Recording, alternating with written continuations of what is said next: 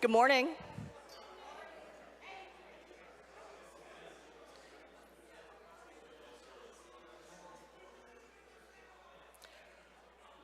Good morning, everybody.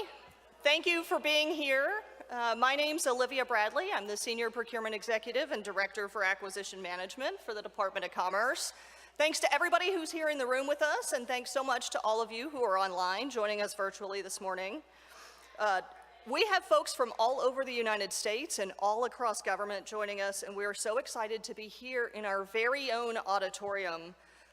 I absolutely love this building, and those of you who have gotten to hear me talk about this before, this is one of my absolute favorite rooms. So I'm gonna share a few of my favorite details. This is all walnut wainscoting. The ceiling is actually painted, so it's plaster, so that the quiet tones of the room are preserved. You can't see it because of the curtain here, but there's a gorgeous mural of the world, so a map back there, and it was all painted by Barnett Phillips, who was a really well-known architectural painter in the 1930s. So if you're not currently familiar with him, I can understand that, but he did the ceiling, he did the mural, he did the library. If you're here today and haven't had a chance to do it, tour the building. It is absolutely gorgeous, notwithstanding, some of the areas that are currently in construction. And if you aren't here with us today, if you're here virtually, please, the next time you're in HCHB, do take a tour. The library, the auditorium, the lobby are absolutely magnificent. So before we kick off today's agenda, I'd like to just take a few minutes to recognize the many people who made this day possible. First, I'd like to thank the Deputy Secretary, Don Graves, and Deputy Assistant Secretary, Jeremy Pelter, as well as our Bureau procurement officials for their support and leadership of this event every year. Also, our functional area leads for synchronizing the requirements and resources to pull this off. No event like this takes place on its own. It's the hard work, focus, and agility of the many team members that work to make it happen. And it's been logistically complex. I think y'all know this is our first time here in headquarters that we're having this event, and it has gone off incredibly well, thanks to the talents and skills of Sam Mayo and his multimedia branch, the Office of Security, and the OFEQ Movers. Thank you all so much for your support. I also want to thank our conference coordinating committee, Ron Allen, Mika Williams, OAM's internal content champions, along with the content champions from across the department for leading and planning the activities of this year's conference. Finally, I want to thank the many folks who agreed to be volunteers, greeters, and guides for everyone who's here today.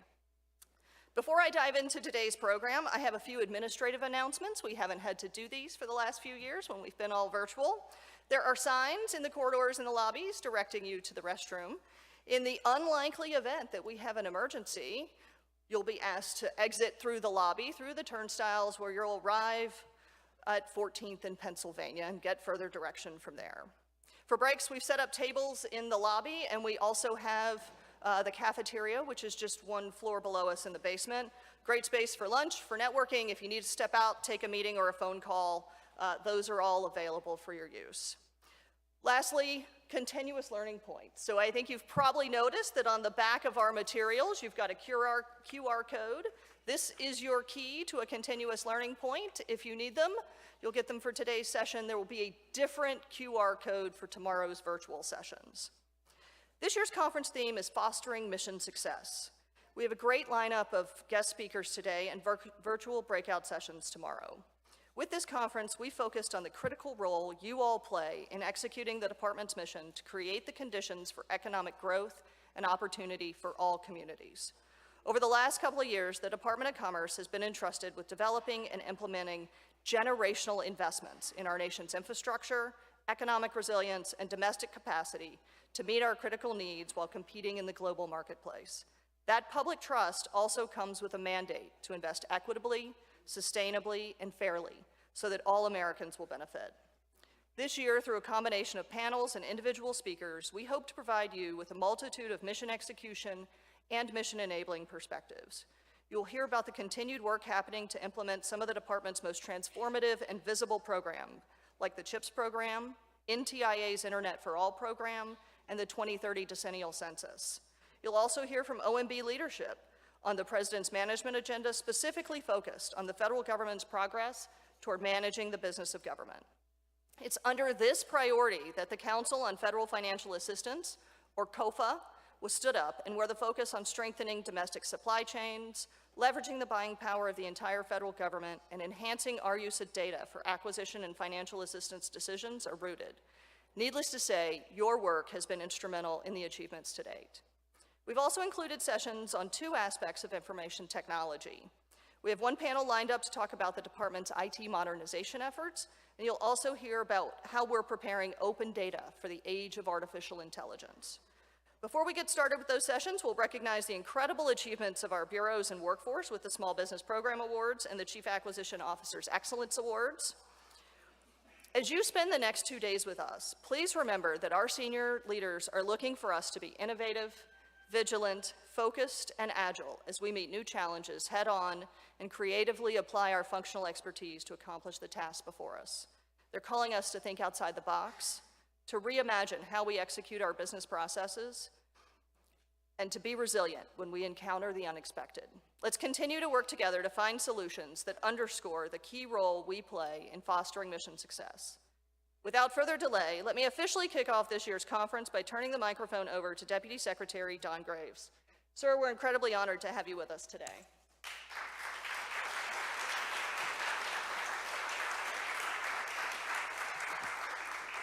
Good morning, everyone. I am really pleased to be back with this group yet again, part of the 2024 Big A Acquisition Conference, Financial Assistance Conference.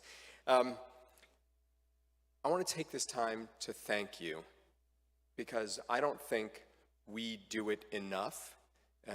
Frankly, nothing can happen in this department, and not much can happen with all the amazing programs that we have across this department without you all who are ensuring that the department's mission and also making sure that we're delivering for the American people. Olivia, you and the team have once again done an outstanding job planning and executing this event.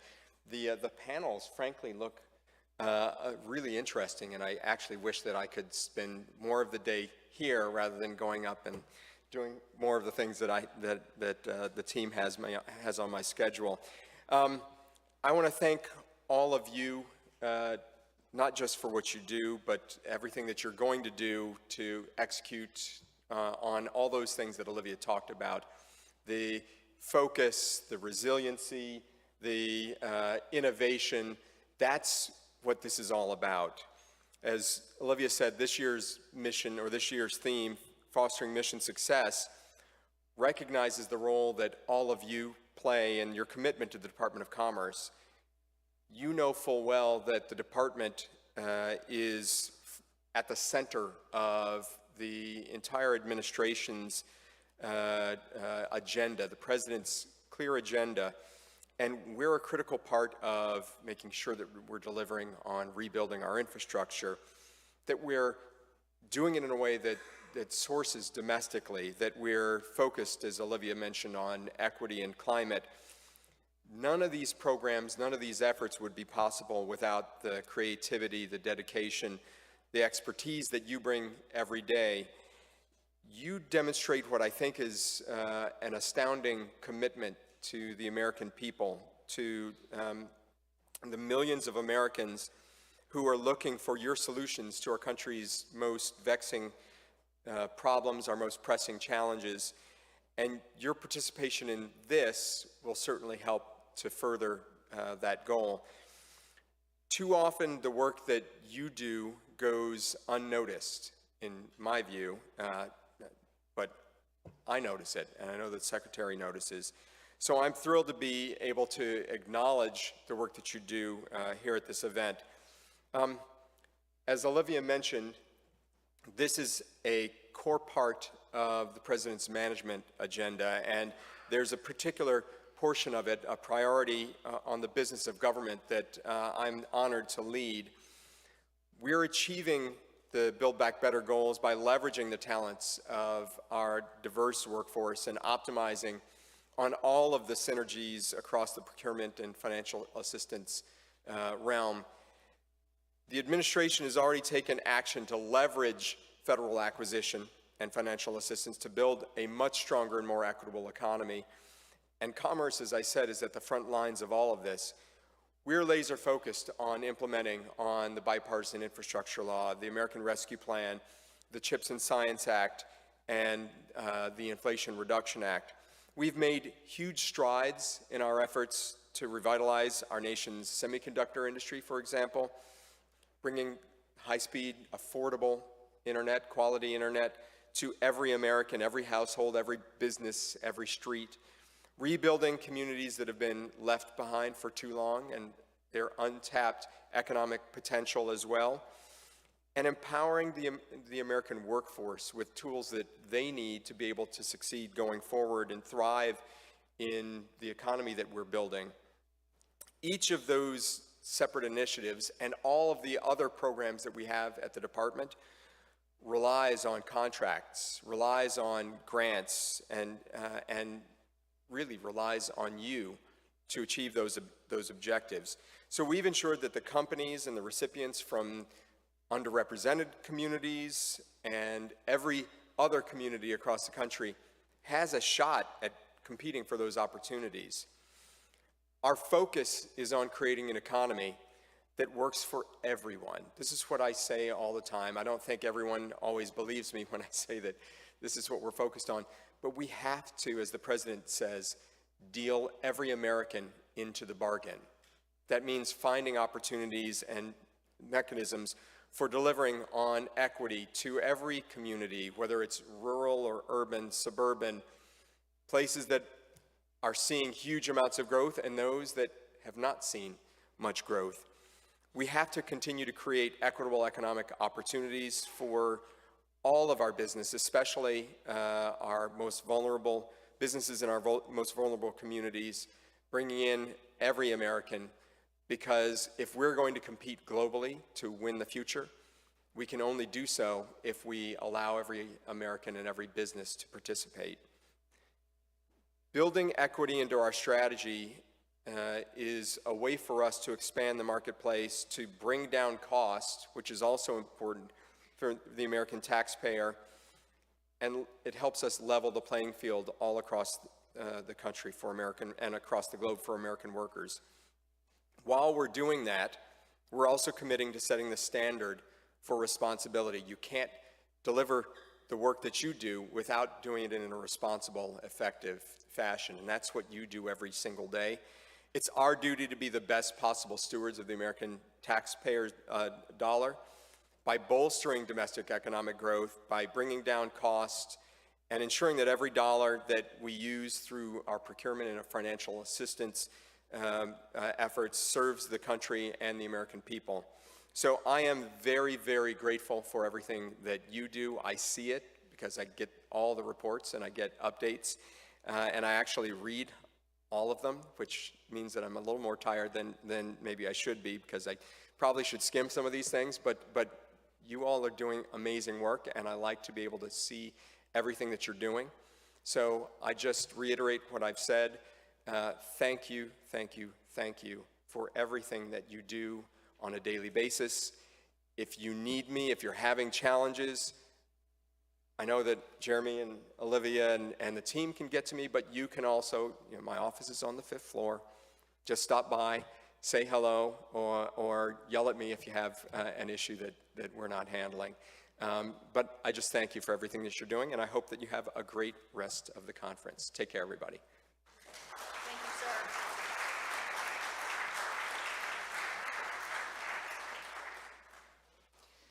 So thank you, Deputy Secretary Graves, for those remarks and getting us off to a good start. Let's stay on this high note and recognize the many achievements of our teams. It is my pleasure to introduce Jamela Payton, our new Director of the Office of Small and Disadvantaged Business Utilization, who will present today's Small Business Awards. Jamela came aboard in February and has hit the ground running.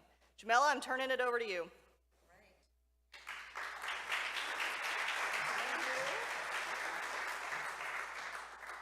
All right. Well, good morning, everyone. It's good to see your faces, and welcome to those of you that have dialed in virtually. Thank you, Deputy Secretary Graves, for your exemplary leadership and support in advancing federal equity in federal contracting. Championing the importance of inclusion emboldens the acquisition workforce to think outside of the box and to look for ways to partner with U.S. small businesses. We now understand more than ever that this approach centers on sustaining and creating an environment where we have the permission to advocate and to promote basic diversity in our acquisition process in order to support the thriving economy in this country for all communities.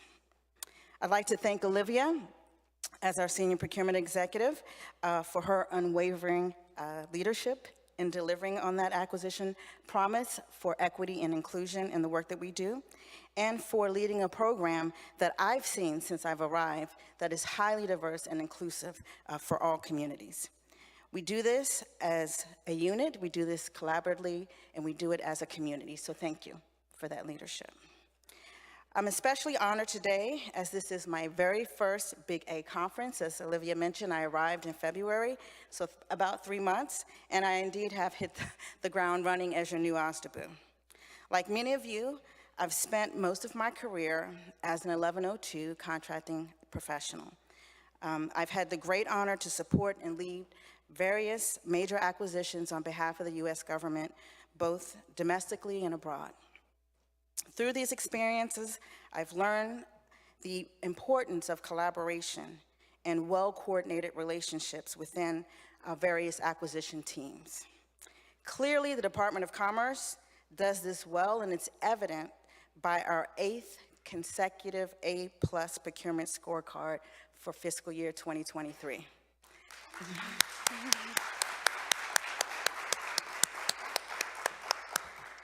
The numbers do indeed speak for themselves, so I won't get too deep into the weeds, but an overview is that as an acquisition community, you obligated and committed more than half of our eligible contract dollars to U.S. small businesses. That is amazing. And 25%, more than 25% of those funds went toward small and disadvantaged businesses. Again, advancing that equity in procurement and giving that opportunity for inclusion and accessibility for all communities. That's outstanding. This was indeed our highest achievement recorded in history. So again, breaking barriers in every step. We've earned, as a department, 143% scorecard rating. So that means you exceeded an A by 43%. And again, amazing. And as a federal government agency, we achieved the highest score in all of government. So I want to really, really take a moment to let that absorb. Because we're talking about Department of Commerce.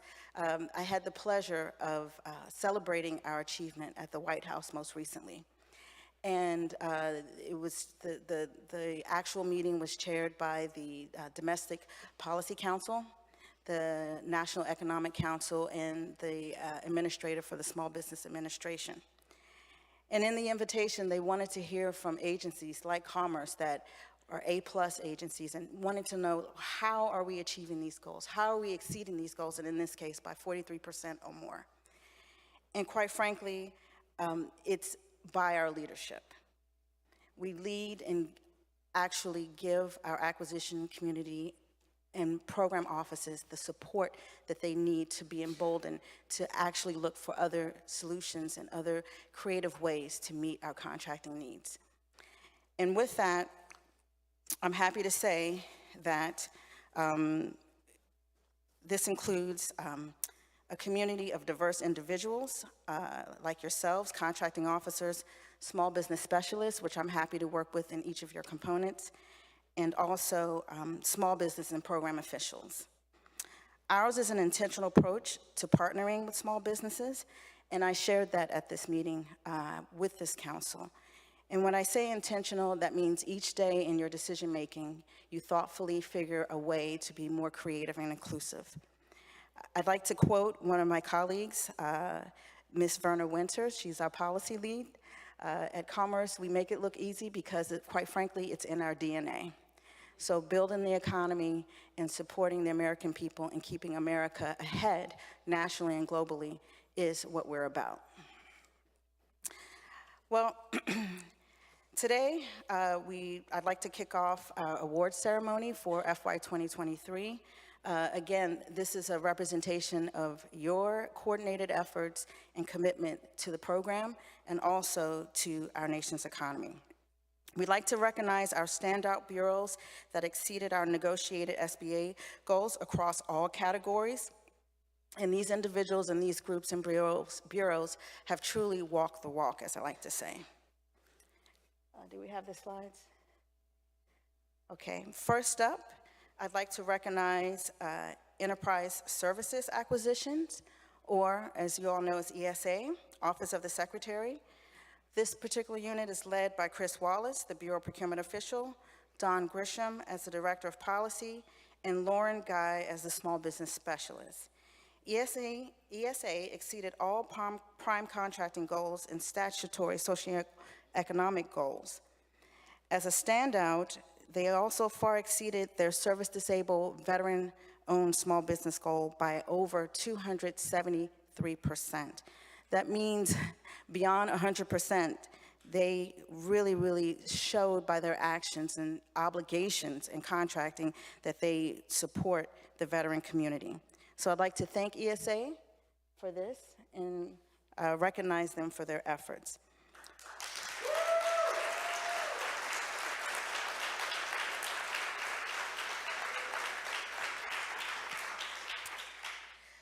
Next up, we have the Census Bureau, led by Chris Henshaw, BPO, Dijon Ferdinand, Assistant Division Chief, and Bridget Boykin, our Small Business Specialist. Census, again, far exceeded all prime contract goals, and they also exceeded their hub zone goal by over 183%. Get used to these numbers, folks. 100% just isn't enough for this group.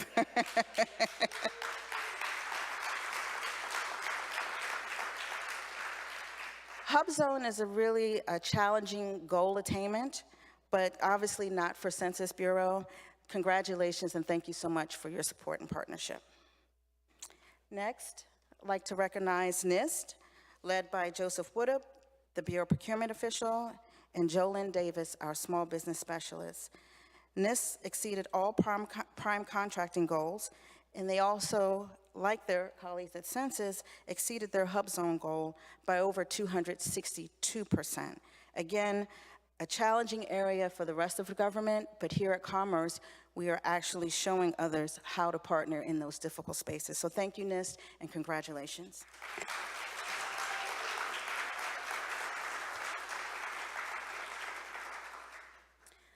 Okay, the following 6 bureaus were all led by our ESA, and that's Chris Wallace as our BPO, Don Grisham as the Director of Policy, and Lauren Guy as our Small Business Specialist. So I'd like to read off those 6 bureaus and highlight their accomplishments for the fiscal year FY 2023. First is the Bureau of Industry and Security, BIS. BIS exceeded all prime contracting goals and statutory socioeconomic goals. Of note, BIS exceeded their service-disabled, veteran-owned small business goal by over 489%.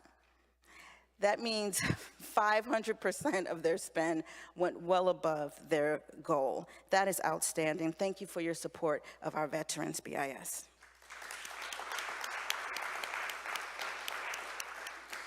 Next is the Bureau of Economic Analysis. BEA exceeded all prime contracting goals and statutory socioeconomic goals.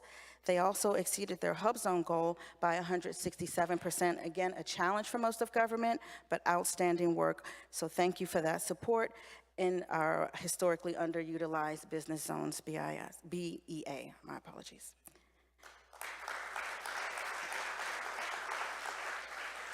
Next is our International Trade Administration, ITA. ITA exceeded all prime contracting goals and statutory socioeconomic goals. They also exceeded their service-disabled veteran-owned small business goal by over 540%. That is indeed exceptional work and a commitment towards supporting our veteran community. So thank you, ITA, for that work. Next is MBDA, our Minority Business Development Agency. They exceeded again their prime contracting and statutory socioeconomic goals, and MBDA exceeded their hub zone goal. Again, that's supporting those generally economically depressed and underutilized business zones by 549%. That is the highest overachievement for the department. So congratulations, MBDA, and for your continued support. Outstanding work. And last but not least, we'd like to recognize the Bureau of Industry and Security, BIS. They exceeded all of their prime contracting goals and statutory socioeconomic goals. BIS exceeded their service-disabled veteran-owned small business goal by 489%.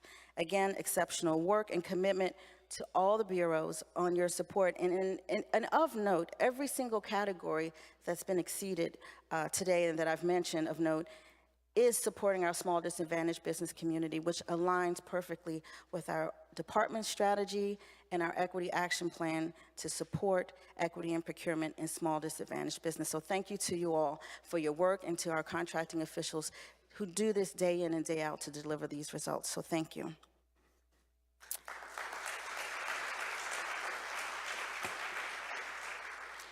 So this year we decided to go with a new category, and this is for exceptional achievement in advancing equity in procurement. This means that these bureaus that are being recognized this morning far exceeded not only the department goal, not only the negotiated small business goal with the SBA, but in total, they exceeded the small disadvantaged business goals set for each socioeconomic category. And this overachievement is of note because in many cases, this included obligations well into their budgets. So these bureaus, again, were also led by our ESAA, Chris Wallace, BPO, Don Grisham, Director of Policy, and Lauren Guy.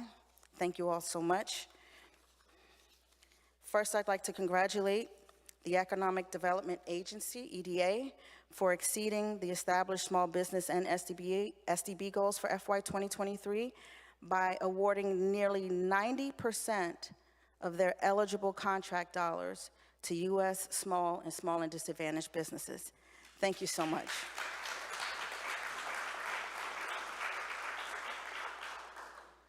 And a huge congratulations to the National Technical Information Service. This is your second mention for today, an award. NTIS far exceeded the small business and SDB goal by awarding, and I had to verify this number this morning, I couldn't believe it. Lucas Payne is my acting deputy, our acting deputy in Osnabu, but this is true. NTIS awarded nearly 97% of their total eligible contract dollars to small and disadvantaged businesses. That is indeed outstanding. That is indeed walking the walk and demonstrating a commitment. Not to say that that's the goal, but we definitely want to recognize NTIS for their effort. Thank you so much, and congratulations to you.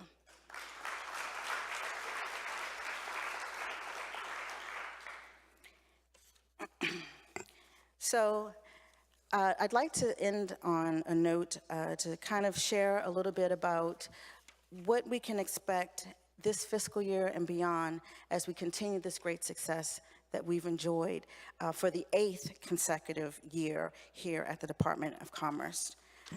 As your incoming Osnabu director, I am looking to increase our collaboration and coordination as we implement our small business program and support the mission that the very diverse and vast mission that we have here at the department. We've really set the bar high. I look forward to further collaborating with my colleagues in OAM. I look forward to learning and engaging with each of you on your priorities for this fiscal year and beyond. But more importantly, working in a collaborative spirit. The one thing that I've learned in the 2 decades of being an acquisition professional is the importance of close coordinations and well lockstep acquisition teams. So I welcome you to please reach out if you ever have any questions. If you've stuck with any challenges, we're here to support your small business specialists within your bureaus. And again, thank you for this opportunity to speak and to share our success as a community. Okay, without further ado, this now concludes the small business ceremony. I'd like to turn it over to the segment of our Acquisition Excellence Award ceremony and introduce our Deputy Assistant Secretary for Administration, performing the non-exclusive function of CFO and ASA, Mr. Jeremy Pelter.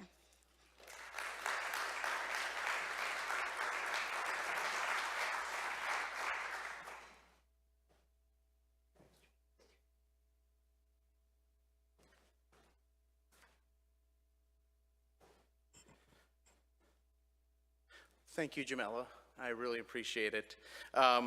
Good morning, everyone. I am honored to host this next award ceremony that recognizes the 2023 Chief Acquisitions Officer Excellence Award winners. This year, as in prior years, nominations were accepted department-wide for both individuals and teams. I am extra excited this year to have so many folks in person. I've done this twice before, each time virtually only. It was great that we were still able to get the community together, but there's something special about having folks back together in the room. So nice to be preceded by Jamela.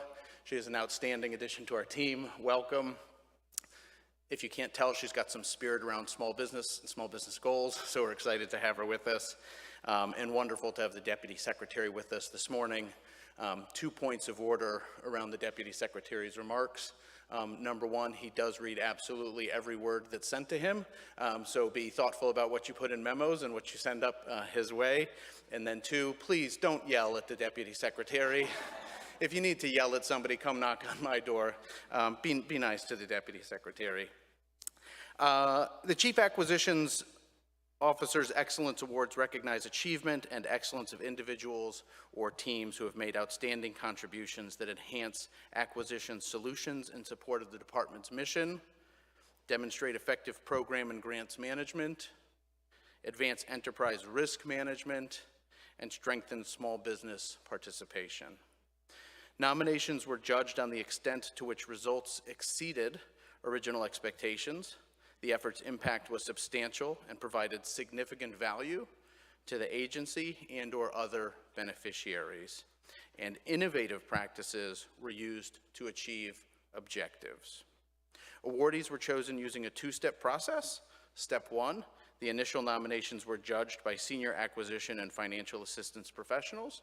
And step two, the top individual or team submissions were forwarded to the department's chief acquisition officer, yours truly, who selected the final winners.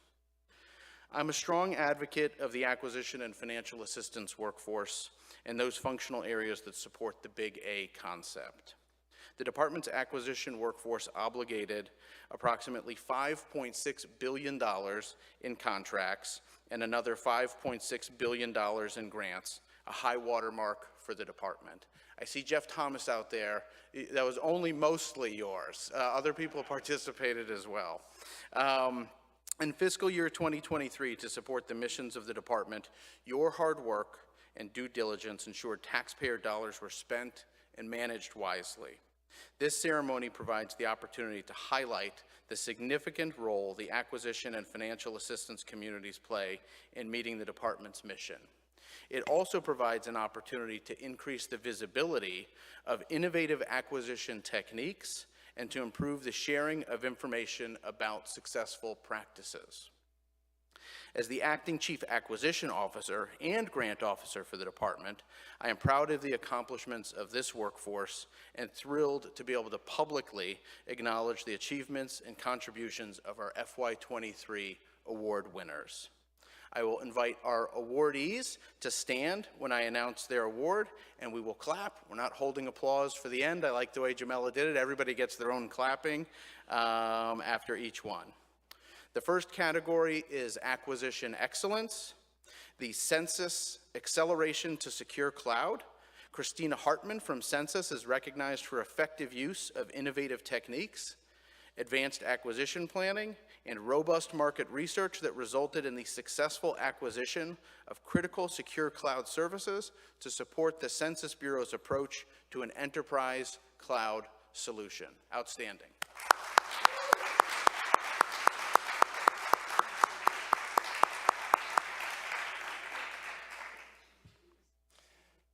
Next, our purchase card approval process team.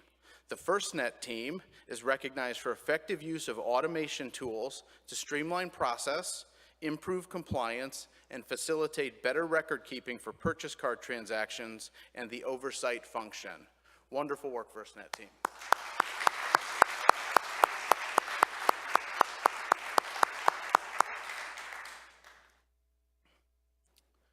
The CHIPS Metrology Tools team.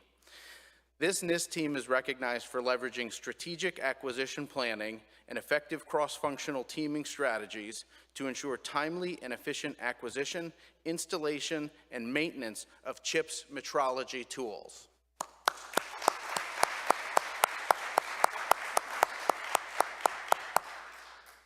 At a later session, we'll learn what CHIPS metrology tools are and how you install and maintain them.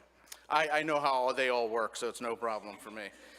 All right, our Section 508 integrated product team. This enterprise services team is recognized for applying an enterprise approach to 508 compliance, resulting in comprehensive requirements, streamlined documentation, standardized data collection, and improved compliance while leveraging AbilityOne sources. Thank you, 508 compliance team.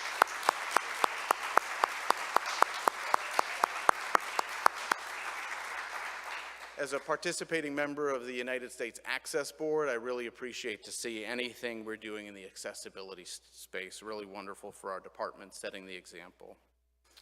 Next, the NOAA Fisheries COR training team. I'm going to say COR so we don't get confused about NOAA Corps and NOAA Corps. This NOAA team is recognized for designing and delivering customized training and information to meet unique needs and enable successful performance by NOAA's National Marine Fisheries Service, CORs. Congratulations, NMFS.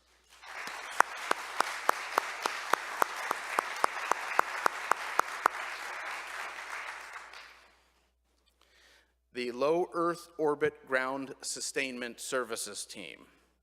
This NOAA team is recognized for effective use of competition strategies and innovative techniques to improve outcomes, reduce cost, and streamline the procurement process for the acquisition of low Earth orbit ground sustainment services.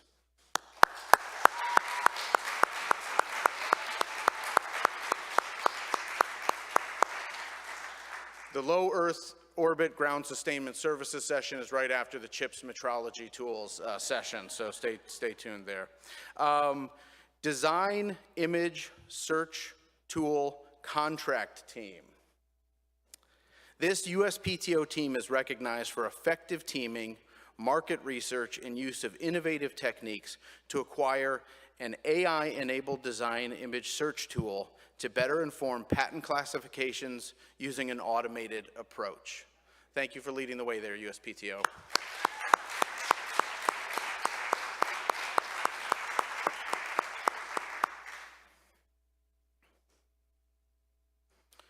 And our final awardee in this category, the Cybersecurity and Privacy Support Services Acquisition Team. This NIST team is recognized for effective use of innovative procurement techniques to reduce schedule and risk for the acquisition of cybersecurity and privacy support services. Thank you, NIST.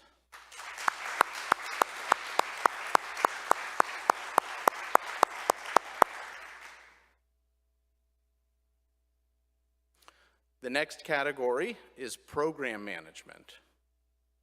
And first, evolution of the National Public Safety Broadband Network. This FirstNet team is recognized for effective use of strategic planning, teaming, and innovative program management strategies to evolve and sustain the National Public Safety Broadband Network. Thank you, Team FirstNet. Congratulations.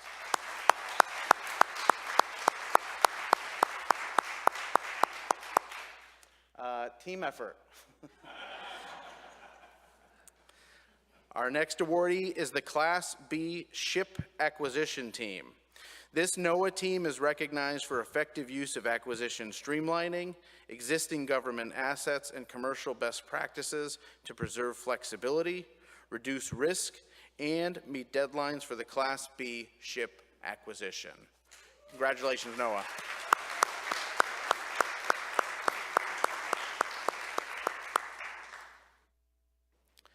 And our final award for this category, the Oversight Team for the Bipartisan Infrastructure Law and Inflation Reduction Act programs.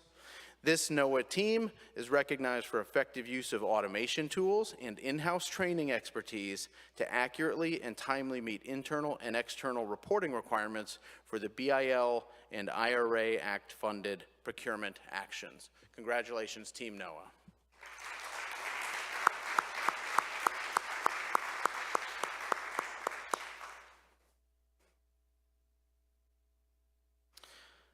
Our next and final category is financial assistance or grants management.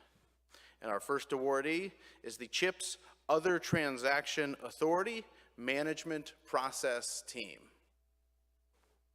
The NIST team is recognized for their creative, flexible, and innovative approach to the design and management of OTA processes to support the CHIPS program. Thank you, CHIPS team. Thank you, NIST team.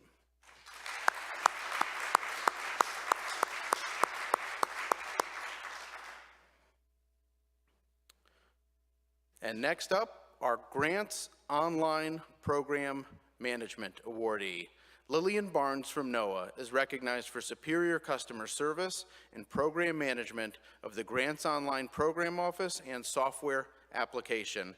Congratulations, Lillian.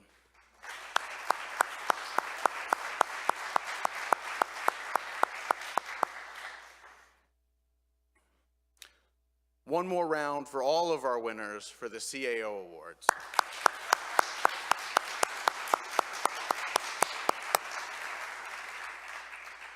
So this concludes this year's Chief Acquisitions Officer's Excellence Award Ceremony for FY23. We'll be back in FY24. Congratulations to all the awardees. Your hard work and dedication are instrumental to fostering mission success at the department, and your work is deeply valued. My sincere thank you to our entire acquisition and financial assistance community of practice. As the Deputy Secretary referenced, this is one of the teams that makes our mission happen. You are literally the hands that are putting the dollars out the door to keep our country moving forward. I will turn it back over to a wonderful senior procurement executive and a great partner, Olivia Bradley.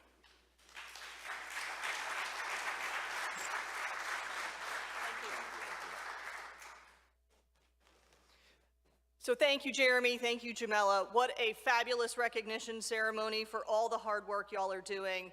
Let's take a quick 10-minute break as we get together, get ready for our first panel. So come back here in 10 minutes. We'll see you shortly.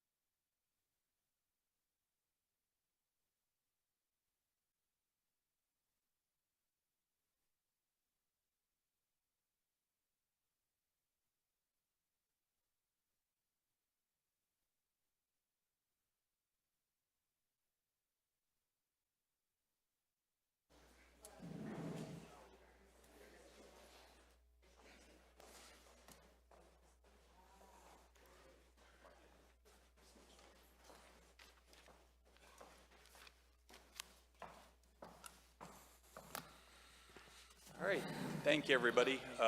So for those who don't know me, I'm Mark Daly. I'm the Deputy for Programs and Analysis in the Office of Acquisition Management. And I have the pleasure to moderate the panel here on the above-base programs. We have four folks kind of represent across the department with a lot of the above-base programs. And let me introduce them. So immediate to my left, we have Justin Tooley. He's the Director for the American Rescue Plan and EDA. And then we have Doug Kinkoff, Associate Administrator of NTIA. And then we have Gilbert Castillo. He's the Group Leader at NIST for the Programs and Grants Management Division. And then we have Oliver Wise, the Chief Data Officer here in the department and the Acting Undersecretary for Economic Affairs. So welcome all panelists, and look forward to a nice discussion here over the next hour and 15 minutes or so.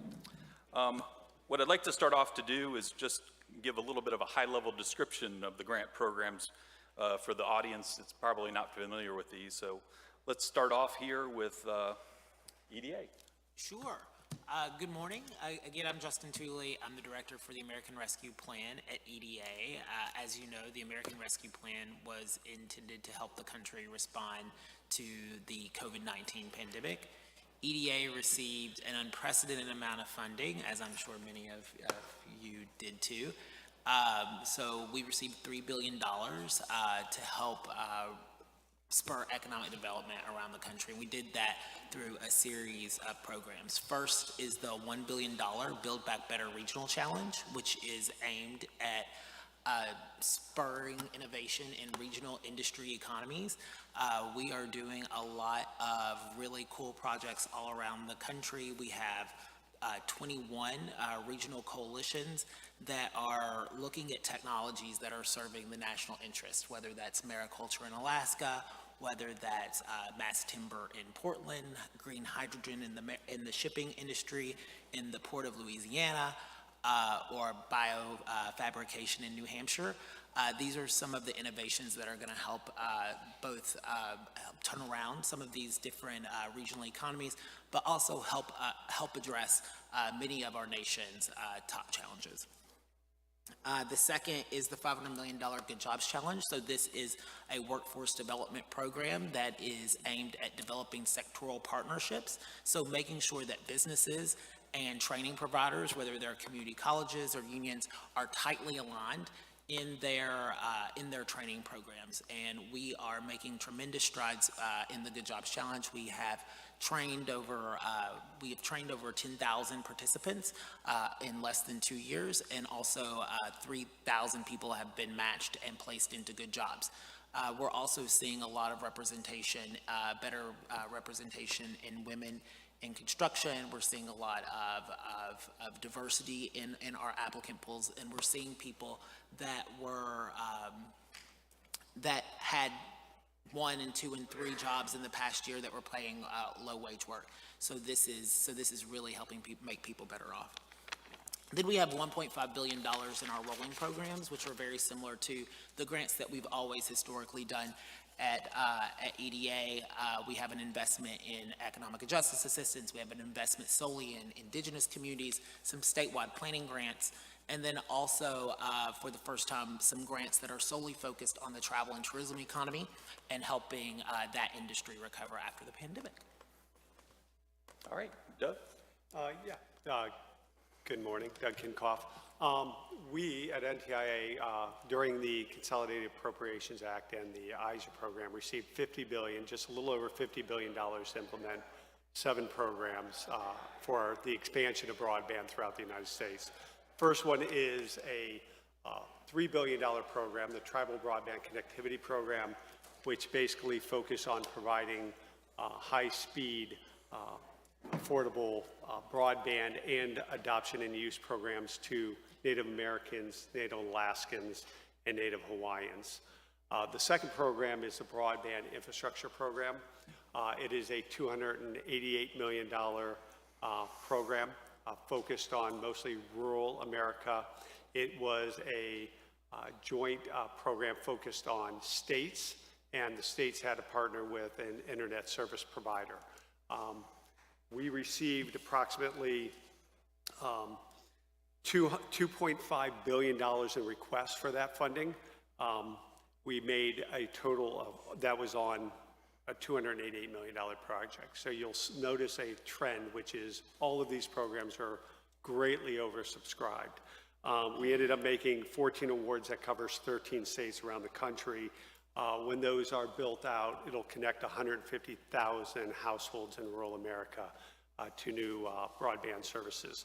The third one was the Connecting Minority Communities, $268 million project, a program that was focused on providing funding to historical Black colleges and universities, tribal colleges and universities, MSIs, minority serving institutions, Hispanic serving institutions, et cetera, as well as their surrounding communities. So the intent was fund these universities, which are anchors in these impoverished areas for the most part, and help bring technicians, technology, infrastructure to those areas to improve broadband for the students and the communities around those anchor institutions. Those are the smaller of our three. Then in 2021, we had the infrastructure law pass, which gave us $42.45 billion for the Broadband Equity and Access Deployment Program, known as BEAD.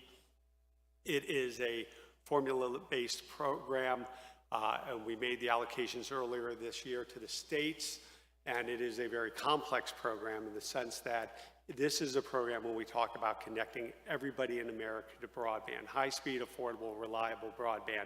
This is the premier program to do that. So we have allocated the funding. The states are now in the process of building out their plans, and we are going through the process of approving those. And we will begin probably getting their final proposals over the next year that we will approve and then start to put shovels in the ground. The next one is digital equity. Digital equity is actually three separate programs made up. It's a $2.75 billion program made up of basically two programs for the states and one that's competitive. The first one was the state planning grant, which basically put out about $57 million to states to establish for the first time ever digital equity plans for every state in the country. And every state has achieved that. And we have accepted all 56 for the states and territories. We have now launched the capacity program, which is about a $1.44 billion program that will provide funding to the states to implement those programs over the next few years. And then later this year, we will be issuing a notice of funding for another $1.25 billion, a competitive digital equity program that will go to entities to help expand digital equity outside of what the state is doing. And then the last program is a $1 billion middle mile program that was focused on putting middle mile, which is what the last mile, what we use at home, to the middle mile to get it out to the internet. You have to have sufficient backhaul throughout the country to do that. So this is focused on putting middle mile networks in those areas of the country where without it, you couldn't really make the business case to provide upgraded last mile service. So that is going on. We made, what do we do there? We basically submitted, we received about 817 outside funding was invested. So what we did is we made 43 awards throughout the country. It'll impact 370 counties in 40 states. So we did a good job of spreading that small amount of money, relatively speaking, $1 billion. On top of that $1 billion, 817 million was provided by the applicants in that to leverage that original $1 billion. So almost $2 billion is going out to middle mile across the country. Thanks, Doug. Gilbert. Great. Hi, everyone. I'm Gilbert Castillo, and I'm from NIST, and thank you for having me today. So at NIST, we have a variety of different grant programs in support of our mission, which is essentially to promote U.S. innovation and industrial competitiveness by advancing measurement science, standards, and technology. Most of our grant programs originate from three major operating units, which is the Innovation and Industry Services, IIS as we call it. We also have multiple NIST laboratories, which each can have their own programs. And then we also have the newest member, which is the CHIPS program offices. So within IAS, we have programs such as the Manufacturing Extension Partnership. This is a public-private partnership between where we have MVP centers in all 50 states and Puerto Rico, with the sole mission of basically servicing small and medium-sized manufacturers. We also have within IAS the Small Business Research Program, or SBIR, to help small tech companies and businesses align with the NIST programs and also use some of the NIST patented technology. IAS also has NIMBLE, which is the DOC's Manufacturing USA Institute, and it's aimed at facilitating innovation within the biopharmaceutical manufacturing industry. The program brings together academia, industry, and public sector to create U.S. leadership in advanced manufacturing. So it's something we have it's a very interesting program and so many things happening in this, but then you get into the realm of the NIST laboratories, which is very exciting as well. So we have 6 laboratories which provide a variety of interesting grant programs. Some of them allow recipients to conduct neutron research at NIST's own nuclear reactor. Others allow them to conduct, we provide access to state-of-the-art tools and facilities for them to conduct and advance their science. And we also support the enhancement in the field of physical measurement, material measurement, metrology, and engineering and information technology. Of course, you guys are probably familiar with the CHIPS, so we have the CHIPS Program Office and the CHIPS R&D Program Office, both of which produce programs to strengthen the U.S., to revitalize the U.S. position in semiconductor research, development, and manufacturing. On top of all of this, we also have some of our above-base programs, including some of those congressionally mandated or earmarks, are you guys familiar, which we categorize into 2 columns: construction programs and non-construction programs. And those continue to come our way, so we're having to make sure that we're able to accommodate those programs as well. And FY22, we obligate $36.3 million in that in congressional mandated programs, and 23, $516 million, and we're looking at by the end of FY24, $302 million in construction and non-construction congressionally mandated programs. So that's just in a nutshell. As you guys can see, we have a lot going on in this, and I'm happy and excited to talk about it. So thank you. Thanks, Gilbert. I'm going to ask a question to Oliver, a little bit different scope, but you'll see how it kind of ties into the rest. Can you talk about what are the objectives of the CDO data strategy effort, and can you describe how you think it works into tracking the performance on these above-base programs? Yeah, certainly. Thanks, Mark. And thank you so much, Olivia, Chris, Mark, the rest of the team for putting together this important meeting. So let me tell you first about kind of what I do, like what is the purpose of the CDO, and then I'll tell you a little bit about our FY25 to 28 data strategy effort that we're focused on this year. So I'm the CDO here at the Department of Commerce. And if you imagine and I'm a data person, so close your eyes here and draw a little graph in your head where time is the x-axis and the value of our data is on the y-axis. Long before I arrived, or the CDO function was envisioned in the Evidence Act, this department was producing incredible data assets that are really the envy of the world. We are probably the world's largest data collector and publisher in terms of other public sector organizations. So, and we have here at the Department of Commerce some of the leading data scientists, climate scientists, economists, demographers who are doing just bleeding edge work around data. But I think that trajectory was a linear curve, and a very impressive steep linear curve. What we're trying to do with the work of the Data Governance Board, which I lead, is to bend that value curve to be exponential. And we execute 3 plays to try to bend that curve, right? One play is to reorientate our approach around data from a siloed approach to a coordinated approach.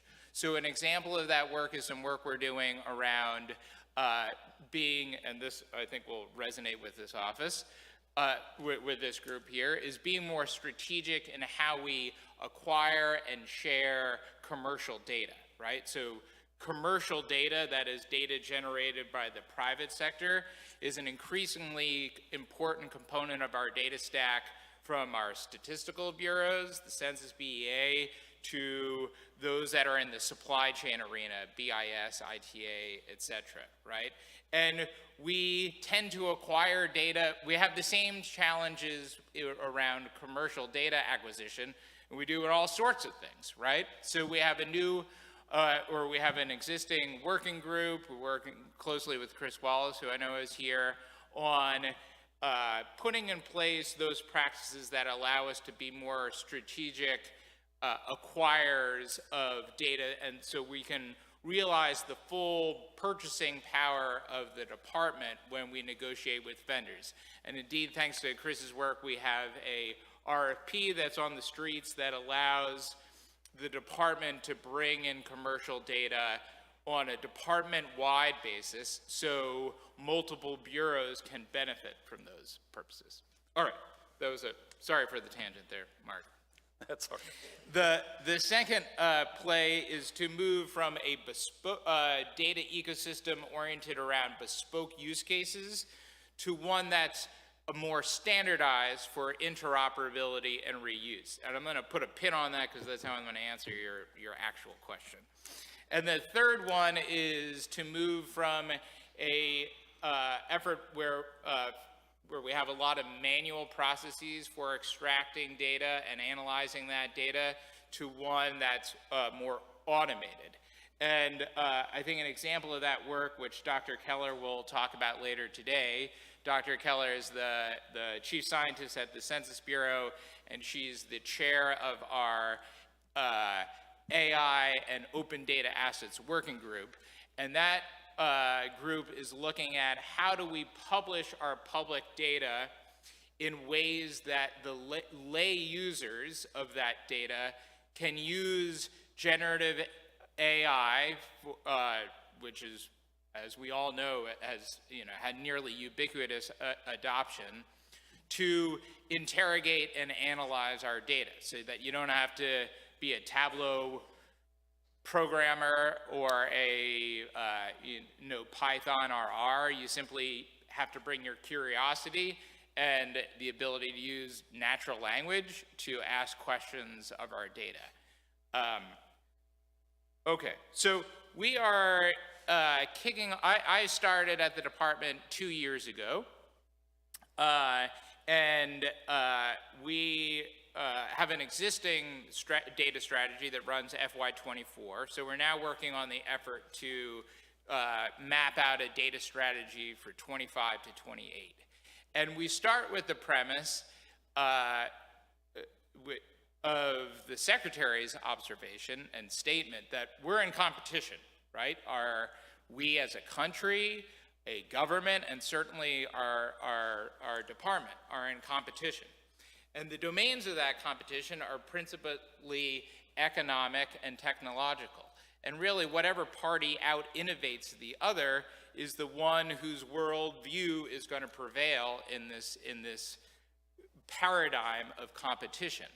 And data is certainly our comparative advantage as a department in that competition. And we think that data is important in fueling economic prosperity externally in our country. Indeed, McKinsey estimated that we could unlock an additional $1 trillion in economic value if the US government did a better job of making its public data available to the public. For order of magnitude, that's about the size of the construction industry. We also can use that data internally to be more effective and strategic in how we deliver our very robust and ambitious grant portfolio, which my colleagues here just discussed about some of the very ambitious programs that they're administering. So that's the premise. We're orientating our data strategy, not going bureau by bureau, but about identifying use cases on those big strategic areas that cut across departments. Because our observation is that we have, within our data environment of the Department of Commerce, some of the strongest centers probably in the world. But we have a real bell curve of data maturity, right? And we don't always capture the positive externalities that come with having these incredible data assets within our domain at DOC. So we are focused on 5 themes. 1, American competitiveness in critical and emerging technologies. So think, NIST, think ITA, BIS. The second is on place-based development. So think EDA, think MBDDA, NTIA. The third is on climate resilience. So think NOAA x Census, right? Like the intersection of Census and NOAA data. The fourth is on AI readiness. So how do we manage and prepare our own data so that we can take advantage of the benefits of AI? And the fifth is on HR analytics. Okay, that was a lot of preamble, and I'm going to get to your question here. So we are, before I came on board, our data governance board has been working on this problem of, with this unprecedented amount of grant resources, how do we leverage the full strength of the department to get the better intelligence from what we're getting on with those dollars? And we've had a metrics working group. Shannon Arvizu is here. She's on my staff, who was the staff director for that. We convened our grant providing bureaus along with our statistical bureaus, Census and BEA, to figure out how do we marry those resources so that we aren't just relying on self-report data from our grantees on how many jobs they're creating or other metrics like that, but really do more rigorous evaluation by leveraging the incredible microdata that we have at the census so that we can evaluate the impacts of our program over time using data that we already have, and then be able to compare the outcomes that come with our grantees to a counterfactual. And that's really kind of the gold standard of evaluation. So we've done a lot of work in that group. I think we're now in the implementation phase of that, and there's a technology layer, there's a data governance layer to that. But I think that's a really important effort for us now and in the years to come. Thanks, Oliver. So I kind of like to open it up to the entire panel with the next couple of questions. You know, as Oliver kind of laid out with the data plans, you know, we do have, well, you know, how are we gathering information? How are we tracking it? What's private? What's public? So, you know, to the financial assistance community here that we have represented, you know, what are we doing to try and track the performance on these programs that you laid out? And what are we kind of displaying in those different forums? You know, what are the dashboards or other types of data sources? I would love to get to the AI situation where I'm asking, you know, just questions and getting responses back. But I think, you know, we're kind of at the dashboarding level for some of this as well. But, you know, can we have everybody kind of speak to, you know, what's being done? I know there's been big involvement with Salesforce and other types of activities, tools, Power BI. But if we go through and get some responses. Doug, you want to start off? Sure, that's fine. So we do a lot in the dashboard environment, both externally and internally. So externally, we really have focused on our programs, the smaller programs initially, as those are further along, and we can publicly, and they're built on a GIS mapping platform so that we can externally show where the awards were made, where the network's going to be built, or where the household should be served. We can show the technology that's going to be used, et cetera, the providers that are engaged. So we try to share as much as we can externally to keep the public informed. Our Assistant Secretary Davidson and all of us are big on transparency as much as you can be. So we have been using dashboards quite a bit. We will be using external dashboards also for the $42 billion BEAD program, the $2.75 billion digital equity. They're just not as far along, so there isn't a lot to share externally. Those are very complex programs, and it's going to take a little time to get that data in, the plans built with the states, and get that externally shared. We did use one in the last year as we were trying to urge the states to meet their deadlines. We created an external tracker that we put out publicly on our Broadband USA website that showed the status of every state and where they were in the review process, where they were sitting on it, et cetera. So the different phases. This let, one, their own governors see where they stood. Did that match up with what they were being told? It let industry see where they were and other community organizations. So it was really effective in creating a competition among the states to not want to be the blank spot on the tracker as we moved along in the process. So we found that to be a very effective way of using a dashboard to kind of create that external competition. We use a lot of internal dashboards to, one, collect data and use it to report up to management, to also, though, allow us to, the number of how much is being drawn down, the technology that's being used, the homes passed, the number of devices shared or put out there to the public under various grants, the number of training hours that have been done. So we use them excessively, and I think tomorrow morning, Emily, I don't know if it's you, one of my staff, they're going to be doing a panel on all of our dashboards, and they have done a great job in developing these dashboards internally and externally to share the data. And I think they are your point, Oliver, of way of automating the extraction of data, because in this world, and as all of you know, management wants to know what's going on at all times and where we are on the curve to deployment. So it's been a blessing to have a team that can build these things and extract the data from various sources. So I think that's all I've got on that. Yeah. Justin, you want to talk about it? Sure. So I'm sure many of you have tried to forget the pandemic, but let's go back and set context for the American Rescue Plan. As you know, this was a significant investment by the Biden administration. We know that the politics of sort of the government spending and also the best way forward to help the nation recover from the pandemic was politically fraught.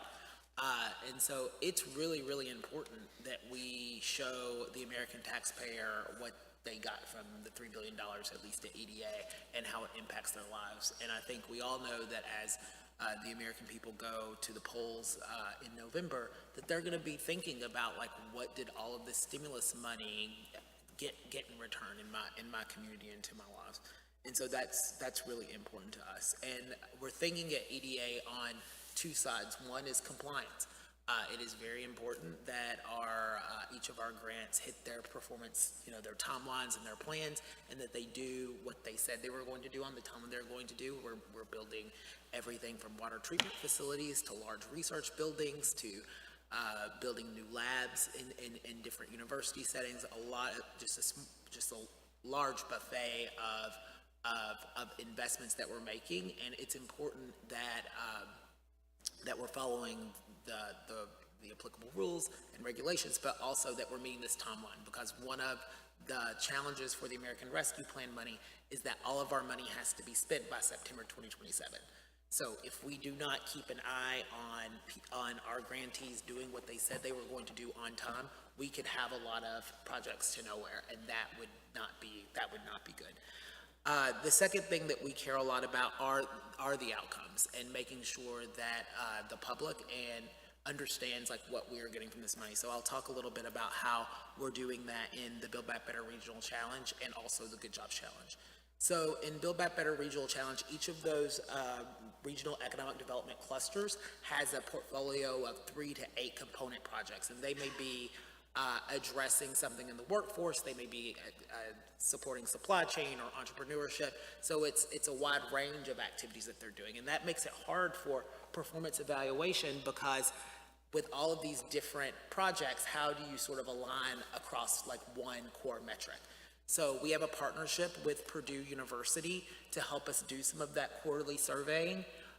We ask our grantees to send us information about how many additional public or private dollars they've been able to leverage, their jobs created, their jobs retained, anything from the innovation space, so new patents or innovation, and also from sort of the regional economic development activities, how many people are being trained in workforce development programs, how many people, small businesses, are being engaged in your activities in your coalition. So we get that on a quarterly basis, and we share that both internally within EDA. We report to the secretary every quarter and answer her questions about the performance of the program, and then also we share some of that information publicly. We also made a significant investment in external research, one from the University of Michigan in looking at some of our equity practices within our grant portfolio and activities, and then also with the Brookings Institute about sort of the implementation of our programs. And these are all publicly available reports and blogs that you can go and find that we think are really helping to advance the economic development field. Oliver spoke a little bit about leveraging census data, and I think Good Jobs Challenge has been a real guinea pig for some of that, for that work with the census. We ask our grantees every quarter to report on their program participants, and they provide us back information on who is completing the program and some demographic information, just enough information where we have a partnership with the census to match those records to employment data and also to their wage data. So we are going to be able over time not to just know how many people are participating in training, completing in training, and if they're placed in a job, but what's the sort of the causal impact of the Good Jobs Challenge pre-intervention and post-intervention, and that will hopefully add some real value and evidence to what we're doing. Thank you. Justin, you want to add anything? Or Gilbert, I'm sorry. Sure. I mean, I think, for NIST, we have our internal grants management system, which allows us to collect a lot of data, including data points on performance and how awards are doing on the award level, and you can take that data and, come up with a status of how a program is doing. The issue that we're having is that system, although it's been very successful for us, it has worked for years, it does have its limitations. For example, we don't have an internal or external facing interface. So the great work that is done to manage these programs and these awards aren't necessarily being, aren't necessarily visible to the public via that system. Now, it does allow us to create reports. We don't necessarily have a lot of things that we could do as far as dashboards, but it does allow us to create reports so we can use that information to roll up and inform management of. The program offices themselves also provide information as far as the end product, the awards, the things that they've been doing on their public-facing website. But as far as like visibility and things like that, we don't necessarily right now have something that we can expand on that. Now, there is a lot of opportunities with Salesforce and integration with NTIA, and what we're doing under the CHIPS programs right now is more of an intake application, but we do see a lot of potential there. One other thing that we did as far as visibility is back in 2021, we created a uniform award description, understanding that our data is reported to USA Spending. One of the things that we controlled was how the project descriptions of each award is actually created. So we made it more uniform, made sure that each program office includes 5 data points that must be included in that award description, and got rid of some of these unneeded acronyms. Government loves to have our acronyms. We try to get away from that if it's not needed, and also make sure that they were written in plain English. Now, what that did is really helped the public to better understand these awards and these programs, because the information that is actually describing each award is uniformed and is clear in plain language, which has been, I think, is a really good thing that we did. Because now when you look up an award for NIST and USA spending, you're always going to get that same format and those same data points, which really go, far in explaining what that program and that grant is about. Great, thank you. Kind of building on the integration across the bureaus as well. Yeah, go ahead. Sorry, and I promise I'll be prepared. Sorry. So I've got two jobs, right? I'm the Chief Data Officer, and as of February, I'm now the Acting Undersecretary for Economic Affairs. So in that capacity, there's four corners of that office. The data strategy and governance, that's my other day job. That's my day job. Evaluation, that's Sean Klemek, our evaluation officer. Oversight of our statistical bureaus. And then our chief economist team, led by Jane Doko, our chief economist team. And that team has launched the Regional Economic Research Initiative, which is an effort to take a 10,000-foot view of our grant portfolio and look at the distribution of that portfolio geospatially, analyze that relative to other economic indicators so that we can have a better understanding of where are we concentrating our resources, what areas of the country are we potentially leaving behind, and what are the patterns in that distribution that can help us be more strategic allocators of those dollars to advance the outcomes we want to achieve. Hey, Oliver, can you talk a little bit kind of the cause and effect, how you're kind of examining that as well, the outputs versus outcomes, over your time horizon as you're kind of going on out. That seems to be like one of the areas that, is consistent across, different bureaus and trying to tie into like census data. How do we get to things kind of beyond unemployment information, which might be affected by other financial investments, not necessarily, these substantial investments that are being made here? Okay, yeah. Well, that's the promise of data linkage with the Census Bureau. And sorry for nerding out here, but Mark, you asked the question.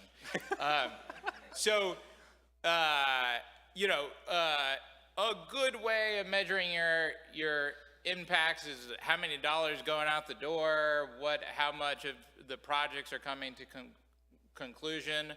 A better might be, okay, what are the economic conditions in that area, and are we seeing any delta? The best is to link the recipients of your award to the census microdata. That means not just the stuff you get from the website, but the actual individual records of the businesses or the individuals in that area that's receiving the money. And then comparing the long-term outcomes 3, 5, 10 years down the line, say a semiconductor company or a fab that's getting money from the CHIPS office, right? And then comparing that to a counterfactual, so to something like a control, so that you can really isolate the effects of the intervention relative to what's just going on in the economy anyway, right? So to answer your question, the really way you get to outcomes is by having something like a natural experiment where you're comparing the impacts in a treatment group to a control or a quasi-control. Okay. And we have that ability because we're the Department of Commerce and we have the Census Bureau. Like, that's something we have that very few other departments can boast. What about from the bureaus? Is there any inputs on or thoughts on the outputs and outcomes and what we're actually collecting? Because these are much bigger programs than we've had in the past, and I know there's been some focus on trying to do that planning up front. Doug? From an NTIA standpoint, I think that's spot on, right? And we are already thinking about, well, it's a longer timeline. I don't view this as a government like handout, et cetera, right? It is an investment. And what we're going to show and be able to show, I believe, is the economic development and impact of the broadband investment, right? It is a catalyst for most things in this country now, right? Broadband on its own doesn't generate income, but when you give people the ability to have small businesses, right, relocation of plants, advanced manufacturing, et cetera, it has a direct economic benefit. You were targeting the vulnerable populations, you know, incarcerated populations, aging, veterans. Yeah, it's a list of like 11 or 12 vulnerable populations, and we do plan on measuring that, and part of that is, it is an experiment, right? What does it look like before? And then you look at all the factors you want to measure and see direct and indirect correlations of what the investment has done. So we are planning to do that, and the team is already trying to establish how we will do that with our economists. And I have written down Oliver's name because I have a feeling if we haven't talked to you, we need to be doing that, you know, to get your expertise on that also. So thank you. Justin? In advance, because we will call. We have, say Suzanne. Susanna. Somehow I knew that. I should have known that. Sure, and we have too. Like, I don't think that these are, you know, hopes and dreams of things we're going to do in the future. This is work we're doing already. We already are leveraging our data sets with Census to find insight. So that statistic that I talked about at the top of our conversation about that our program participants have had 1 to 2 jobs and they were in low wage work in the past year, like that data is from our census work. And as our program moves on, we'll be able to build our data set more to have more reliable and valid data to talk more publicly about the wage impact. I think all of this is really important because, you know, with scarce government dollars, we can't just shoot in the dark about our investments and just guess when we're talking about getting a return on for the taxpayers' dollars. And I think like leveraging this data set, make sure that we're, you know, that with scarce resources, that we're pointing them in the right direction towards what works. So I'd like to move on to a different question. You know, kind of traditionally this department has been about $1 billion in grants over time, and in here with the above base programs, it's $110 billion, although it's going to be spent over probably the next 10 years. What are some of the lessons learned that we have so far?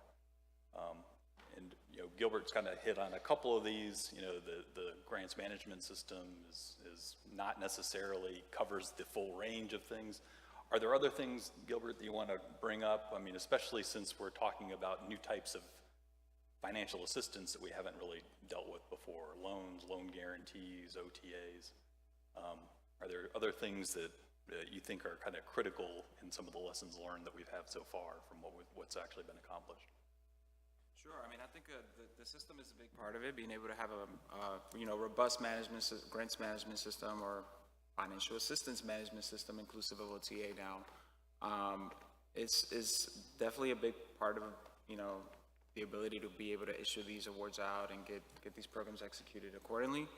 I think also making sure that we have the staff and the expertise to do some of this work. For example, I know with OTAs is kind of a bit, it's new to us, it's not necessarily new to the federal government, but attracting those skill sets and bringing staff that that have experience in OTA becomes very important as well, to be able to bring those guys in and get to work.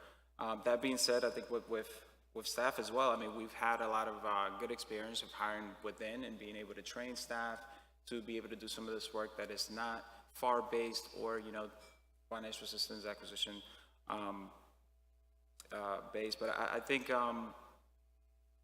you know, in addition to, I think those two combined is and also having the resources, I think that's vital. I think a lot of times, you know, when it comes to some of the things that we get, including congressional mandated programs, we usually have to accommodate those. We don't necessarily have resources specifically allocated to that, which I think in this we've done a very good job of prioritizing and being able to get some of these things out when, you know, when we have other programs to manage.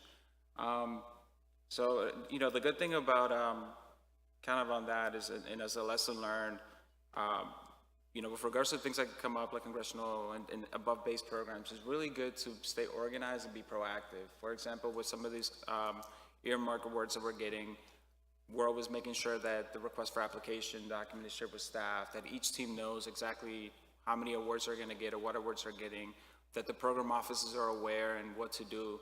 And, that presents a kind of a unique situation because on the front end, these applications that are coming in, you kind of know who they're, what entities they're going to. But as far as the grant side, once we actually get the selection packages, it becomes business as usual. So we need to be able to accommodate those things because we're not cutting any corners when it comes to grants management of these awards. So we have to stay organized, prioritize, and, make sure that we do exactly what we need to do to accommodate these additional programs, in addition to everything else that we have to do. Hey, could you talk a little bit about policy and procedures? Has that been an issue for you with these new types of mechanisms? Yeah, I think we've made some headways as far as like the policy and guidance that we developed for OTAs. With the help of DOC, I think they've been very supportive, and we've been making a lot of headway. And we're continuing. I mean, this is, like I mentioned, new to NIST, so we're still striving to provide additional standard operating procedures and guidances that we can use to basically be consistent and ensure that the justification that we're using to make and execute these new authorities, these new OTA authority, is warranted and validated, and we're staying within the realm of what we can do. So we are improving and preparing additional guidance and policy around it to make sure that we're effective and efficient and proceeding with OTA. And shout out to Lisa Coe and the OTA group at NIST. I think they do a wonderful job, and they're great. They're going to make OTA a common name and a normal financial assistance instrument very soon. Great. Justin, had some thoughts on that, especially talking back to when we had the pandemic and the issues there. What are some of the lessons learned and challenges with the big investments that we've had so far? Sure. So, uniquely, the American Rescue Plan money was meant to help alleviate the suffering of the American people during the aftermath of the COVID-19 pandemic. And so the energy at the time was, here's all of this money, get it out there, get it out there, get it out there. And anybody that's been in public service long enough knows that that's a very intense time. Like, people want to make sure that the money is getting out of the door so it can provide the relief that it was supposed to. And, we got set aside for salaries and expenses, but this was supplemental money. We don't get any that's supposed to last until 2027, and we had an obligation deadline. We met that obligation deadline. But the activities under the American Rescue Plan, we got one lump sum of salary expenses money, but this program lasts until September 2027. So it's a big influx of dollars, and it's sort of like, oh my gosh, so much money. But the actual sort of budget and personnel over the lifetime of the implementation and the long tail of that money isn't sustainable. We see at EDA that our project officers and engineers, they're doing truly heroic work, and I'm very, very thankful to them, but their portfolios are very, very large. And so we have had to think about ways to be more efficient. As you may know, EDA has regional offices because economic development is very local, and having that local context is really important.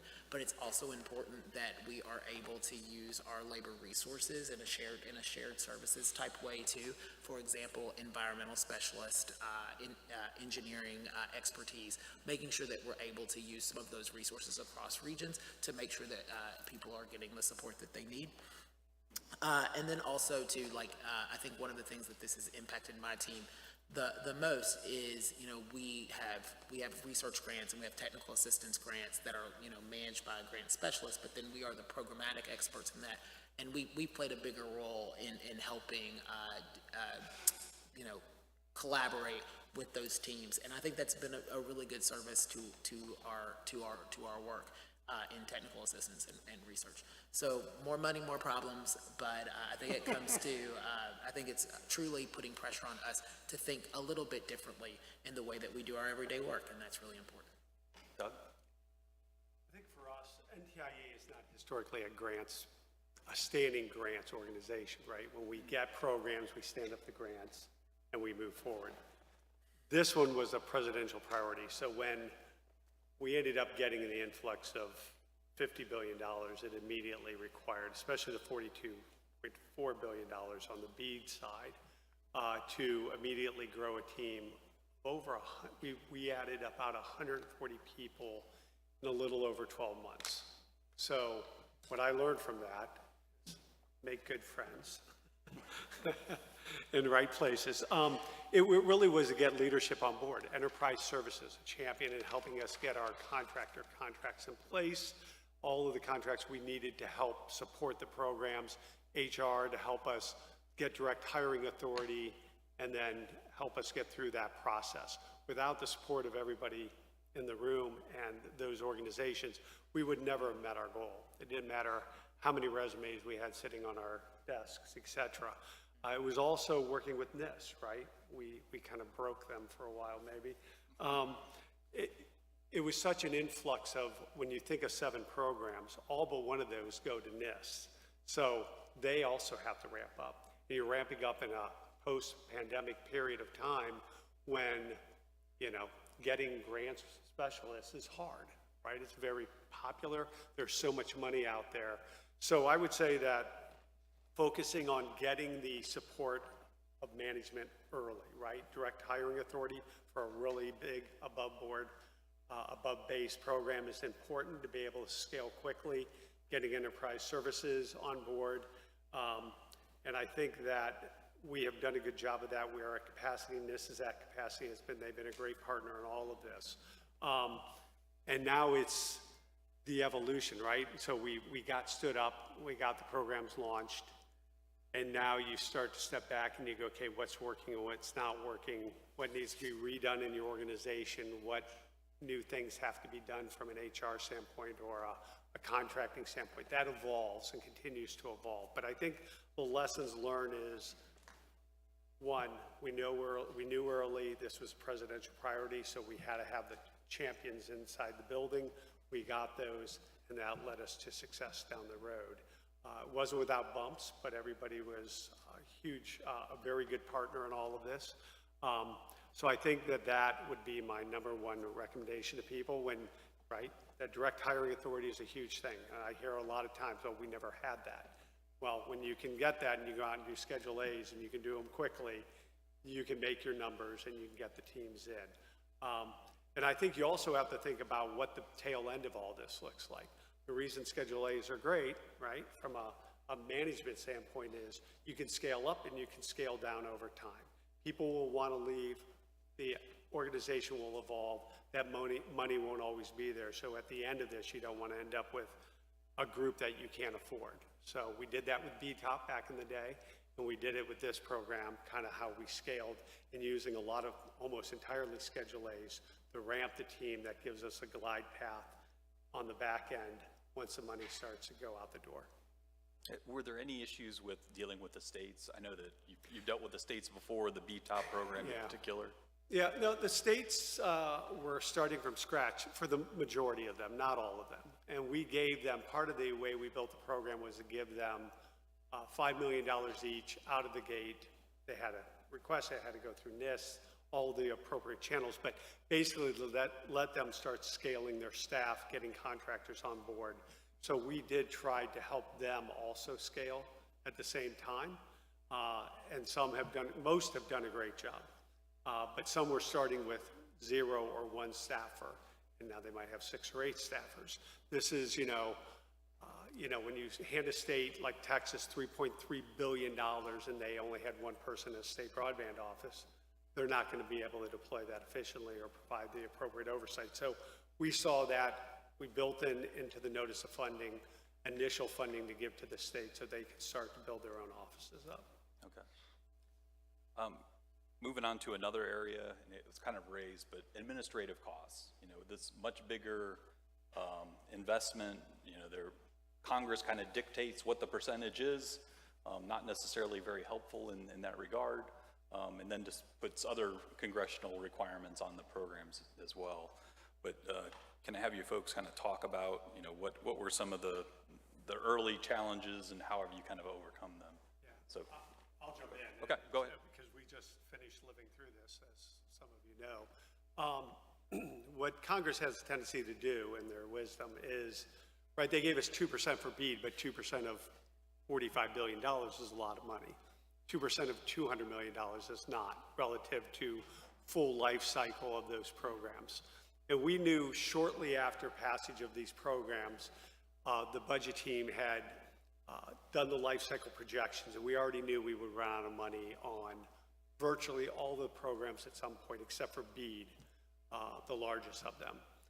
So we started a couple of years ago working internally with the budget teams, with the legislative teams, everybody to kind of establish a path forward to solve this problem. And it was nail biting for a long time. We got to the point of talking about, do we start to slow roll the programs? Again, the smaller programs, what do we do if we don't get the funding? We did get funding this spring, but it took a whole of Commerce to get that done, right? Especially in this kind of a Congress where you're split, and money is always talked about as we're not going to spend more money. But we were able, with the support of everybody on the fifth floor, the secretary, the budget teams, the legislative teams, we were able to, without getting new money, we got zero new money. What we had presented was a new structure of the existing money that we had and how we could use it. So we weren't even asking for new dollars from Congress. They agreed to the formula we built and the manner in which we would use existing funding, and that has solved our problem through the full life cycle of all of the grants. Okay. Justin? I think that's exactly right. Like we've had to endure the same thing in the American Rescue Plan programs with EDA. I think that we were very happy to see that we were able to break even on our agency salary and expenses, and we've rolled over some of our ARPA employees over to the agency budget, which will help sort of with the tails. But it's a very uncertain appropriations window going out, and we'll see. Like less money for S&E will certainly have an impact on the implementation of our programs. I think that's pretty common knowledge. Okay. Gilbert, do you have anything to add? Sure. I mean, I think for NIST, we've been very fortunate that we've been able to have the opportunity to expand and grow as a result of the engagements of NTIA and the CHIPS Act, and we've been able to really grow our department into multiple teams, including an OTA group, which has been really beneficial because we're able to manage the demand of some of these additional programs.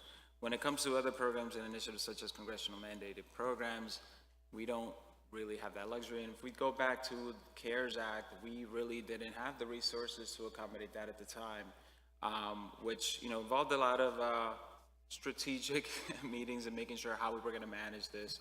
And kudos to GMD. We have this thing called One GMD, where we essentially take all the staff and we kind of reorganize things to make sure that we make ends meet. And that involves some folks doing other tasks that are not normally assigned to them, including the NIST director. So is the proverbial rolling up your sleeves. She's in there assigning actions as a director of GMD, and you have staff at the lower level, assistant the specialists and things like that.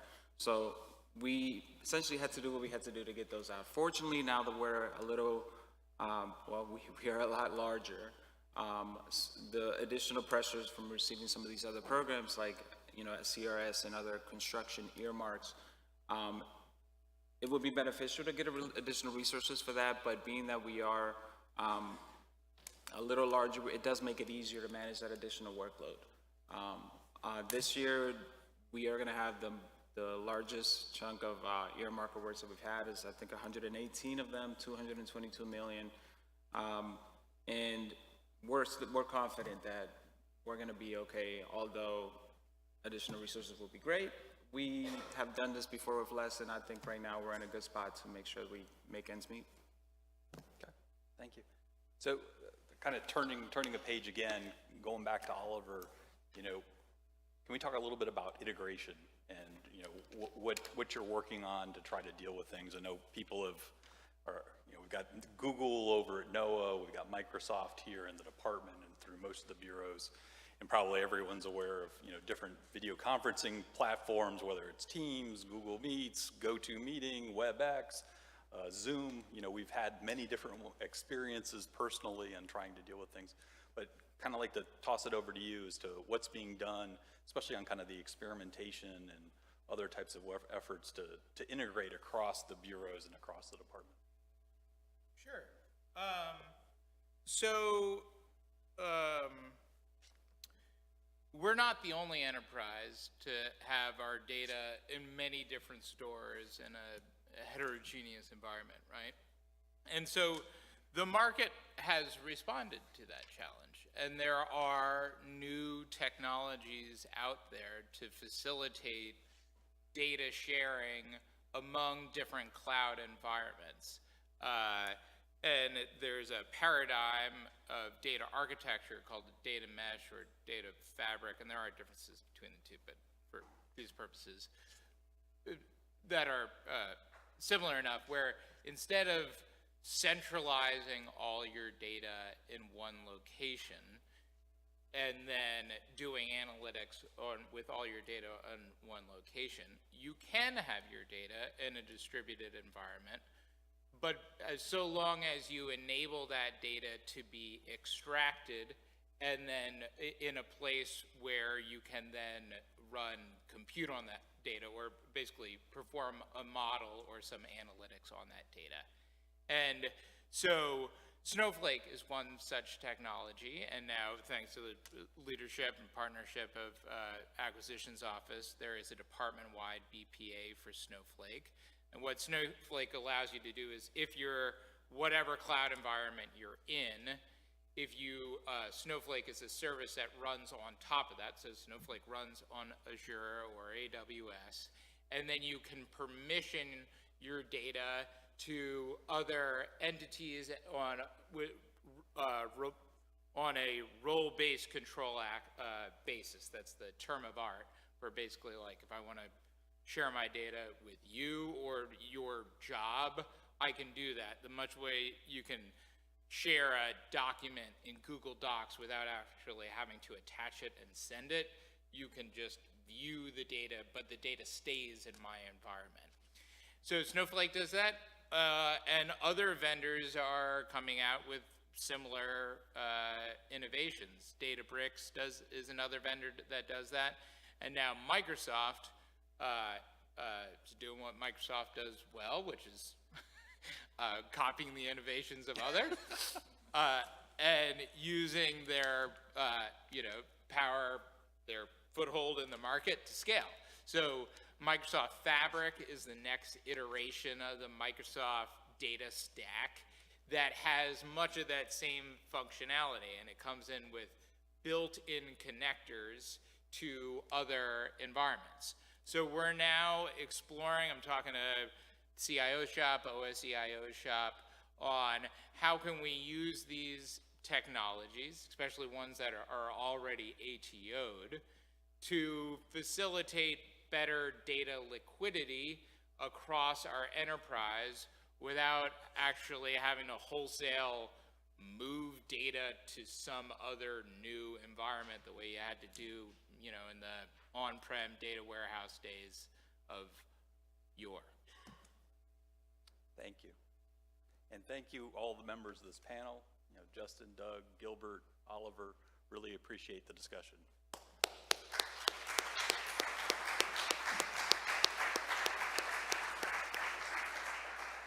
So we're going to take a quick break till 11:20, if you could get back by then, and we'll kick off the second panel. Thank you very much.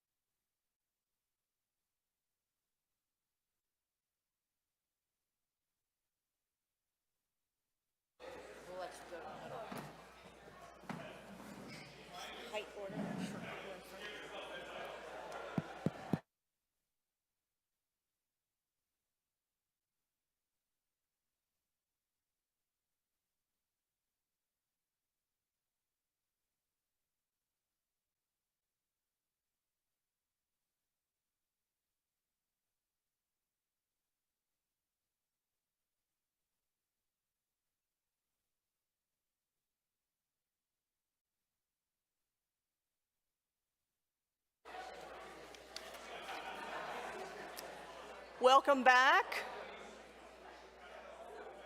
If I can ask everybody to take their seats.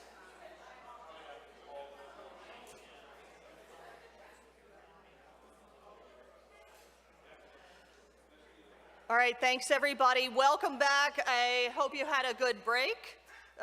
It is my incredible privilege and honor to introduce our two panelists from the Office of Management and Budget, Ms. Deidre Harrison, who is the Deputy Controller, performing the delegated duties of the Controller, and Ms. Christine Harada, Senior Advisor, performing by delegation the duties of the Administrator for Federal Procurement Policy. Thank you both so much for being here with us today. Before we dive into questions, Christine and Deidre are going to give us an overview of the President's management agenda with specific emphasis on our favorite priority, Priority 3, managing the business of government. Ladies? Great, excellent. Well, thank you so much for having us here at Department of Commerce. And I'd like to start off, if it's okay with you, point of liberty. Happy Public Service Recognition Week. Thank you, thank you, thank you for all that you do for the Department of Commerce, for your components, for the nation. I also do want to give a shout out. I was checking out the Sammys nominations that came out, and your finalists. The Department of Commerce had 3 big ones. The CHIPS team with Mike Schmidt. NTIA had Dr. Al-Kiswani. And the PTO had Jerry Moss. So Department of Commerce, like, great job kicking butt and taking names. So with that, allow me to shift it over to potentially the less exciting topic around the President's management agenda, because personally, I think celebrating you all is a lot more fun. That's me being very selfish. But the President's Management Council, to start off, for those of you who may not be aware, is convened by the Deputy Director of Management from OMB. And he meets with all of the Deputy Secretaries from the departments. Super fun fact, the President's Management Council is now comprised of Jason, one man, and the rest of them are all women, which I think is amazing. So it's just a really cool, we took a photo the other day, so I thought that was just a super fun thing to say. But anyway, the President's Management Agenda that is set by the President's Management Council focuses on, if I could trouble you to advance the slide to the next one, please, focuses on 3 priority areas to ensuring that we're building a government for everybody, for all Americans. And so we're focusing on these 3 core priorities, which I recognize might be a bit of an eye chart for those of you here in the room. But firstly, it's around strengthening and empowering the federal workforce. The second priority is around developing excellent, equitable, and secure federal services and customer experience. And the third one that we're going to be focusing on today is managing the business of government. And so these are all the really good things that we are seeking to do to enhance consistency and ensuring that we're actually delivering effective services for the American people across the entirety of the Federprise, which as you all will know, is extraordinarily complicated or a large entity. So with respect to the third priority, there's a number of different strategies within each of the priority areas. And firstly, under managing the business of government, just to set a context here, certainly for the acquisitions realm, if you will, a lot of these support our evolution over the last 10 years or so around ensuring that we're becoming a much more organized buying entity, that we are indeed maximizing the power of the federal purse. And a lot of the actions that Deidre will be talking on with respect to federal financial assistance too, same thing, ensuring that we are maximizing the power of the federal purse and ensuring that we're delivering impact for the people that we're serving. So the first strategy is around fostering lasting improvements in the federal acquisition system. You can see the goal statements here on the left-hand side around creating a diverse and resilient federal marketplace. Some of you may have seen some of the analysis through the years that for example, the total number of small businesses and diverse businesses within the federal marketplace have been slightly on the decline. We have been very aggressively trying to counter that with a lot of the work that we're doing to encourage small businesses, small disadvantaged businesses and socioeconomics to make sure that they are participating and entering the market. We're ensuring interoperability and more sharing of acquisition data and tools, a big effort in and of itself, again, given the number of departments, number of components, and number of acquisition professionals that we've got. And thirdly, last but not least, building our best by developing an inspired and engaged acquisition workforce. Some of the highlights over the past year or so that I'd like to make sure that we're hitting on, we have, for the first time, done a benchmarking on new entrants to the federal marketplace. That is the number of entities that are doing business by each agency within the socioeconomic factors, how many of them are first-time entrants? Are they renewing, or, renewing contracts, or doing more business with the government, et cetera? And we're also doing that kind of supplier base analysis by certain categories or areas of interest. We've also completed a pricing data pilot. We're going to be rolling that out later this summer. Very exciting, especially if you're a nerd about data and data sciences like me, but it's going to be a fantastic tool to help the acquisition workforce get the data that they need at their fingertips as they're making their decisions about your various procurements that you need to work on. We've also got a new job identifier for civilian agency project and program manager positions that was launched in August of last year. We partnered with OPM on that. And last but not least, we've got the IT Modernization and the parity that we've now achieved between the Department of Defense and civilian agencies, which is a huge deal. I'm very excited about it to ensure that we are properly developing our workforce and investing in them appropriately so that they can be the best professionals that we've got in this area. If I could ask you to turn to the next slide, please. We launched in November an initiative called the Better Contracting Initiative. And this really flowed from the Fiscal Responsibility Act and the more constrained budget environment that we find ourselves in. And so we wanted to make sure that we are, again, maximizing the power of the federal purse and being as efficient, as effective as we possibly can. And the good news is that we now actually have the data to be a lot smarter and more targeted about how we are going to go about doing that. Whereas previously in the past, I'm sure many of you probably heard, like, every agency cut 10%. 10%, I don't care, whatever, 10%. We can be a lot more strategic and much more targeted than we have ever been before. There are 4 elements to the Better Contracting Initiative. First is around leveraging the data across federal agencies so that, again, we can share that data across all the agencies and see what kinds of terms and conditions that we're getting. Are you getting a better deal? How can I get a piece of that deal for my agency, et cetera? We're also negotiating a common enterprise-wide software license. We're starting with a very large software provider for the federal agencies, and we are negotiating a standard set of terms and conditions. We're also working on getting contract requirements right the first time, in particular through leveraging CSAWs, or Civilian Service Acquisition Workshops, and ensuring that we're sharing the practices learned from various agencies there. And certainly last but not least, getting better value from sole source and other high-risk contracts, whether it be high dollar value or just foundational to your core mission and being able to perform and deliver the services to your constituencies. Those are the types of things that we're focusing on. A number of these will be coming out later this year. So on the highlights side, if you will, so we've got our draft, the OMB data circular is going to be coming out very soon. Very excited about that. We are also on track to deliver in the summer timeframe common terms and conditions for a software product that we would like to think is going to be a repeatable process for other software products.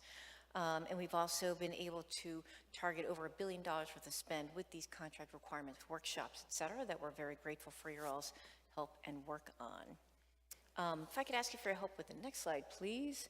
So just some final thoughts before I turn the microphone over to Deidre. You can see some of the actionable insights over here on the left-hand side that we would very much like your help with. Ensuring that we are viewing data as a much more strategic asset. I think that we are all collectively much more savvy about how we think about data. How do we use the data itself? How do we think about data rights? How do we ensure that we're protecting both our data rights as well as the vendor companies' intellectual property and other rights there? If I could ask you for your help also with continuing to develop both yourselves and your teams. One of those mottos that I usually like to say is ours is a government of, by, and for the people, and we can't have good government without good people. We have good people by making sure that we're hiring the people, good people, and that we are developing them throughout their entirety of their career. We can't do this work without you. We absolutely love for you to please reach out to us if you have any ideas about how you might want to think about, further developing your career or other programs that you would like for us to implement, et cetera. But with that said, we are certainly looking to roll out a number of these exciting items, as you see on the right-hand side here. Foundationally, though, of course, buffeted by you all and the work that you do. So with that, allow me to turn it over to Deidre on financial assistance. Thanks, Christine. Thanks to the Department of Commerce for inviting us today. But more importantly, thank you to all of you for prioritizing this conversation. I think it is often easy for us to just sit down and do our jobs and be busy, busy, busy.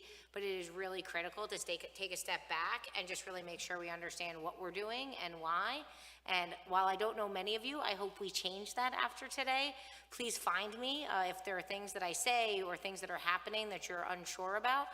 Come reach out to us at OMB, reach out to your SFAO, which I'll explain what and who that is shortly. But there are a lot of us that are doing a lot of work as part of the President's Management Agenda, and we want to make sure that that is clear and transparent, but also that questions that you have are getting answered. So with that, I've been known to say that our procurement colleagues are like our older cousins. We try and model their behavior, but really the acquisition community has come so far over such a long period of time, and this President's Management Agenda is really about trying to help the financial assistance community have just that, a community and standards and data and a place and a forum to come together and really share ideas in a shared governance model. And so the President's Management Agenda has allowed us to do that. First and foremost, we were focused on just identifying what governance can and should look like. We wanted to know, how do we get all of those 53 grant-making agencies to really start to identify how are we more similar than we are different. I know for those of you with a procurement background, that's a crazy thought, because what you're doing all of the time is identifying synergies and areas for opportunity to collaborate. That was not always the case in financial assistance. We were often focused on our individual differences when it came to programs and our unique statutory authorities. Those are important, and I'll be the first to say that we need to make sure we are highlighting and emphasizing those, but not at the expense of identifying where we are common and where we are similar. Because at the end of the day, our recipients are not looking at us as individual programs across a large federal government. They think that they are coming to the federal government to receive a financial assistance award, and they don't understand that the Department of Commerce thinks about that differently than the Department of Transportation or HHS or somebody else. And so number one was all about strengthening and identifying how to do governance together. To do that, we created this thing called the COFA, because every good council has to have an acronym, the Council on Federal Financial Assistance. That council stood up about 9 months ago. Tomorrow, you're going to have a whole panel on all of the things we're doing, but I'll share some of our highlights today. We also, as Christine mentioned, you can do a lot of great work, but if you're not focused on your workforce, you're not going to be able to sustain that. And so we've really thought long and hard about how do we not only retain the amazing workforce we have, because we know we have amazing grants management specialists out there, but how also are we going to make sure that we can recruit the best talent possible? Again, a lot of this gets back to how can we figure out how we are more similar than different? How can we train grants managers in a way that no matter what program you are working for, you are bringing a skill set that that program can rely on? So earlier this year, for the first time ever, we were able to issue a government-wide PD where you could create and identify individuals to come into the government for a grants management specialist, and any agency could hire off of that. That was a big deal because it required us talking to each other about a similar skill set that regardless of the agency was going to make a difference. As I mentioned, we also established the COFA.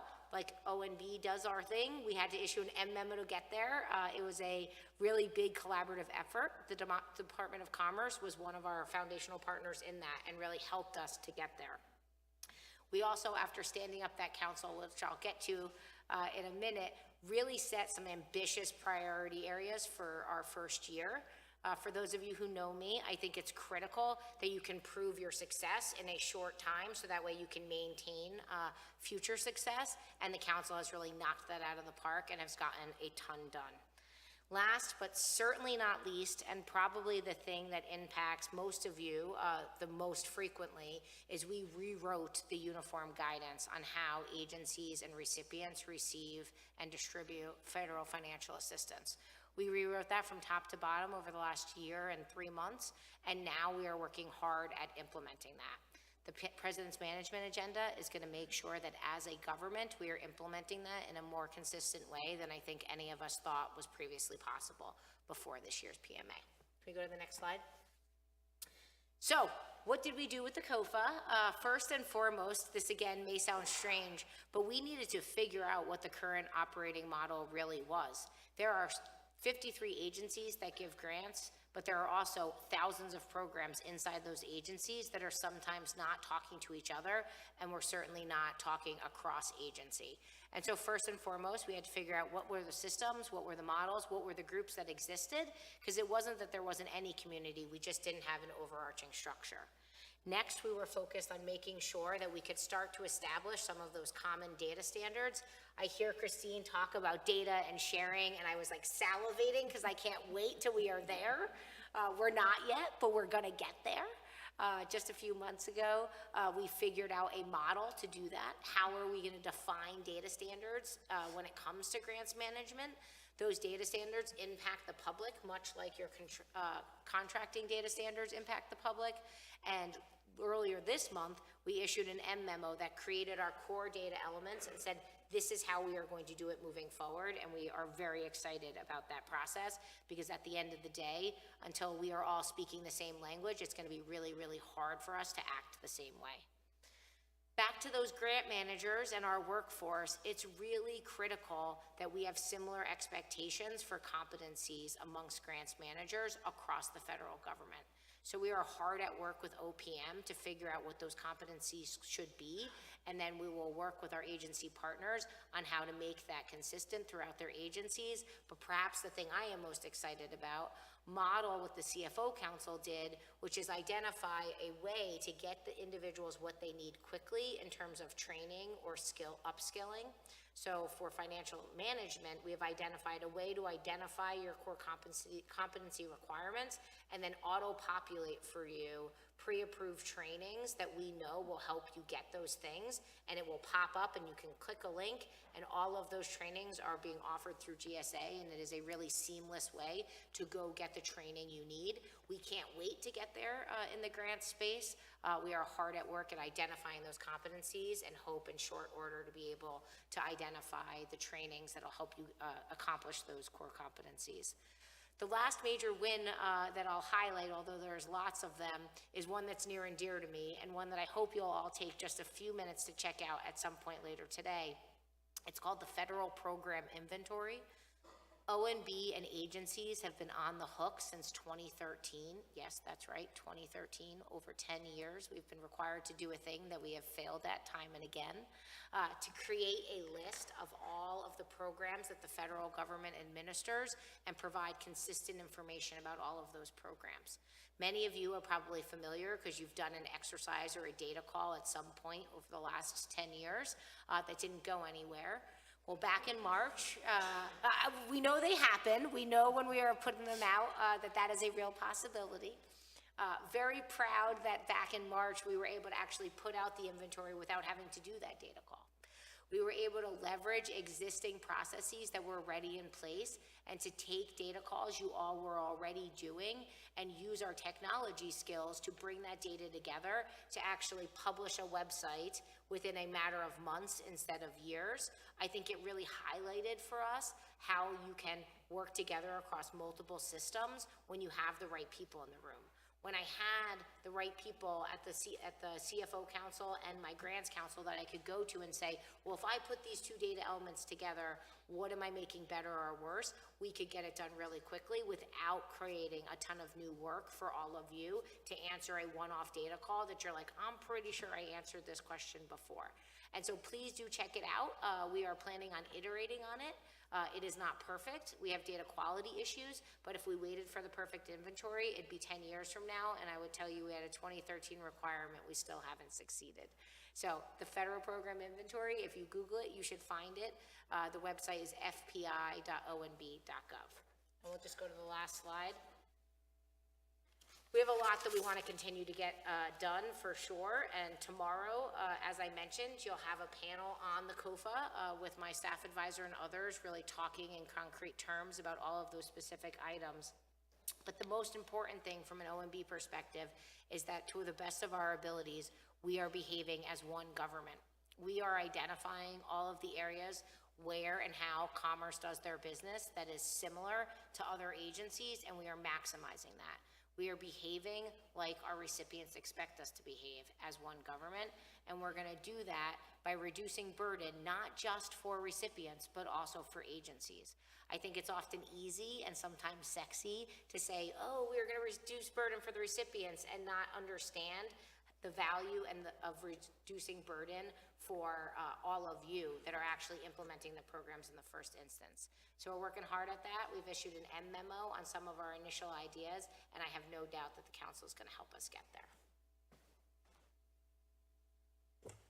Thank you both, and congratulations on all the great work that you've already done. This is near and dear to all of our hearts. This is, the magic of government gets done through memos, and it's exciting to hear that we've got memos that have been issued, data calls that have not been issued, and I would echo that federal program inventory, it's pretty sexy. I mean, I gotta say, it's a very, we like data here at the Department of Commerce, and it is a very cool tool. So I've tiptoed through it and thoroughly enjoyed it and been quite impressed. So thank you for meeting that 2013 mandate.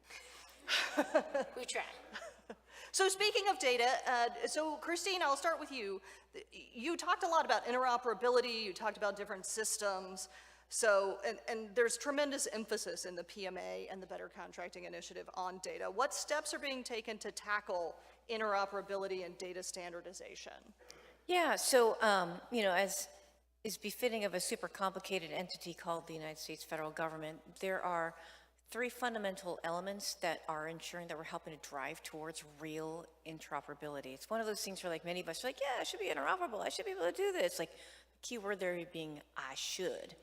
And the reality is that it never happens that way. So one of the things that we're doing to make sure that the I should is indeed I can and I will, firstly, we did a really deep dive technology assessment into the acquisition systems in 2023 to figure out what technologies have agencies been implementing. Through that process, we found out that we have over, I think it was 170 contract writing systems, 15 payment processing systems, and the types of data, and like, and also candidly the maturity levels of the various respective agencies with respect to that data.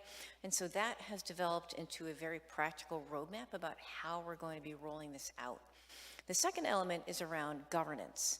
And when we have so many different agencies with so many different sensitivities about their data and their missions, appropriately so, we wanted to ensure that we are mindful and respectful of the importance of ensuring that there's good, proper data governance, to ensuring that we are able to help address some of those disparities between agencies.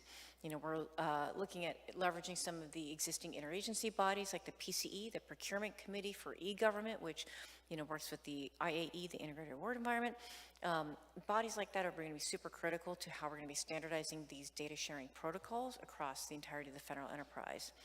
And last but not least, we're also adopting a very realistic and a phased outcome-driven approach in terms of how we're going to be building out these systems. This is not, we do not want this to be just pie in the sky or another story about like an IT system implementation failure, things like that. What we want to do is we want to make sure that we are indeed advancing all agencies together, and that this approach will allow us for making adjustments along the way, what we're learning. Let's pilot it out of this agency. That seemed to work great there. We're going to roll this out across all agencies, et cetera, and ensure that we're driving success, like actual real success in these efforts. Thank you. So Deidre, you mentioned the CFO Council as well and some of your work there. Can you share with us some of the work that's happening in the financial management arena under the PMA? Yeah, absolutely. So while we're certainly laser focused on financial assistance, it only works if we know on the back end our financial management processes are improving and we are able to get the money out the door to the right recipient at the right amount and at the right time. That continues to be something that agencies are working towards and striving towards. I'm sure many of you have heard about the fraud that was occurring during the pandemic, especially in those early days where we were focused on fast and not necessarily fast and right. And so we have been also focused on making sure that we're not just thinking about reducing recipient burden, but we are balancing that with the appropriate and right set of oversight. So to do that, one small step is actually the federal program inventory. We need to be transparent with the public. We need to make sure that the public knows that we are all being good stewards of federal funds. That is critical. Their oversight of us as an entity helps to improve not only our processes, but also to ensure that we are being transparent and able to be transparent about the way that we are spending taxpayer funds.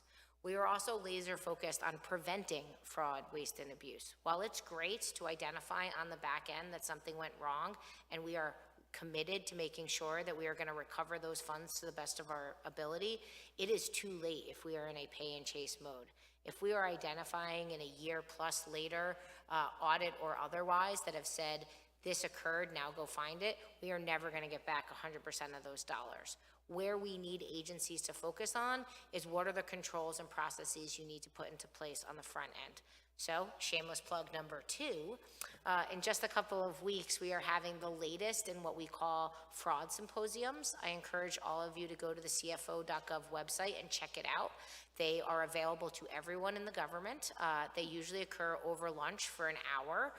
We try and do them about once a month, every 6 weeks, depending on, and we just come up with a topic that we make available to folks, and people come and learn about best practices or things they can be doing in their jobs to help make a difference. The end of this month, it's going to be about grants and fraud that occurs in grant programs and how agencies can think about that slightly differently. We have a speaker coming from the IG at Department of Energy. I heard him speak a couple of months ago and myself was just inspired by him. And so I am super excited that he's going to just come and share his thoughts. And I hope people come and ask questions and learn something. And so there's a lot moving in this space. A lot of it involves financial assistance, but really much of it stems from the financial management on the front end. That is such important work, and I know it really resonates with all of us. I mean, getting it right the first time, getting requirements right the first time, selecting the right recipient, selecting the right vendor so that you do get those mission outcomes. We hear so much about speed and getting dollars out the door or contracts awarded, and it's really important to strike that balance and make sure that we are doing our due diligence and making the right awards to the right people for the right requirements. So thank you for that. So Christine, coming back to you, you sort of teases that there's more coming out on the Better Contracting Initiative, and being a girl who loves memos, could you tell us more about what's coming out? Great. Is she the only one in the room that likes memos, by the way? It's okay. You can tell us. So there's a couple of guidance documents, that we're currently working on. The one that I mentioned earlier is around the OMB, the data circular for acquisition data management. There was a pre-version of that, if you would, that we posted on the Federal Register. We collected public comments, et cetera, and so I think you all may have seen a draft of it already. So that is going to be coming out very shortly here in the month of May. We're currently packaging it up and running it through our exec processes. Beloved by many agencies, if you will. But, we're also looking to do work that help to provide guidance to agencies around how do we think better about establishing clear criteria, especially for your high priority acquisitions. And high priority doesn't necessarily need to mean high dollar. Of course, high dollar gets a lot of attention within the department, from the Hill, from the press, et cetera. But there's a lot of what I would consider smaller dollar acquisitions that are really critical to how you all are implementing your missions, whether it be like a $30 million case management system. I know that some of our colleagues are currently struggling with some integration, back office system integration efforts that ultimately impact how we're serving our constituencies, et cetera. We're also looking in a part of that guidance to help address talent management by ensuring that we're leveraging existing competency models and tools. For example, I know the Department of Commerce has got that super cool IPM tool, the Identifying Program Managers tool, to ensure that people are well equipped and the teams are well equipped to be able to do this type of work, right? Acquisitions is a team sport. We need input and collaboration from everybody across the program, across the front line, serving the clients and the citizens, et cetera. Selfishly, I have certainly benefited. I firmly believe that we are all a product, and the outcome of who we are as a human being is that we are the manifestation of how many hours have people invested in us, mentoring us, tutoring us, teaching us manners, things like that. And so I want to make sure that we are carrying that forward with our acquisition workforce, our program management teams, et cetera, to ensure that we are investing in them, please. And certainly last but not least, detailing some more of the process management strategies. Like I'm sure there's every process, there are opportunities to make it much more efficient or effective, like maybe there's a new technology tool or whatever, like, or thinking a little bit differently than how we've done this process for the last 25 years, et cetera, to ensure that we are optimizing our procurement outcomes. Very exciting stuff. Thank you. So Deidre, you mentioned earlier that this is a pretty unique time, certainly under the PMA, but sort of with all of the grant programs going out right now. What do you think is the greatest opportunity right now for the financial assistance community? Sure. So I do think we are at a special moment. There are trillions of dollars that have been coming out through programs in the last few years, right? So we have this influx and this increasing use of federal financial assistance. We also have a president's management agenda that is encouraging us to think differently about how we do grants, unlike we have before. And so I believe our biggest next thing in the financial assistance community is the full realization of the Council on Federal Financial Assistance, because they are the people that are going to take this and make it permanent. They are going to institutionalize that the federal government is trying to do grant making in a more consistent fashion. And so I'm sure many of you know Molly, but if you don't know Molly, I want you to get to know her, because she is what is called your SFAO, your Senior Financial Assistance Officer, and every agency has identified one of them. They have identified the point person for their agency to start to think about financial assistance more consistently.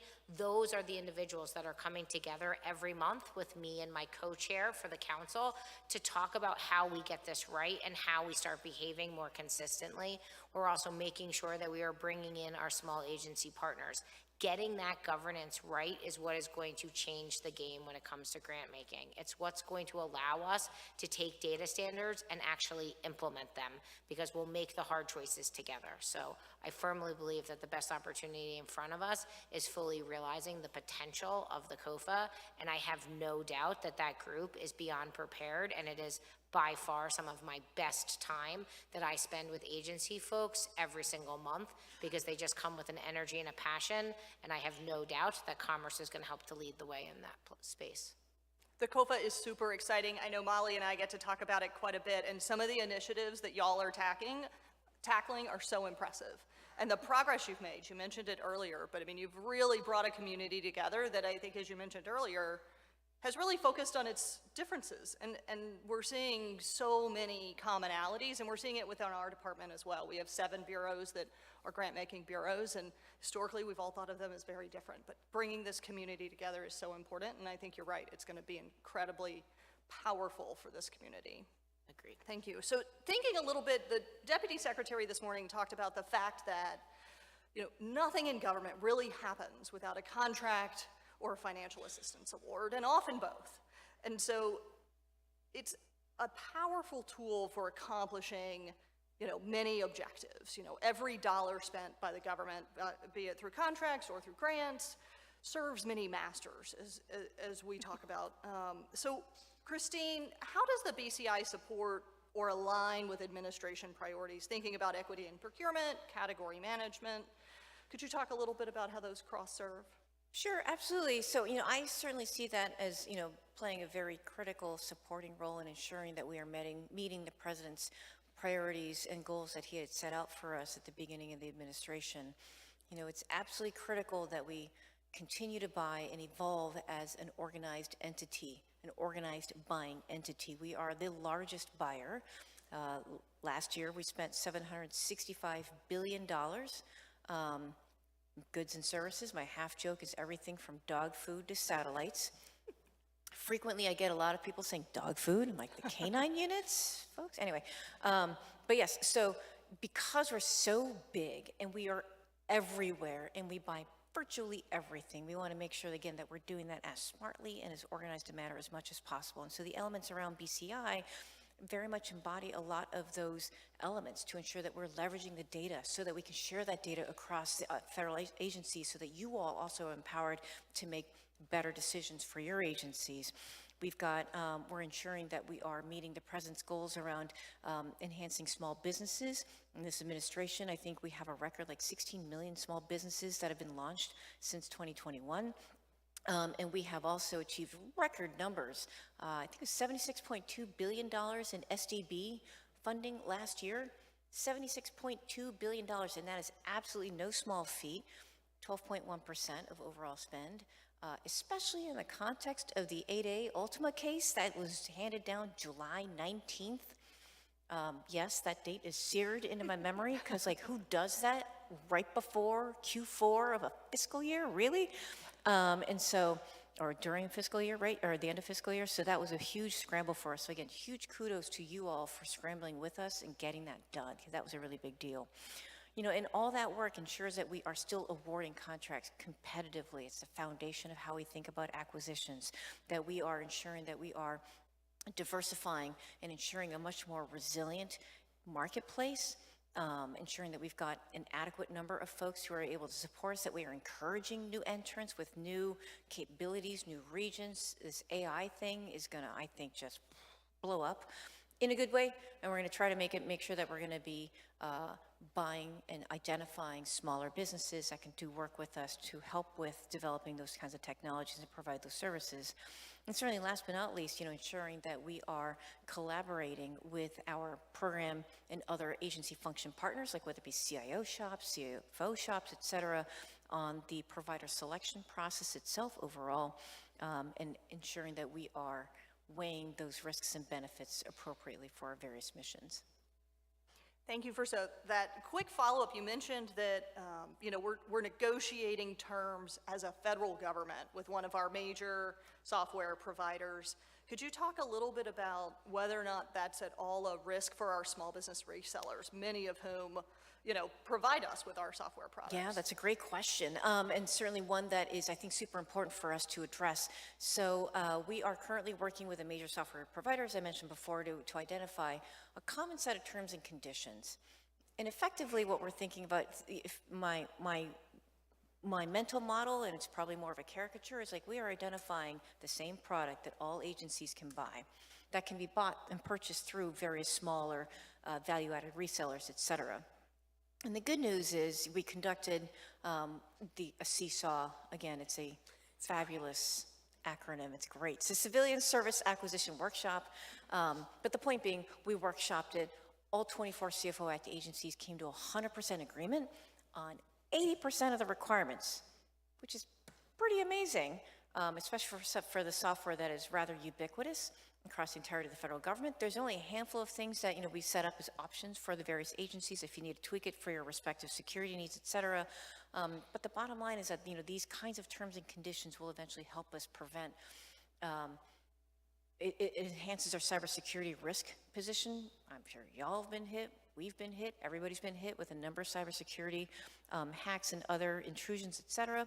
It also helps to drive down a lot of price variability. So there's upwards of 20 to 25% of cost variance across agencies. Some agencies are paying a lot more than other agencies are in that respect. And so we want to, again, make sure that we're maximizing the power of the federal purse and ensuring that we are buying as well as we possibly can for federal agencies. Thank you. So Deidre, your turn. How is financial assistance sort of complementing these other administration priorities? Sure, so I would be hard pressed to identify any of the priorities that in some way, shape, or form aren't trying to be delivered on through grants or grant making. It is one of the major tools that this administration is using, for example, for Justice 40 or equity or customer experience or making sure that we can deliver on all of the big goals of this administration. And I'll just highlight one area where commerce is very actively involved, and it covers a number of them. And that is thinking about how to streamline the application process, starting with the notices of funding opportunities that agencies are putting out to go find the recipients. For a really, really long time, and this far predates me in this role, agencies have pointed to OMB's guidance to say, well, your guidance requires us to have a 100+ page NOFO because you have a template that has 50 questions, each of which requires a 2-page response. And so I went myself and looked, and I was like, I'm not sure how we are translating this template into 100 pages, but I could see where that could happen. So part of that rewrite I told you about earlier, we have taken that out and we have streamlined our template about how agencies should be thinking about those notices. They should be thinking about having it as the shortest, tightest, but still complete format, so that way recipients can access the information they need, not just to apply, but to figure out whether or not they should apply in the first place. And if it requires you to read a 100-page notice before you can determine whether or not you're eligible, we've actually precluded a bunch of people from getting to page 100. They just don't apply in the first instance. And so we have started upon a pretty large project government-wide to start to identify which are the NOFOs that we can and should be simplifying. The answer on should is most of them should be simplified. The answer on can is a much smaller number. We want to be really thoughtful about this because it's a new way of doing NOFO creation in the future. I don't want to sprint and get 3 done and then do no more. That's not what we're trying to accomplish. What we're trying to figure out is how do we create processes and systems where agencies in the first instance are creating a notice that is more accessible, is more streamlined, and has convinced your lawyers also covers all of the dotting of the I's and the crossing of the T's. That's a multi-year effort. What Commerce is doing, Molly is helping to lead, is to stand up the working group of folks like all of you to figure out how to do that in a smart way and to do that slow and methodically. So that way we're actually, again, institutionalizing this, not just making a short-term change for 1 or 2 programs and not doing it anymore. So some agencies are identifying some pilots. And this year, you all, Commerce has thought about 1 or 2 NOFOs that maybe can be used as a lesson learned for the rest of the department about how to do it in year 2 or 3. Next year, agencies government-wide are being asked to identify a handful or dozens, depending on the capacity, of NOFOs that they can be piloting in order to figure out how by FY26 we are creating processes where at a minimum we're not creating new NOFOs that are hard to read and later need to be changed, and are at the same time catching up with all of those existing notices that really just need to be tweaked over time. And so the NOFO simplification process will not only increase equity to make sure that we have the right recipients, it'll also make sure we are delivering the best outcomes by getting the best recipients to actually apply in the first instance. And last, but certainly not the least, it's going to reduce burden. But again, not just burden for recipients, I think it's going to reduce burden for agencies and all of you, because you'll be creating these NOFOs in a more streamlined way that is faster and easier for you all as well. I think that's such an important effort, and I know it's something we've been working on the procurement side of the house as well, constantly trying to reduce those barriers to entry, just to get the right recipients, to get the right vendors to actually want to do business with the federal government. And you're right, if they never apply, if they never submit a proposal, you'll never get the benefit of what they can do or what they're offering. That's right. So you talked a lot, Deidre, about institutionalizing that work. And I think that's so important for all of the PMA initiatives. I'd like to hear from both of you. How are we going to institutionalize these priorities and turn them into enduring business operations? So I love memos, but memos aren't laws. So one of the things we're trying to do at ONB is to figure out what we need to legislate. Like, what does it make sense to actually codify in law versus to just maintain in the memo? So we're working with the Hill on should we be creating the Council on Federal Financial Assistance in law, just like the CFO Council was written into the CFO Act. We also want to think with Congress about what are the lessons that we have learned from the pandemic that we should be legislating or they should have on the shelf ready to go should we find ourselves in a similar situation. So I think there is certainly a component with Congress, but internal to government, as I said earlier, I think we need to make ourselves indispensable. we need to make it really clear that, for example, the Council on Federal Financial Assistance has gotten so much done, we can't imagine a world where we are not getting together to share these best practices and to figure out what the right approach is and how we can be more similar. And I also think we will see real impact from our recipients and delivering on our programs and hearing back that there is a different way of doing business with the federal government that no one will be willing to give up, regardless of whether or not it's in the next year or 5 years. So I think success begets success, and I couldn't be more proud of the success that the council has already accomplished, and I have no doubt that they'll continue to be successful in the months and years to come. I think I need to make a bumper sticker for you, Dieter, that says, I love M-memos. I heart M-memos. M-memos are a great way to do it, and I think that, because of their government-wide impact, REACH truly does have a lot of impact. They can be a little bit limiting, right? Because it is black and white. And to your point around the Uniform Grants Guidance, like, the template's like turned into a 100-page NOFO. There can be unintended consequences like that. And so, certainly on the procurement side, there's a couple of things that we're doing. Number one, ensuring that we are working super closely with the Chief Acquisition Officers Councils in the respective SPEs at the agencies. I'm not just saying this. I'm truly blessed and fortunate to work with a phenomenal group of leaders who deeply care about ensuring that they're delivering value for the agency, for your missions, for your people. And I would like to think that we are very much culturally and values-wise aligned in that front, so candidly makes my job easier in that way. Secondly, a lot of the things that we're doing, certainly under the Better Contracting Initiative, are repeatable. So again, that software example that I talked about, by the way, it's a software company headquartered on the western side of the United States. That narrows it down to about 20.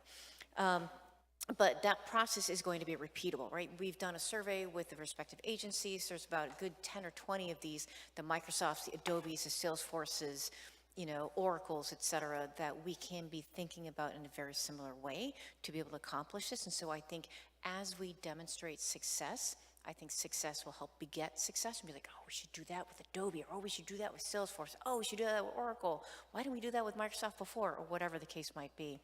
And certainly last but not least, these acquisition workshops, we're doing a couple of things in there, with these efforts, right? So one is we're building out that community of practice of people who understand how to facilitate these acquisition workshops, or you participate in these, so you kind of have a sense of how do these things go. But secondly, also now you've also built out your network of folks, whether it be within your agencies or across agencies, and you can start to meet each other independently, share your best practices, et cetera. I do like to say that, part of our mission is to ensure that I am helping connect people who've never spoken to each other before, go out and make friends in different areas. And I'm super hopeful that as a result of this conference, for those folks who are in the procurement field who've never really worked with your federal financial assistance counterparts, please, I really hope that you do, meet up for coffee or lunch or whatever, because there's a lot of really good commonalities in between the two areas that I think that we should be sharing. And so that is kind of what we are envisioning with ensuring that we are institutionalizing a lot of these efforts. The power of the people. It's impressive, and I think success begets success. I think as people share those stories and engage in some of those processes, you're right, it's just going to be sort of a self-fulfilling initiative that just keeps going with that success. So Christine, you mentioned getting to know our colleagues on the financial assistance side or on the procurement side. Could you talk about what y'all are doing to share your lessons learned and to, sort of bring the synergies together of these two strategies? Yeah, absolutely. So we're doing that both on what I would consider like the written materials side, if you will, for lack of a better way to say it, as well as the human interaction side. So firstly, there's a number of tools that we've stood up specifically around, like, for example, innovative acquisition methodologies, or something called the periodic table of acquisition innovation. I am super hopeful that it didn't turn your brain off just by saying periodic table.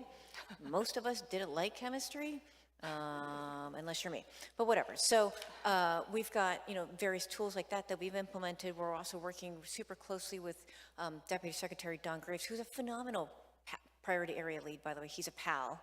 Again, it's a great acronym, but he's a pal.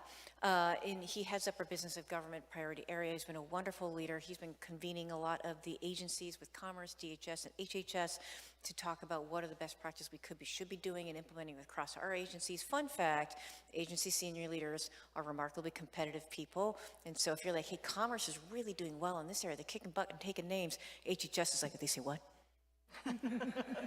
We got to do that too.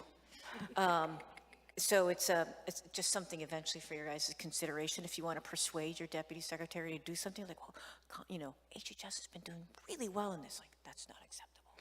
I too will be an A student. It's great. In addition, so those types of elements are ensuring that we're continuing all those and pushing out all the insights and ensuring that we are maintaining the good leadership support as well. This stuff doesn't happen without leadership buy-in and support, and so all the things that we can do to help you be successful, we're doing that from the top, the middle, and the front lines. Thank you. Deidre? Sure. So I mentioned at the top, and I really did mean this, that I often look to the procurement community as our older cousins, that we not just want to model their behavior, but we don't want to have to recreate the wheel. So whenever we are trying to do something, the first question I ask my team is, has acquisition already solved this? Let's go figure out how they did it and whether or not it applies. So for example, when we started thinking about our competencies for grants managers, and it's great that you all have a certification that, is transferable. Okay, well, what were the bumps they hit in the road and how do we avoid them and how do we just take advantage of them having already solved this problem? There is very rarely a day or definitely not a week that goes by where I'm not interacting with my procurement colleagues about some topic where we are engaging on a similar problem and trying to solve it once instead of many, many times. I think the area of huge opportunity in the next couple of months in particular is going to be about that integrated award environment at GSA that has both contracting and financial assistance information in it. How do we make sure that both sides of that equation are getting what they need in a world where there are limited resources? And you know what? There's going to be trade-offs and hard choices, and we're not going to all get what we want. But I have no doubt that because we can all come to the table and have a conversation on equal footing, we are going to get the best outcome given the resources that are available to us. That's great. Wonderful to hear. Well, thank you both so much for being with us today. Please join me in thanking our guests.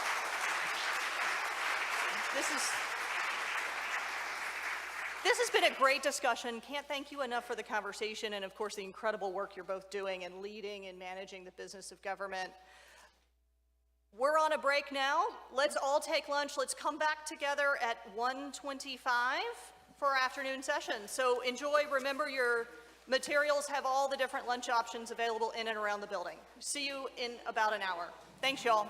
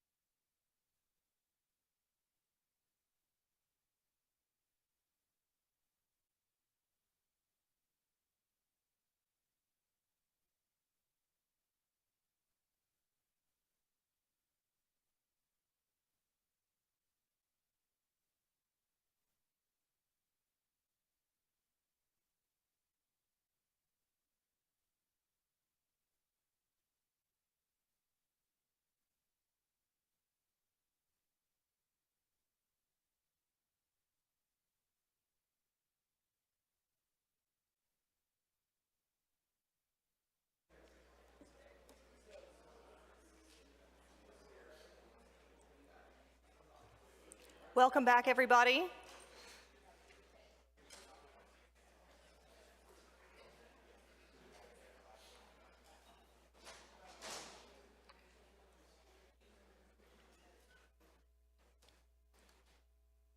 Welcome back.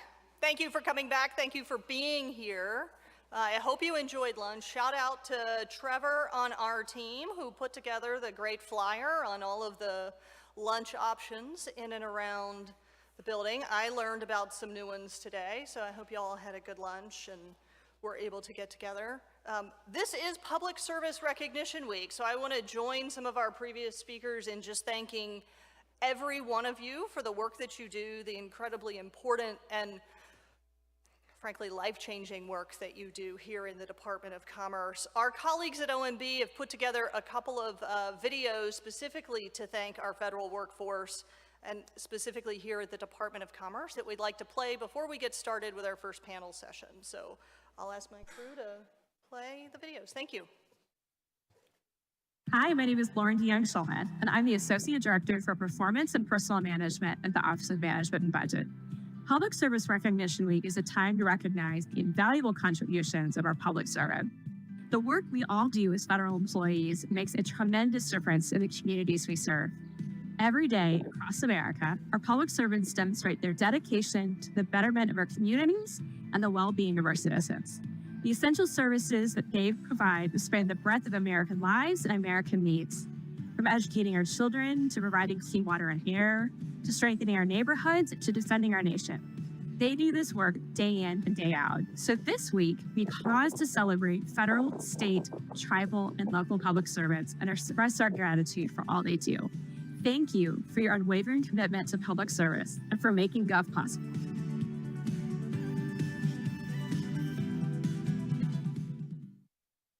Hi, my name is Lauren DeYoung-Schulman.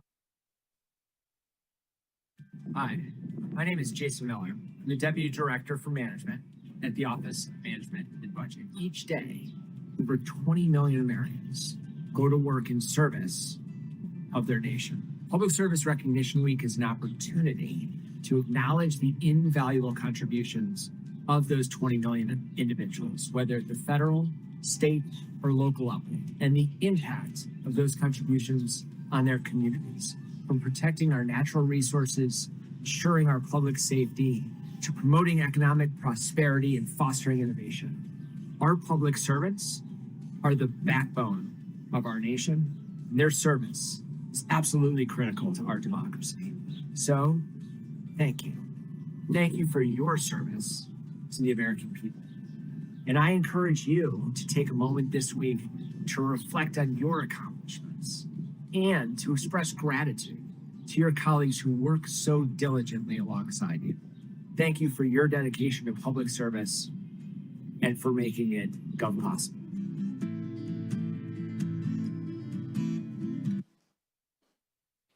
Thank you all. Please celebrate yourselves. Thank you for all that you do in Public Service Recognition Week. Thank you to all of us joining us online today. None of this is possible without you. All right, I am super privileged and excited to introduce our third panel on IT modernization. Hi. Why, hello. I'm honored to have Ryan Higgins with us, our Chief Information Security Officer and Acting CIO for the department, Lindsay Hochberg, the Business Application Solution Project Manager, and Ash Dawood, the Grants Enterprise Modernization Solution Program Manager. If y'all will join me on the stage. And can we have lights?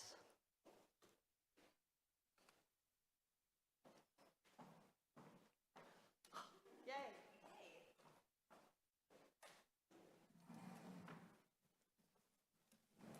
Hello, everyone.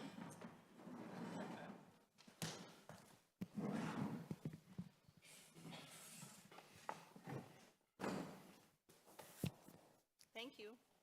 All right, thank you so much. So we're going to kick this off by just asking each of our panelists to give us a little bit of an overview on the programs they're responsible for. So Lindsay, I'm guessing most folks know what BAS is, but why don't you give us a quick overview of the program and where we are with it?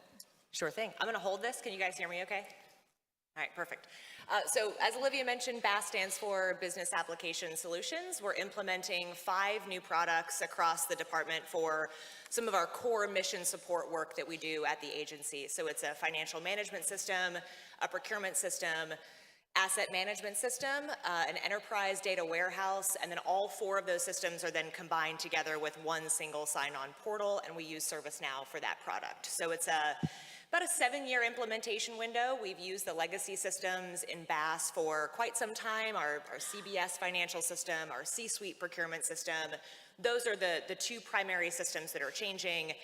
And we are moving to modern platforms with Oracle Financial Management, Prism Procurement Management, and we are continuing to use Sunflower Asset Management System for real property, personal property, and fleet.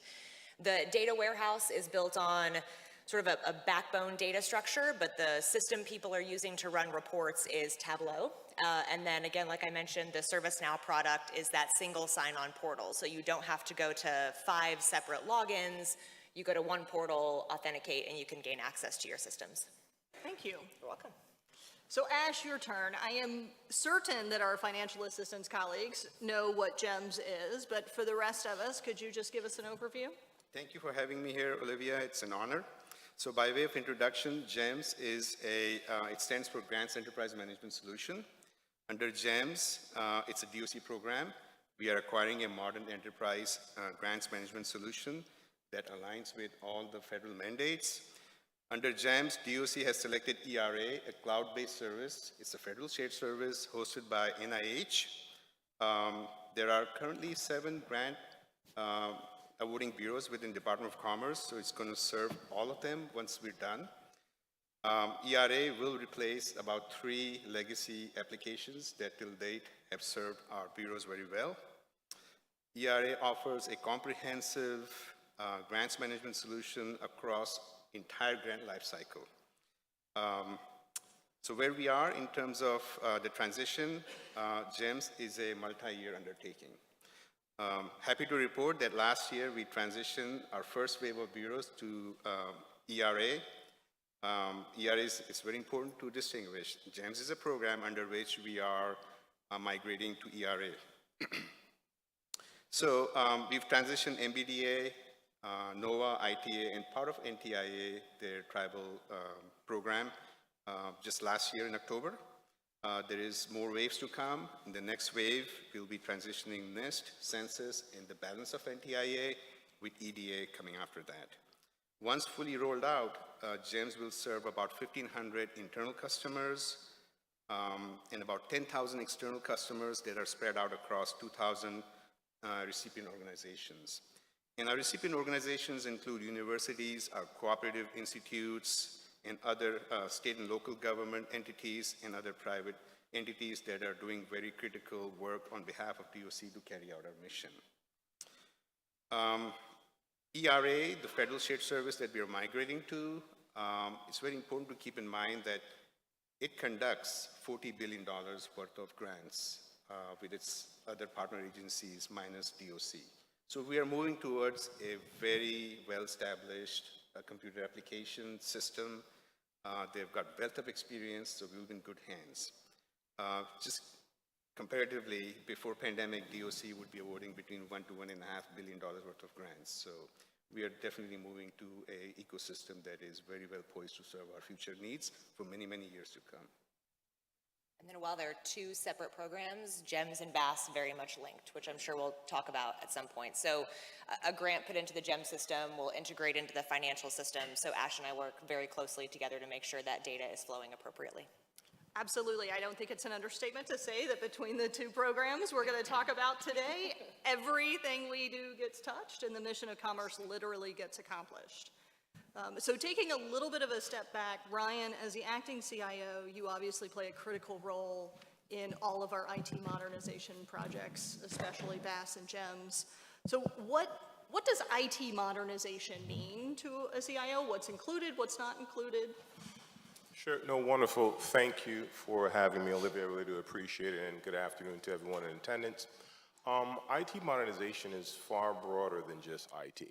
I think far too often we run the risk of suffering from the ooh shiny, the flashy objects, right, the latest technology. But from my perspective, there is no IT modernization without a workforce that is skilled and educated and prepared to embrace and implement that technology. I think it's an exciting time to be within IT. It's a very busy time as well, as both Ash and Lindsay have mentioned. BAS and GEMS are huge projects, but each day we have to ask ourselves, what's the problem we're trying to solve, right? Prior to embarking on selecting a technology, what's the problem you're trying to solve? Do you have the resources in order to carry out that desire? And is it consistent with the mission that we're trying to execute on a day-to-day basis? So in effect, to me, IT modernization encompasses not just technology, but the people, the business processes, the problem that you're trying to solve, and of course, the mission execution, which is so very important. Well said. So Lindsay, Ash, hearing that background, what have y'all done in your respective programs to sort of address that multitude of issues and challenges? I'll go first. First of all, it doesn't stop. So there's never, what have we done, and then sort of calling it finished and complete. It's an ever-evolving workforce. It's an ever-evolving environment in which new technology solutions are coming forward. And I think Ryan is spot on. You have to ground yourself first in what you're trying to do for the customers that you're trying to service. And then look and see, what's the best way to leverage a new technology tool. And I think for us on BAS, one of the best things we do is continue to try to talk to our customers, make sure we understand what are your pain points in general in operational processing, but then what are your pain points related to your systems? And then I also want to know what your pain points are related to BAS. I think, new systems coming in were partially implemented for BAS. We need to make sure we understand, again, to Ryan's point, what are we trying to do? What is sort of our baseline execution? And then make sure we continue to revisit that to make sure that we are continuing to support those customers. Very good. Ash? So under GEMS, we anticipated and did experience that the modernization would be both complex and very complicated, having many, many dimensions. We ensured that GEMS, to begin with, we ensured that the GEMS was in alignment with DOC's strategic plan, in particular with our strategic goal 5, which is to provide 21st century service with 21st century capabilities, and our strategic objective 5.5, which is to modernize mission support processes and infrastructure. So that alignment was very important up front. Then we paid due attention to the cybersecurity aspects of this effort, this modernization. Cybersecurity is not just one-time task for us, it's something that's an ongoing concern. And so we have allocated due resources to that. The IT modernization mandates special attention to organizational change management. You have to make sure that your customers, your organization is ready when the change occurs. So with that in mind, we've allocated significant portion of our resources to the OCM aspects of our project. And then finally, IT modernization is not an inexpensive solution. So in this tough fiscal environment, we have to make sure that we have a proper business case. So up front, we made sure that we had a proper business case, and that business case is grounded in making sure that we have cost savings, both intangible and tangible cost savings. Tangible cost savings are easier to compute. Intangible are not. And to Ryan's point and Lindsay's point, you mentioned pain points. So that's something we did as far back as 2018. We worked with our customers across DOC bureaus to identify what their pain points were with regards to the legacy application, and made sure that the path forward addressed those pain points, if not completely remove them, mitigate them to a large extent. I think one of the biggest challenges we have is when there's a gap, and I don't want to speak for Ash, but if we can't mitigate every pain point, I think making sure that early on in IT modernization, you discuss the art of the possible with your customer base and make sure we understand if we're not recreating a custom system, if we are going to something that is a more modern commercial product. I mean, Ash mentioned how many customers use ERA. If you're moving to a product like that, it may not do every single thing that every customer at the Department of Commerce wants it to do, and then how do you manage that expectation? And that's a lot of what we do as well. Our custom environment for grants, our custom environment for finance and procurement, we have a lot of that at Commerce, and that plays into our change burden, I think, a little bit more uniquely than it does for other agencies, and causes us some complexity we have to make sure that we address. Very well said. It is an incredibly complex environment we're trying to move out of. And at the same time, as we've talked about today, we're trying to execute some pretty unprecedented programs through these systems. So it's certainly not lost on this audience or I think anyone up here, just the scale and magnitude of the challenge we are taking on together right now. So Ash, you mentioned cybersecurity. I'm going to ask Ryan to talk to us a little bit about what strategies he's employing in his office. Obviously, you bring tremendous depth to this area, but this is a perennial risk for the department. So what strategies are we using for this? No, undoubtedly. I think few would argue, the brave new world that we're operating in from a cybersecurity perspective, right? You have nation, state actors, various threats that are looking to, compromise the department's mission on all counts. I think first and foremost is making sure that we approach it collectively, right? I think last year, I believe it was, President Biden issued Executive Order 14028, which really focused on taking a holistic approach to cybersecurity. The same can be said for here within the Department of Commerce. We have, a number of different bureaus, but the harsh reality is we are one, right? A threat actor doesn't care if you're Census, NOAA, PTO, NTIS, BEA. They don't care. It's all commerce to them. We should take the same attitude. So enterprise solutions is one very strategy that we're taking to make sure that we can cover all the seams and reduce the attack surface that threat actors have to attack. Also, making sure that we walk the walk, right? We drink our own champagne, eat our own dog food. We publish, standards, policies, and handbooks that offer formal, documented, and repeatable methods to ensure we have controls implemented correctly, operating as intended, and producing desired outcome. I think that's key. Third, and it's always going to come back to this with me, quite frankly, is people, right? Do we have the right number of people? Do we have the people with the right skill set? Are we giving them the requisite training they need to carry out their jobs on a day-to-day basis? Because they're on the front lines. That's a harsh reality. So those are just a few things that I think would really position us for success. People is key to everything we heard this morning. This is government for, by, and of the people, and it is the people who will get this done. So Lindsay, Ash, how are y'all incorporating some of these strategies into your respective programs? Ash, you touched on it briefly already, if you want to go deeper. Of course, yes. So when it comes to the cybersecurity, we follow the lead of DOC, OCIO, and CISOs across Department of Commerce. So thank you very much for your leadership. We very much appreciate it. We are migrating to a federal shared service. And so it's very important that, because things are not always under our control when you go to federal shared service, and you have to learn that system, make sure that it addresses all your needs. So we make sure that our CISOs and our CIO has full visibility into the federal shared service that we're migrating to. They are able to look under the hood, make sure everything is good. As we establish our so it's kind of following the principle of trust but verify. We also, as we establish connection security agreements, we make sure that our CISOs across DOC have visibility into it and they weigh in so that we have proper protections in place. When it comes to a federal shared service, leveraging a federal shared service, things are not always clearly demarcated, right? Because roles and responsibilities are not sure. So there's a service provider and then there's a customer agency.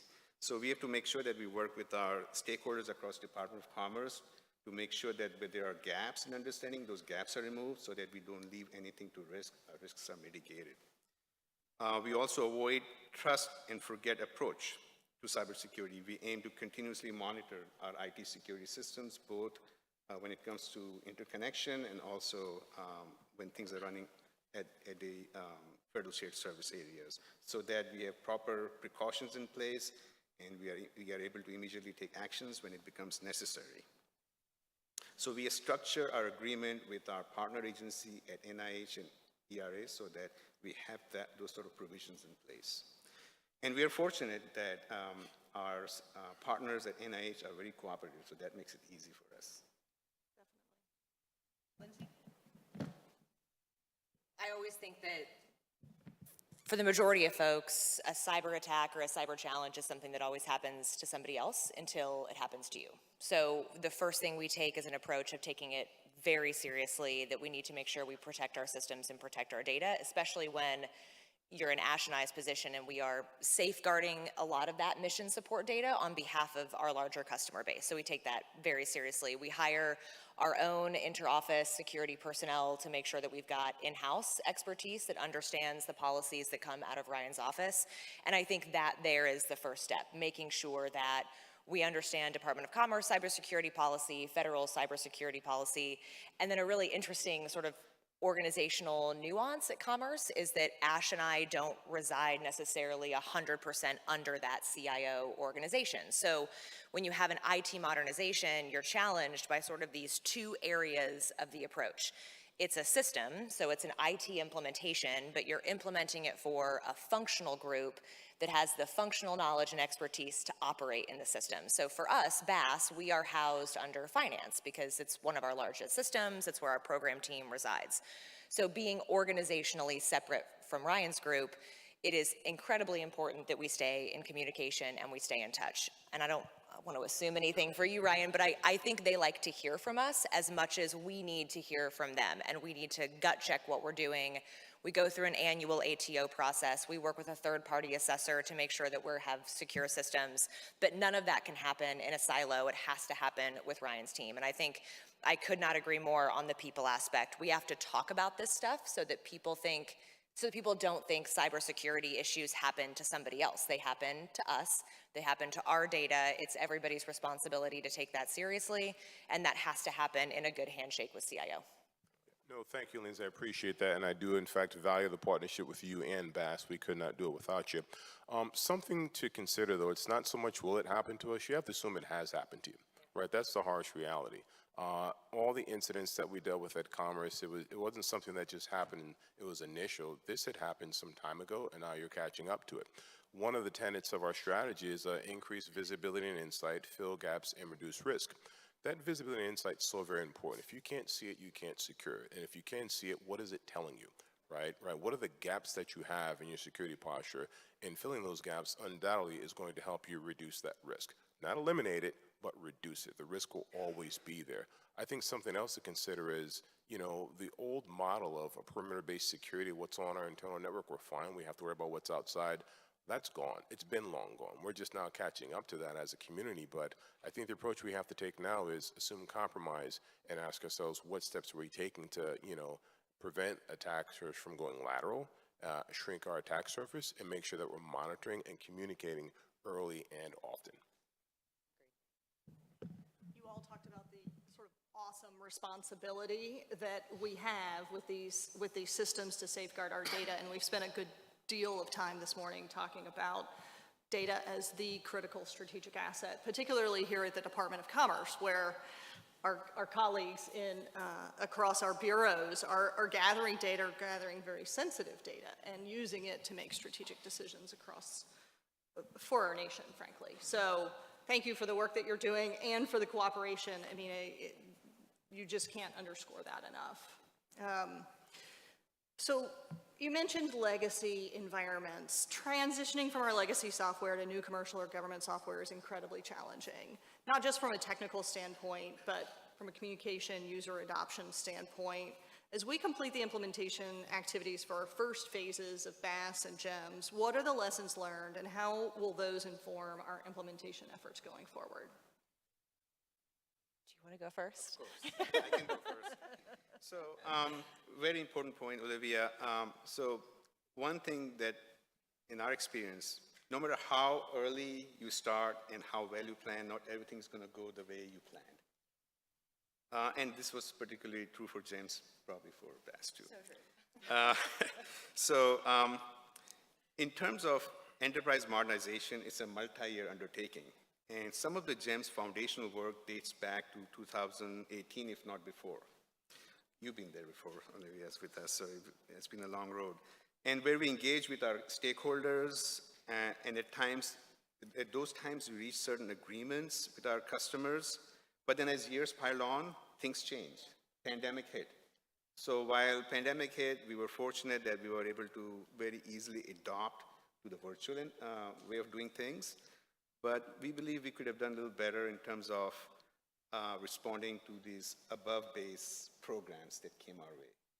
So I think that's where we could have done a little bit better. It's a lesson learned for us. We are actively working to restructure our resources so that we can mitigate those risks. That's one area, that's one lesson learned for us. GEMS is retiring 3 legacy applications, some large and some not so large. Upon retiring legacy applications and migrating to a federal shared service, you have a ton of data. These legacy applications have been running in some cases for decades. And so it's cost prohibitive to migrate all your data to your target environment. And so upfront, we try to address this matter. We did migrate what we classified as core data, but then there is non-core data. Some of that, with passage of time, will become purgeable. But we believe that we could have done a better job of socializing, inventorying that non-core data for our customers, and we are mitigating that. That's a lesson learned for us. We're mitigating that as well. When legacy applications have been in place for multiple years, as has been the case at Department of Commerce, you end up with business processes that have been developed. We all follow the same grants policy manual, but then business processes have been developed at different bureaus. Some of them are completely aligned. All of these business processes help our customers parse out the grants and meet our mission needs. But then there are some processes that are totally aligned with our mission. Some, there's opportunities for improvement. We are going to a federal shared service in GEM's case, and there are many best practices in place over there. And so that has been a lesson learned for us to make sure that we do a better job of preparing our customers within Department of Commerce to adopt these best practices elsewhere. And that means parting ways from your existing way of doing things and finding equivalent pathways to doing the same things within the target environment. So those are some of the areas where we've learned some lessons and we're addressing those. I 100% agree. If I had it to do over again, I would not award during a global pandemic, and I would not start a 7-year implementation in a global pandemic. But, bygones. So I totally agree with Ash. I think if we had the ability to do it over, which we do, we have 2 more phases. We have a lot of opportunity for improvement. I think first and foremost, BAS would start with demo cycles. We did not start with demonstration cycles in the first phase 1B deployment for NOAA, BIS, and EDA, and I think what Ash described as far as the complexity of moving from legacy to a new application, especially with the way the programs are structured to be core single instance, same configuration for everybody, really explaining how that new end-to-end product work. I don't think we had a good grasp of it was not just apples and oranges, it's apples and Cadillacs.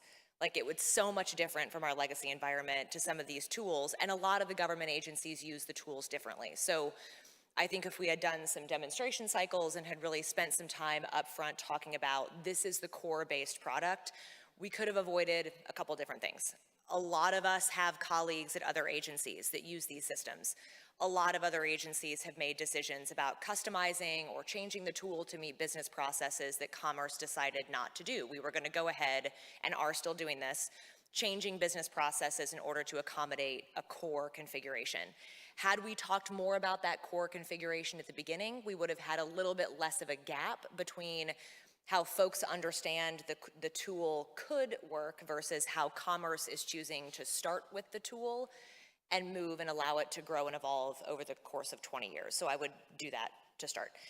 And then I think Ash is right. I mean, when we talk about operational processes, and BAS is so large, we've got 3 operational finance offices, NIST, Census, and NOAA.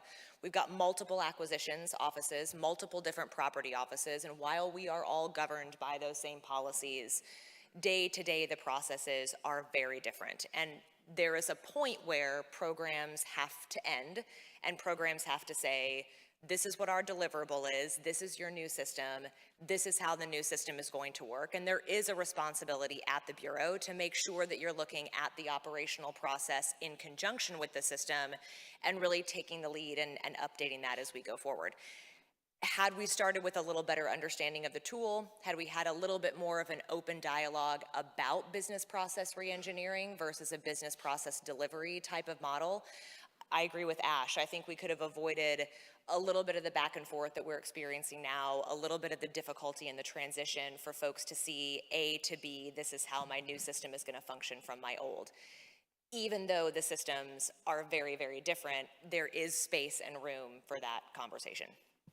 So I would agree, those are Yeah, no, wonderful points, both Lindsay and Ash. I think few would argue the benefit of hindsight, though, right? It's very clear after the fact, so let's give ourselves some grace and space on that point. I would also say it's imperative that we're transparent, right? And the reality is we're not always going to get it right. I mean, projects aren't always going to go as planned. I think if you're transparent, I think if you acknowledge it, you own it, and you address it, I think that's just as good as you can do. I think there's a lot that we have to contend with on a day-to-day basis. I think having the customer at the table to ensure that critical voice of the customer is heard because we're impacting, you know, their business, their mission. I think they deserve a seat at the table.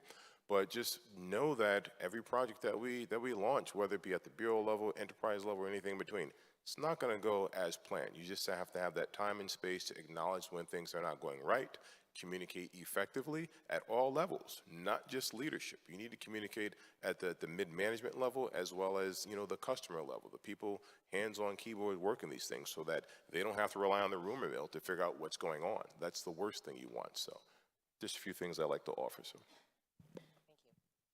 It really does all come down to communication. And you just can't do it enough. And you can't do it in enough ways, and you can't do it in enough levels. You know, you talked about demonstrations, you talked about, you know, the pandemic going virtual. All of that makes for a very complicated communication environment. And as you talked about how long these projects have been underway. I mean, I started at the Department of Commerce at NOAA in 2014, and BAS and GEMS have been part of the conversation since the day I arrived. Yep. And, you know, when you've got that long of a preparation cycle, it's hard to realize that it's really going to be real one day. It is. And so you have a lot of conversations that are sort of conceptual, a lot that are ideas. And you have a lot of fits and starts too. I think Right. that's also the interesting thing is at the beginning, you know, everything is sexy, everything's exciting, you're awarding a contract, but then 2 or 3 years into it, after several rounds of testing or after a lot of frustrations, it's difficult to keep people motivated. So I totally agree. I love communications. If I could take everybody here today and individualize communications to you, I would. That would be my dream. We can't do that with the large and diverse organization that we have. So programs are challenged with the definition of enough. And that's really day by day as we talk to customers and what we provide to our customers. And I agree with Ryan, you know, how much we stand up and say, this wasn't perfect, we agree it wasn't perfect, but here's what we're doing to make it better. How can we make that more creative and more applicable to each person so we stop the fits and starts? So we stop, you know, re-kicking off after a couple years and being like, hey, remember me? You know, I'm BAS, I'm still happening, you know, we're still going. It's so true. It's, you know, these were programs about which we had many meetings and didn't seem to actually do them, but now we are doing them. And Ryan, I think your point on, you know, sort of grace and space is essential too. Not everything's going to go right. The Department of Commerce, we've talked today quite a bit about the incredibly hard things we've been called on to do to support our workforce, to support our nation, to really transform the infrastructure of the United States. Those are very, very hard things. So is IT modernization, but what we have shown is that we can do hard things. And so I think, you know, it is a testament to this group, to this workforce, that we are doing all these hard things at the same time. Y'all have talked a little bit about just how integrated these two programs are, and we've certainly talked about the fact that, you know, these two programs touch literally everything this workforce does and almost everything the Department of Commerce does. So we had to put them together because of the interrelationship. You can't award a grant if it's not talking to the financial system, same with the procurement system. So recognizing that we're doing these two major programs at the same time, what strategies have you employed to ensure the programs stay coordinated in terms of interfaces, schedules, testing, and what advice would you give other program managers facing similar challenges? I love talking to Ash. Ash and I both have chickens, so we bond over our love of farm animals, but also are both kind of uniquely suited in this type of effort. So I think, for me at least, for Ash as my colleague, I know Ash understands what our day-to-day struggle is on BAS, and I won't presume to think that you feel the same for us, but Ash is always a port in the storm. So you want to make sure you have colleagues across the department that understand the work that you're doing and that you can show them as well that you understand the work that they're doing, and you begin that relationship with compassion and understanding. For the programs themselves, that has to cascade to our team members. We both have our teams, we both have our vendors, we both have our integrators and our contractors, we both have developers and sub-functional team members that all have to come together, and they really, in my opinion, need our leadership to say, hey, GEMS and BAS are going to talk. We are going to be an integrated group. So first and foremost, we have a Teams channel. All of our teams can communicate on a chat basis, on a day-by-day, hour-by-hour, minute-by-minute for issues. We meet every Friday as a team to sort of recap how the week has gone and talk through, again, development staff to development staff. What are our defects? What do we need to fix? What have you heard this week? And then we just started, again, kudos to the GEMS team. Monday mornings at 10:30, the grants community comes together, BAS comes to those sessions, and then we talk to our grants community. So that expands it out beyond just our program teams, and it helps kind of talk to other people and say, what are you hearing about the program? What do we need to talk about? You know, right, wrong, bad, ugly, like, is it an issue? Is it a rumor? Like, what are we dealing with? So that's kind of all of our different ways. And then our executive boards correspond very closely. A lot of the same executives that help manage BAS help manage GEMS. And then lastly, we watch things, which I think has been very helpful over the past sort of 5 or 6 months, is as we talk to that grants community, if there's a big grant that we have to watch, if there's something that, you know, high profile, high visibility, high dollar amount, each team is watching that transaction move through our respective systems and using those communication touch points to say, hey, we're seeing it hung up here, or no, we're seeing the transaction go ahead and successfully get through both of our systems. It's been really great to watch. A true partnership, I think. Yeah. You literally stole words out of my mouth. So in terms of strategies, there are multiple teams involved, of course, both within and outside Department of Commerce. For us, our other strategic partner is ERA. So the overarching strategy for us is to make sure that we engender an environment of trust, camaraderie, and empathy, and knowing that we have a difficult road to traverse, right? We knew that we will be traveling down a very difficult road, simultaneous projects, some aggressive timelines, a lot of difficulty. So once we did that, it really pays dividend. Once you have that environment, then you can overcome challenges. Besides this, we utilize some project management best practices. We communicate early and often. I think our formal communication started as soon as, it was 4 years ago. Establishing management-to-management communication, as Lindsay suggested or mentioned, opening up regular dialogue at all levels, at the developer level, so that they can solve problems and things don't become and fester. They don't become problems and they fester. We are willing to negotiate and compromise.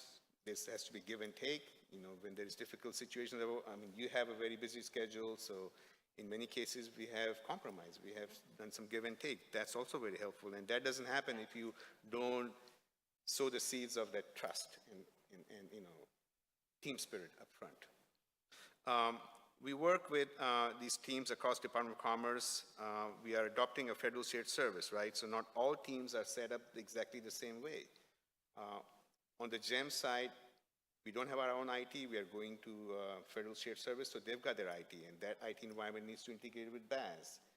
It's a different culture over there. What is test environment to us is called something else, right? It is. So you know what I'm talking about. We've had those difficult conversations. It requires you to think out of the box, be flexible, and we're glad that we have this partnership where we are agile and we're flexible to overcome these challenges. Some of the advice for program managers who may be listening is be flexible to accommodate changing environment. Your environment is not going to stay constant. So be flexible, be agile to be able to respond to that changing environment. Engage with all the stakeholders on an ongoing basis. If the schedule becomes aggressive, prioritize and reprioritize. So initially, you will have a vision that on your go-live date, you're going to have certain functionality in place. And things always, as I said, we all agreed, they don't go as planned. And when things don't go as planned, be flexible. Figure out what can wait till after go-live date. Not everything has to go live on the day you plan to go live. So again, think out of the box. And then engender trust and camaraderie among all teams. You will need that. Totally agree. Well said. Yeah, no, agree. I would also, for your consideration, don't approach your customer whenever there's either an ask or there's a problem, right? You should be touching base with your customer on a regular basis, if nothing else, to solicit their feedback, to solicit their input. That's number one. Number two, accept the fact that you don't have all the answers, right? It's okay to say you don't know and you're going to get back to them on that. I think we need to be transparent and candid on those things. I think also learn the culture. I think far too often within programs we'll run to whether it be budget or finance or acquisitions at the last minute with an emergency. But did we take the time to learn the process that we must go through to really get the work done that we want to get done? I know that's never happened in acquisition, Tulip. We've never come to you at the last minute and said, award this contract to this vendor, hurry. We've never done that, and we never would do that. But again, learn the culture, right? Take yourself outside of your environment and put yourself, see things through the eyes of others, is what I'm saying. Learn that culture. That's very important. That's something that we're trying to really drive within OCI, just within our own organization, right? It's not uncommon for cyber to, be Dr. No on something. No, you can't do this. Well, get me to yes, own the no. So I think that's critical in terms of getting, down the road in IT modernization, any other endeavor for that matter, so. And I think my last thing would be very similar to what Ryan just said. We're all on the same team. And I think especially with an enterprise-style approach to IT modernization, it can often seem, and I don't want to speak for any of my bureau colleagues out there, but it can often seem like this is being done to you, that you are receiving a new system and that there, it is that enterprise style of approach. That's not the case.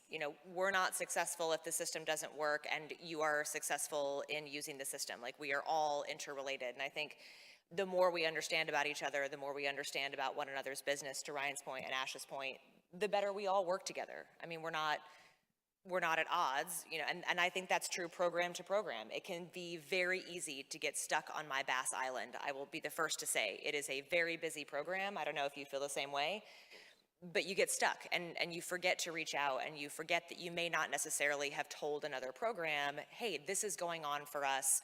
Do you mind if we push this a couple of days? Like, as long as you tell one another what's going on with you, you create that sense of camaraderie, you create that sense of trust, and you're able to say, hey, my program's not the most important thing. We have to work together on this, and that helps to continue to reinforce it. Really well said. I mean, one of the things that I've had the opportunity to really watch is these programs in coordination with the CIO and on behalf and with all of the bureaus come together and really be solution focused. It's nothing's being done to anyone, that we are working together to deliver a modern system that is truly going to transform the way we do business. It's going to be hard to get there, but I think the future is bright, and it's been incredibly rewarding to see so many people really come together as one commerce and one team to solve a problem. And it's, we are where we are, and this is where I think you said, a transaction is stuck. We're going to watch it real time so that this is the one we're being asked to focus on. We're going to focus on it. We're going to get it through, and then we're going to move on to the next thing. And it's been really great to see this team come together and do that. And by team, I mean the entire Department of Commerce. I mean, it's been great. So we've talked a little bit about this, but I'm hoping we can go even deeper. Often IT modernization, you all said it, focuses on systems and technology, and that is a huge component, obviously, but the tremendous impact on the workforce just can't be overstated.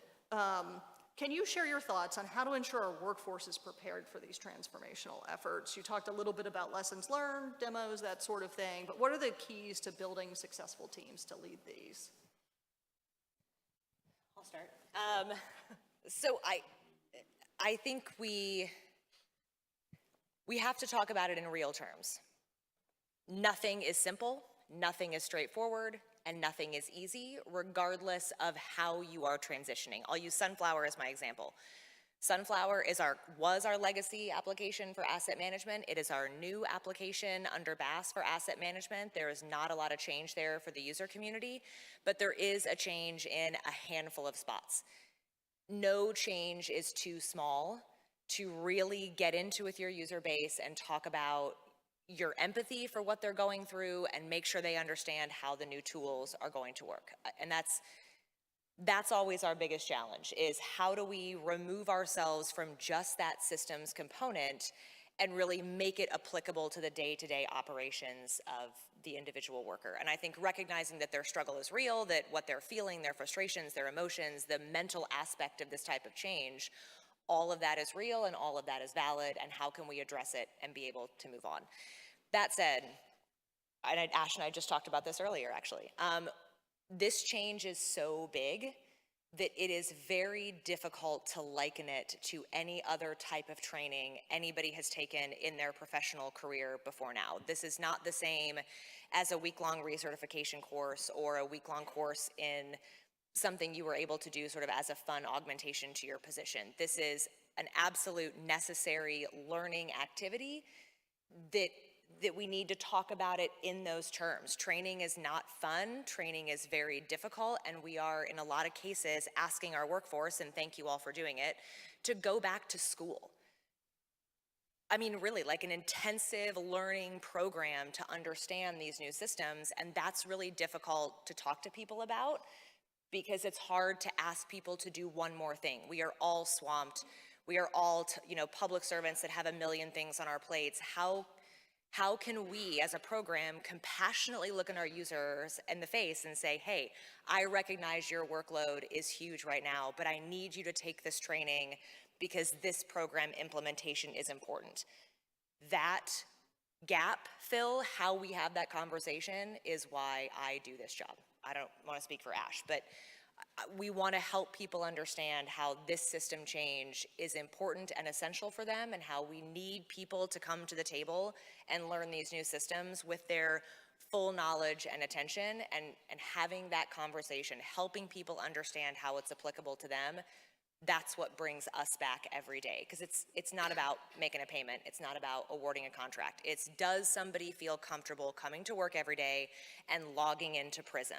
And until people can say yes, our job is not done. And that goes beyond just go live. It goes beyond your first quarter refresher training. It is every day of helping folks understand and carve out time for this new system, not as a tertiary aspect of their job, but as the aspect of their job. And that's the space in which I think we operate in BASS, and I think GEMS is in a similar place. So it's a very important point that you all raised. Under GEMS, we anticipated and we experienced that the modernization will be both, again, complex and complicated. And the result is going to touch and impact many pockets of stakeholders, including our workforce. And so in our view, in this area, the key to overcoming this challenge is to boost organizational readiness. So how do you boost organizational readiness? I'll talk about it in a minute, but I want to go back to what Lindsay mentioned a little while ago, and that is learning the whole system. And our legacy applications pale in comparison to what our target application ERA offers. It's a 13-module application, very rich, very robust. So you cannot just learn that system overnight or in a matter of a week or 2 weeks worth of training. Or only a small subset of roles. We have the similar application for CBS Financial, where you can give a role based on a screen, but EBS is module based. So your permissions are going to be broader just because of the nature of the system you're implementing, which changes your training burden and changes how people learn. And just so that you have an idea, we're pushing about 7 or 8 of our, as a pilot, 7 or 8 individuals across bureaus through train-the-trainer program. That program alone requires 90 hours of learning ERA. So it's huge. All right, so let's talk about how we can boost organizational readiness. One of the things is to be aware and be sensitive to what your workforce's peak workload periods are throughout the year. Yeah. You don't want to be scheduling your key transition milestones around those peak workloads. Now, it's easier said than done. You can not always help, but sometimes you are forced to schedule something around the peak workload. So then in those cases, what you really do is you give your workforce ample notice so that they can put things in, other measures in place. Maybe they can hire more staff. Maybe they can augment their staff. Maybe they can push something else out of the way so that they're better prepared for those transitions. So it's very important to be aware of that business cycle that you have. Engage with your workforce early to get their buy-in. In our case, we work with our workforce as early as 2018. We had a workshop at Department of Commerce. All the bureaus came together. We identified their pain points. To Lindsay's point, at that point, we found out what those pain points are so that everybody understood that the journey that we are about to embark on is going to address those pain points. So you get their buy-in by doing that. Start early. Identify low-hanging fruits in terms of removing obstructions. So we identified areas of potential conflict between our workforces because there's different ways of doing things. 3 different legacy applications, different way of doing things. In 2019, with the help of NIST leadership, we came together, entire Department of Commerce, we harmonized business processes to the extent possible so that we remove the impact of that potential conflict down the road. So that really helped us. Create an integrated project team. A structured IPT will allow people to take ownership and responsibility, and then you can hold people accountable. For GEMS, we are not a large team, so we rely on IPT concept a lot. Subject matter experts from the cybersecurity, from different areas, they come together, and we move collectively going forward. And then again, communicate, communicate, and communicate. Sometimes I feel like 60 to 80% of my job is communication. I feel like that's all I do. I was going to say the same thing. But it's very important. You can't, the moment you stop doing that, you'll know very soon that you're paying the price. Sure. So that's very important. So those are some of the strategies that we've adopted. Yeah, I think to double tap the communication thing, obviously, but also just acknowledge change is hard. I mean, it is really hard. I mean, change, that's part of culture. All those things are hard, right? You're talking about systems that folks have used for decades. And now you're telling them, this is going to be awesome, just change. Doesn't work that way, right? I mean, it just doesn't work that way. So acknowledging that change is hard, acknowledging that there will be resistance, but that resistance isn't coming from a malicious place. You have to put yourself in the position of the customer that has to adopt this new technology. What strategies can you employ to make it easier? Communication, obviously, explaining the why, that goes a long way, and quite frankly, just hearing them out. Sometimes people just want to be heard. Even if you're not going to agree with them, afford them an opportunity to voice their opinion. Let them be heard. I think those are all good things that we could and should do to help minimize the risk associated with large-scale modernization efforts. And by the way, I don't have chickens, I have a Bichon Shih Tzu. Does that mean I'm out of the club, or no? Okay. You are, absolutely. All right. And I, to piggyback off that, I totally agree. And if I could ask our customers too, you know, hang in there with us. If we could, and Ash mentioned a difficult fiscal environment, I mean, we need a shared understanding that we can't do everything all the time. You know, just like our customers can't do everything all the time either. So if there are better ways for us to address our customer need, either in different communications or different training, we want to hear from our customers. But we also do ask a little bit of understanding in return that we can't offer refresher training all day, every day, but here's what we can offer. And if that's not enough, then let's talk about why, and let's really examine what creative solutions are out there. Very well said, all of you. And thank you. We've talked a whole lot about our internal stakeholders. We've talked about our, certainly our customer base, certainly the different governance boards and working together as programs. The other major component in all of this, of course, is our vendors and our solution providers. Partnering with our vendor community is critical to the success of these major modernization projects, as we certainly can't do it alone, whether our vendor's a federal shared service or a commercial enterprise. What strategies do you recommend for ensuring we can effectively manage our strategic partners and ensure the success of such major projects? And what methods do you recommend for ensuring alignment of resources and capabilities? Sure. So you're absolutely right, Olivia. With GEMS, we find ourselves needing to work with many partners. And for us, our key vendor is ERA, a federal shared service provider. We also have a contract, a PMO support contractor. So when it comes to having a strategy for this, it's very important that you foster solid relationships so that we can overcome challenges. We all been talking about it, how difficult modernization is, so it's very important. Again, I keep talking about it, but it's very important to engender that environment where everybody can work collaboratively and take ownership, and nobody's threatened. Partnering strategies for success. foster trust and one team approach. We talked about it.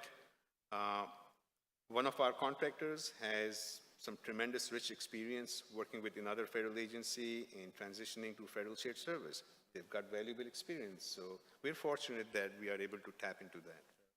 Be open to ideas from your vendors, lessons learned. You know, they're part of different experiences where things have worked, things have not worked so well. Be open to those ideas. Provide a right and balanced mix of empowerment and oversight, so you don't micromanage all areas of your project program. Empowerment is the very thing you also have to provide, so you have to hit that right balance. If you're transitioning to a federal shared service, be aware, in our case, be aware that they're not contractors, they're your federal peers. And so you have to adjust your strategy accordingly. There are some sensitivities there. You know what I'm talking about. So it's very important that you recognize that. And you know, there are some pros and cons to that. Implement feedback loop, set aside some time to have one-on-one conversations at all levels. It's very important that you understand what's going on at the ground level as well as at the high level. Give credit where it's due. You know, encouragement and praise can work wonders for you. That's worked very well for us. IT modernization is a bumpy road. Things will not always go as planned. Sometimes mistakes will be made. And when mistakes are made, work collaboratively instead of finger pointing so that you overcome those challenges. And that can really pave the way for a very smooth transition going forward. With regards to the methods for alignment, each project has its own unique background, so it can vary, but in general, it's very important that you set up flexible agreements and contracts up front so that you are able to flex terms and conditions and you can respond to changing needs. That will allow you to complement resources where necessary. It will allow you to supplement resources where necessary, and it will also finally allow you to redeploy resources so that those terms and conditions do not ignore that phase of your project when you're establishing those with your partners. That can really hurt you or help you. You know, I'd be remiss if I didn't share this, Olivia, but the first thing that comes to my mind is roadmaps, right, in terms of dealing with your strategic partners. So I had the good privilege of meeting with one bureau a couple of months ago just to kind of get to know the business and the bureau a little better and to get to know them, quite frankly, a little better. And one thing they shared with me was, had we known that, and this is from an OCR perspective, had we known that you were going this direction, Ryan, we would have been better equipped and well prepared to embrace, what you were rolling out. And they're absolutely correct. Having a roadmap so that people know where you're going, when you're going, and why you're going is invaluable. So I think that's one thing that I would offer. Secondly, read the label. Read all the fine print associated with anything you're doing with your vendor, right? Contractors are our partners, but far too often we get embroiled in situations where we think, the color is red and the color is really green, and we're dealing with an incident and we're scrambling trying to get data or figure something out, all because we didn't take time to read the fine print. So I could not encourage that enough. And the last thing I would do is, remember, there's no malicious intent associated with what people are trying to do. I think we're all trying to solve the same problem. Taking a step back and just making sure that we don't jump to any conclusions without all the data. It's far too often that we just jump up that ladder of inference without having the data to really understand what it is that we're talking about. So just be very careful not to jump to any conclusions, give folks the benefit of the doubt until proven otherwise, and make sure that you have your ducks in a row. So. All points I was going to say as well, so I agree. For me, I look at it in two separate areas. If you have a contractor on your delivery side, so your integrator side, for us it's Accenture Federal Services or any of your vendors that are part of your essential project implementation, I could not agree more. I think for us, leave hubris at the door. If you don't have a skill set, if you don't have an expertise in something that is part of your program, don't pretend like you do. Recognize the fact that people have a full plate and you may not be able to train somebody up, and talk to your contractor about that and be willing and able to adapt and find a different solution. There are people on the BAS team way smarter at these systems than I am, and if they come to me and say, hey, Lindsay, we're approaching a cliff if we make this decision, you have to be positioned as a program team, and as Ash mentioned, have those trust relationships to say, okay, show me the data, show me how you're talking about this, and then let's make a decision and move forward together. On the other side, when you have systems and modernizations like ours, you're going to have systems you integrate with. Those aren't your contractors. Those may be your federal partners. You may have absolutely no vendor relationship or contractual method over them whatsoever. So it's a different tactic that you take, because on the one side, if you have your integrator, you're all one team. You're working towards the same goal. Everybody has a vested interest in making sure that it is efficient and functions well. On your other side, you have to recognize we integrate with Treasury a lot. As Ash mentioned, when we integrate with ERA, that's another federal agency. They can't adapt or pivot as quickly as you would like them to. So even though you have a schedule, before you set out down the path of that schedule, you have to first and foremost check with everybody and make sure, hey, I'm asking you to make a system change on this date on this year. Are you able to do it? And have those collaborative conversations. So that, again, allows you to build a team with both federal employees and contractors with a large breadth of experience, people who are willing and able to talk about that experience, and then leverage that with their other federal partners and say, hey, the last time I did this for Oracle with this other agency or with this Treasury integration, it didn't go well when we made X decision, and then be able to pivot and make the appropriate change going forward. But ultimately, I fully agree with Ryan and Ash. Open communication is my #1 recommendation. For BASS, our government staff takes a lot of our responsibility. We don't want our contractor out there. We want to make sure you guys see our faces as our government staff, that we understand this is an enterprise level implementation of these systems, but we are absolutely one team. Everything we do together, and that has benefited us tremendously over the course of time. So everything you said just absolutely warmed my heart as the senior procurement executive for the Department of Commerce. I mean, words matter. Thank you, Ryan.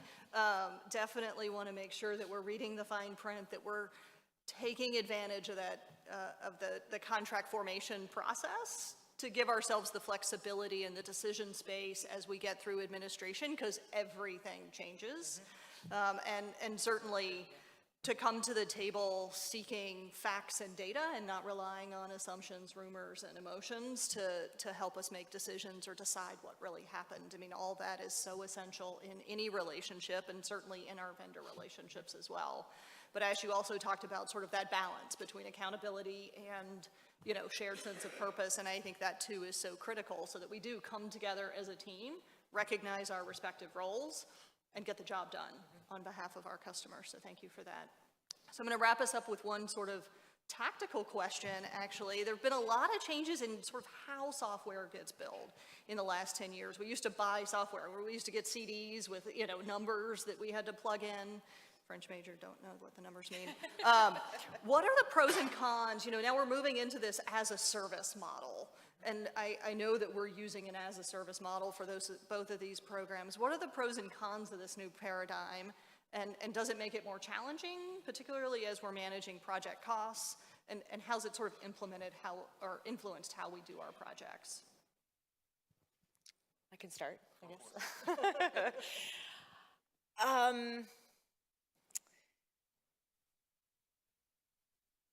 Man, maybe Ash should start. No, I think as we continue to go forward, we have to be able to identify solutions that can be communicated to our end users. And I think we have to make sure, as we've already talked about, that as we have pain points and as we identify expectations, that we make sure we talk about how we are going to fill those. That's kind of where I'll stop for now. And yeah. Okay, sounds good. All right, so I can go next? Go for it. All right, so with software as a service model, we are going to a federal shared service, and in all practical matters, it acts and behaves like a federal shared service, a software as a service model. And there are pros and cons with that model. So with us migrating to a federal shared service, it offers us low initial cost of acquisition. And in case of GEMS, it's definitely true for us, because for one cost, we get the entire access to entire ecosystem of ERA. It's made up of 13 modules. And while we may not be using all of them in the next 3, 4, 5 years, after 5 years, it opens up many more avenues for us. We looked at other options. Those were a la carte. They were not very well suited for our customer base, so we did opt for ERA. Software as a service frees you up from maintenance tasks, right? We don't have to worry about, GEMS doesn't have to worry about patching the underlying infrastructure. For one cost, ERA has ATO already, federal ATO in place, so they do it for us. Ease of scalability and deployment as we get these above-base programs, and certainly if it means we need to utilize more storage or more capability or capacity, as long as we provide reasonable notice to our partners at ERA, they will spin it up for us. So that really offers us a lot of benefits. A couple of cons, I'm not sure they're cons, but customization and configuration of a federal shared service is not always a slam dunk. We are making some basic changes to ERA, not basic, a few changes to ERA to make sure that our customers have easier time transitioning to ERA. But then additional configuration has to be paid for, especially if it narrowly benefits Department of Commerce. Now, this balances against a need where there is a federal mandate and it impacts broad federal community. We are in a federal shared service space. So if there is a mandate that comes in, we don't have to solely pay for it. So that really mitigates that risk for us. So it's not really a con, but depending on the way you look at it.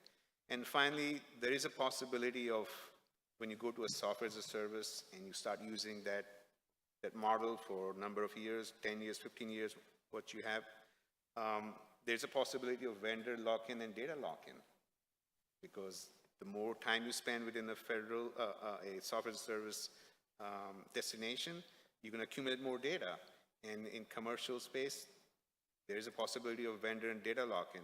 But fortunately for us, it's a federal shared service provider. They are federal peers.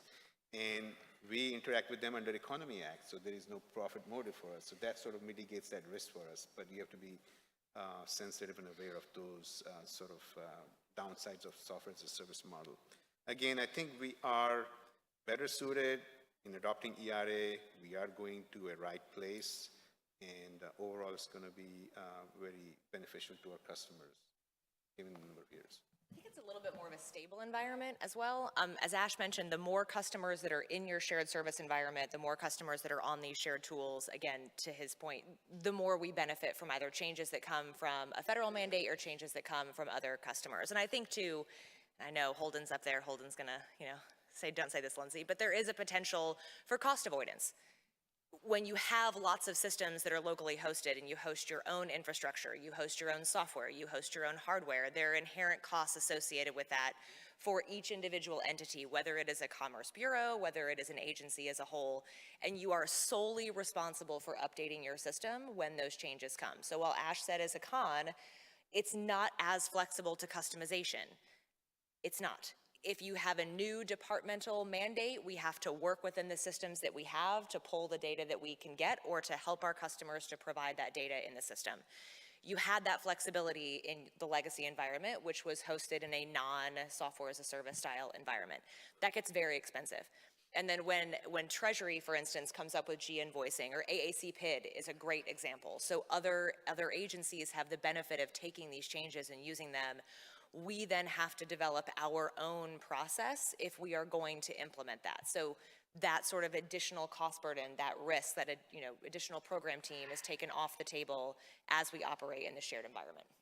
And I agree, not a lot of cons, in my opinion. So I would say three things to start with, right? You need to have a keen awareness, which means you have to lean in and constantly surveil the landscape for anything that's changing. Right, a balanced perspective, because things change all the time. It's not always good, right? In the same way that there was a beautiful day when we came to work this morning, some days it's rainy and it's crummy. That's just a harsh reality. So we have to manage our expectations. And last, I would say a willingness to change, right? Because we kind of get beholden to what we like and to what we're comfortable with and what we're accustomed to. It's not how the world works. Things change. So I think there's a lot of promise associated with this model. But if we don't approach it with open eyes, there's a lot of peril. So we have to be very careful and not to be, complacent and thinking that it's just going to solve world hunger, because it will not. There's always a new technology with a lot of promise and a lot of hype, but it's incumbent upon us to learn it, to understand it, to embrace it, and to employ it responsibly. So that's what I would add to that. Thank you all so much for being with us today.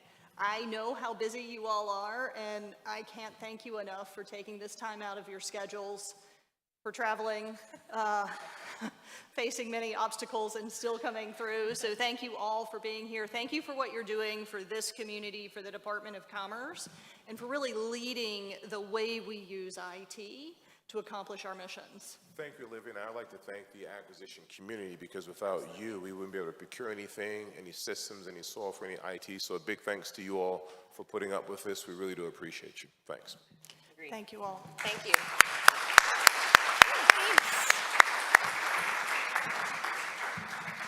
All right, we're going to take another quick break. Let's come back at 2:45. Thanks so much, y'all.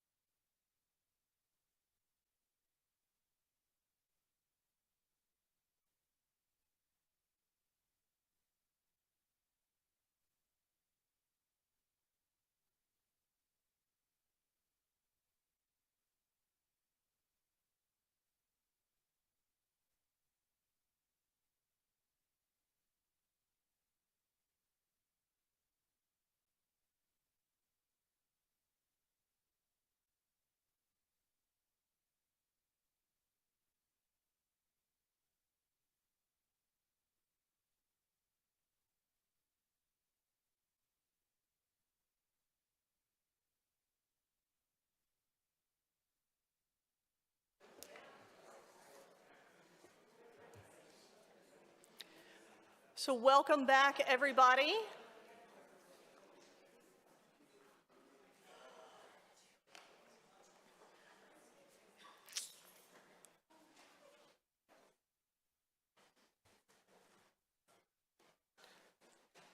So welcome back. We have our final 2 sessions of day 1 of the Big A conference, and we are going to bring it home with the U.S. Census Bureau.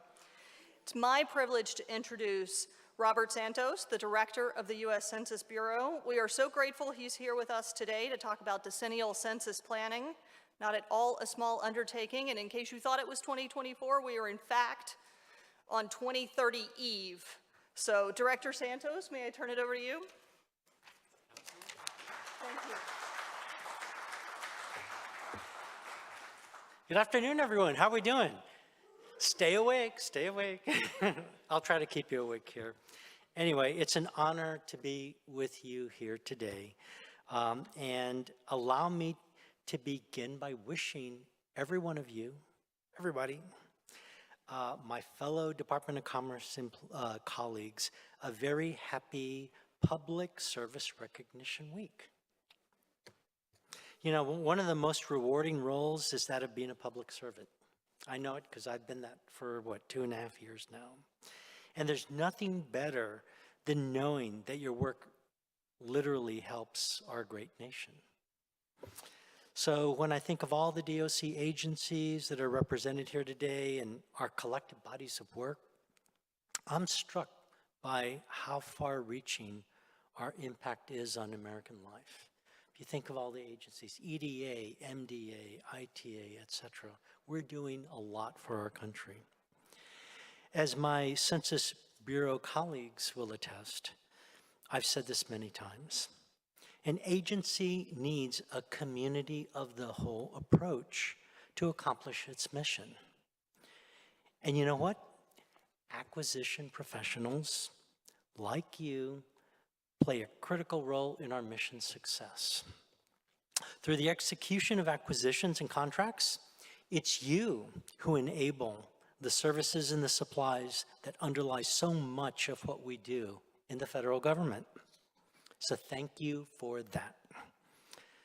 You know, for the most part, your work takes place outside of the public eye. And yes, all too often, the thanks you receive are not often fully reflective of the huge demands that we make on your time or the importance of your contributions to our agency's functioning. So please know that we do recognize and appreciate the support that you provide. We need your services to complete our mission. We're only as effective and efficient as you are in your daily work. So again, thank you, thank you, thank you. Today, I'm going to talk about how we prepare for the decennial census. But you know what? For about 40 years, I lived in what's called the soft money world, in the research world. So I was at NORC, at the University of Chicago, at University of Michigan, et cetera, at places that long for federal contracts to get that research money coming, to provide service, et cetera. And so I wanted to tell you about one project that I was involved with at the Census Bureau, so you could see what it's like on the other side of your contracts. So back in '99, I was at NORC, University of Chicago, and we had the good old IDIQ. Census had these for a while, they still might. IDIQ contracts where they issue task orders and then folks bid on them and things of that sort. And of course, they had one. I was on the staff. They were awarded this specific task, but nobody wanted to do it. Nobody. So it was a statistical task. So I said, okay, what's going on? They said, we want you to do it. So, nobody wants to do it and you're giving it to me? So the task was called Corrupting the Census. A contract called Corrupting the Census. Okay, that's why nobody wanted to do it. They didn't want to get tainted with the title of that contract. And it was really interesting. This was in 1999 or 1998, so it was towards the latter part of one of the tests that the Census Bureau normally does in preparation for in this case, the 2000 census. And what they asked us to do as the part of that, as the work, and it was, by the way, it was a fixed price contract, so we had to be lean and mean here. They asked us to mobilize some of our field interviewers that happened to be in one of the test sites and submit falsified forms during the test. And they wanted to see, the Census Bureau, we wanted to see whether we could detect them. So we went about it, and I got together with the interviewers that we had at NORC, and I said, okay, here's the strategy. Let's go to newspapers, let's go to telephone books, let's go to, vital records, like, whenever they, churches, say, congratulations to the parents of blah, blah, blah. And let's identify, obituaries and stuff. Let's identify different families in different types of situations and do different types of mixes of either totally falsified submissions all the way down to where, a person was left out or a person was included that shouldn't have been and things of that sort. So we did about 300 of them just to make sure we used, the forms that we used were a different color than the others because it was paper pencil. And so no matter what, Census Bureau could pull them out. And so it ended up that the Census Bureau, just on its own, was able to detect over 2/3 of the falsified records, which we expected. But for the ones that they didn't identify, I was able to find the pattern that led to them going through.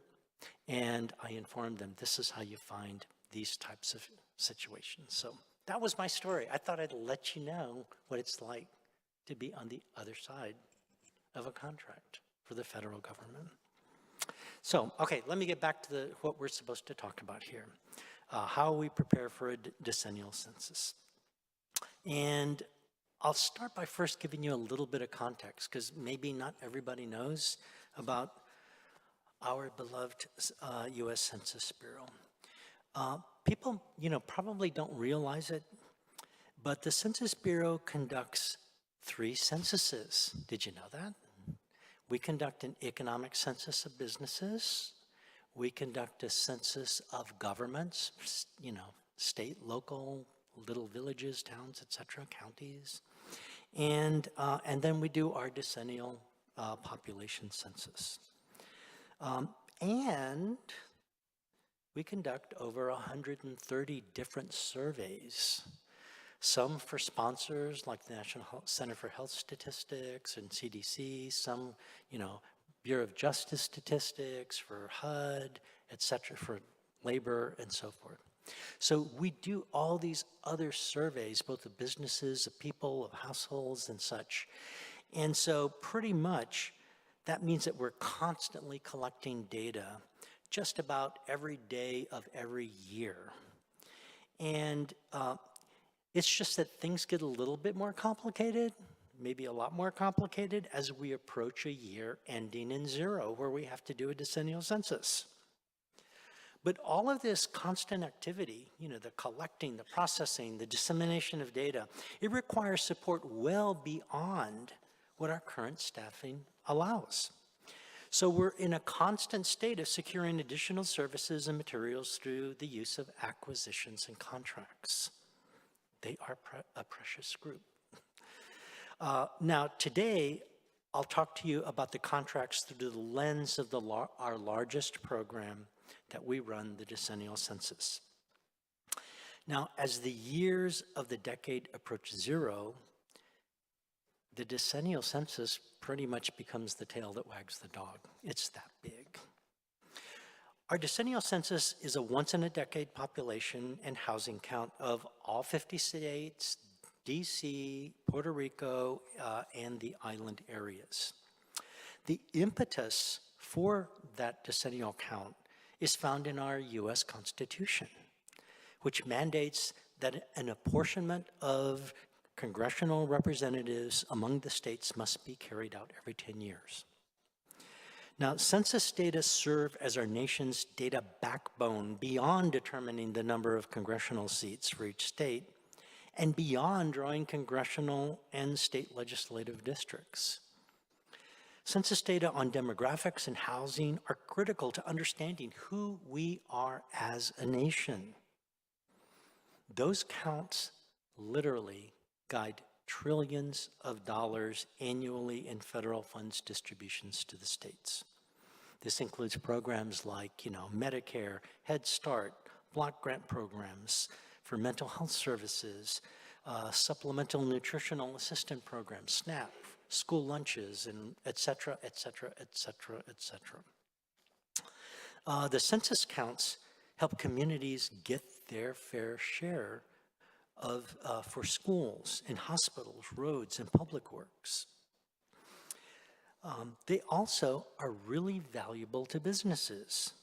Business owners rely on these data to make decisions, things like where to put new stores and factories, offices, where to expand operations, where we recruit employees, which products and services to offer.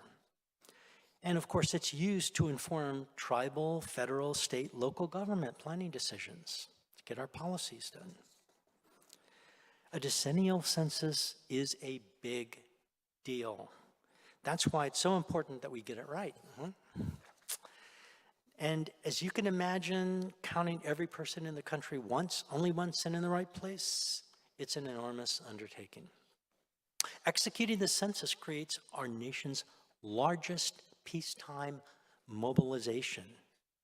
It requires a decade of preparation, and the stakes are incredibly high. By the time the 2020 census activities end later this year, we're still putting out a data product, the total cost will be about $13.6 billion.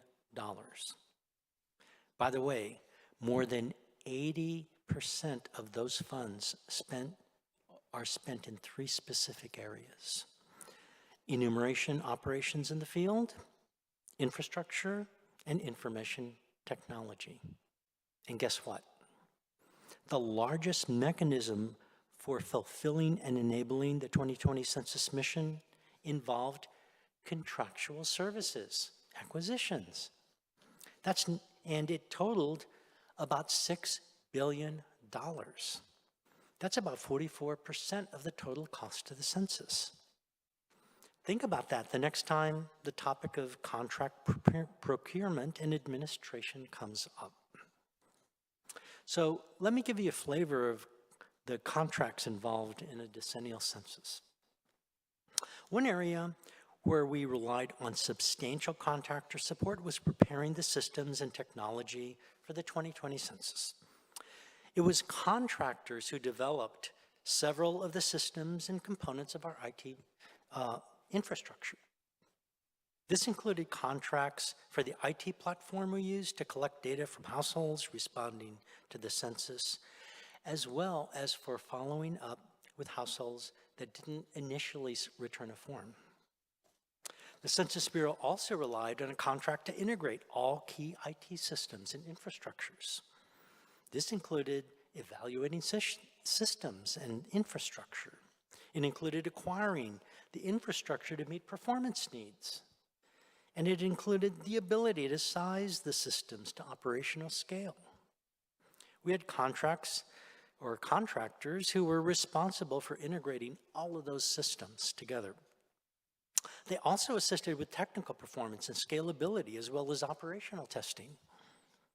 We even contracted for staff training.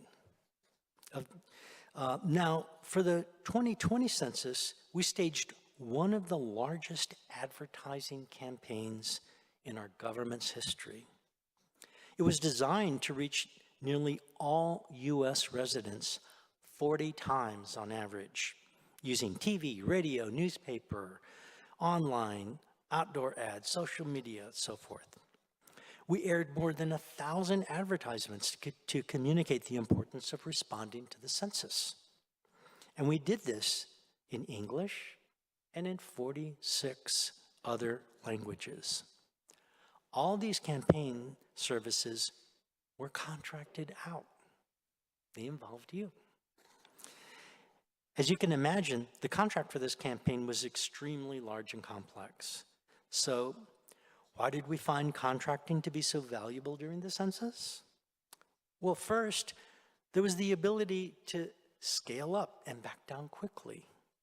Now, a census life cycle runs a decade, right? Yet we expended more than 80% of the total cost of the census for 2020 in just the 4 peak years. So you get this huge spike and then have to go back down. Second, contracts gave us the ability to bring on people with a very unique skill set that we needed to do the census. Those skill sets, they're not often easily recruited as federal workers, especially in short-term, time-limited details. And lastly, in any census, but especially in 2020, as I'm sure you imagine, adaptability was key. We often needed to alter the size and composition of our workforce, or extend or change timetables. And we needed to be nimble. In 2020, contracts provided that flexibility in the face of unexpected phenomena like COVID-19. The scope of the 2020 census posed several challenges that prompted us to alter our operational plans and timelines, not the least of which was a once-in-a-lifetime global pandemic. The 2020 census was planned and took place in the context of constantly evolving technical and IT environments. That changing environment affected how we conducted the census and how we executed the necessary contracts. For acquisitions to be successful, we had to keep our ear to the ground to stay up to date so that we could procure emerging products and emerging technologies. We also dealt with political and budgetary uncertainty. Remember all that? They had the potential to affect the timing, the structure, and the implementation of how we phased those contracts.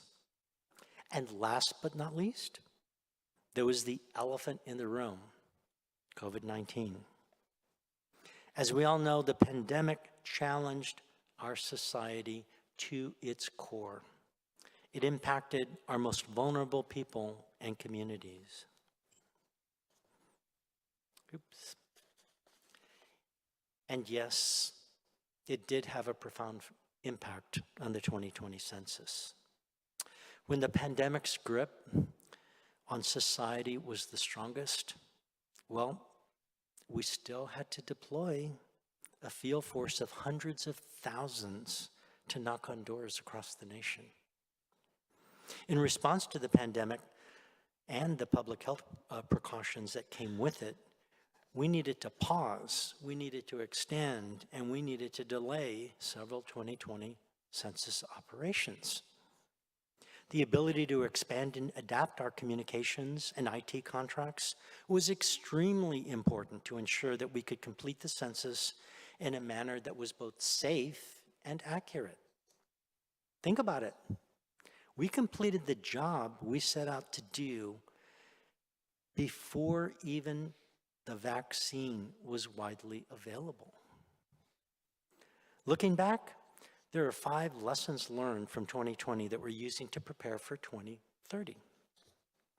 The first one, early engagement and planning is key to success. Early.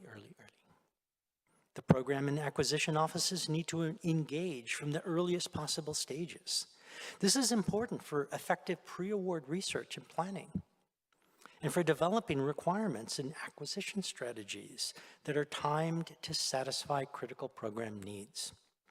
Secondly, we must follow a disciplined acquisition management process that ensures that we have sufficient lead time to obtain needed products, materials, and services. Third, We must include flexibility to appropriately sized contracts, or to appropriately size them.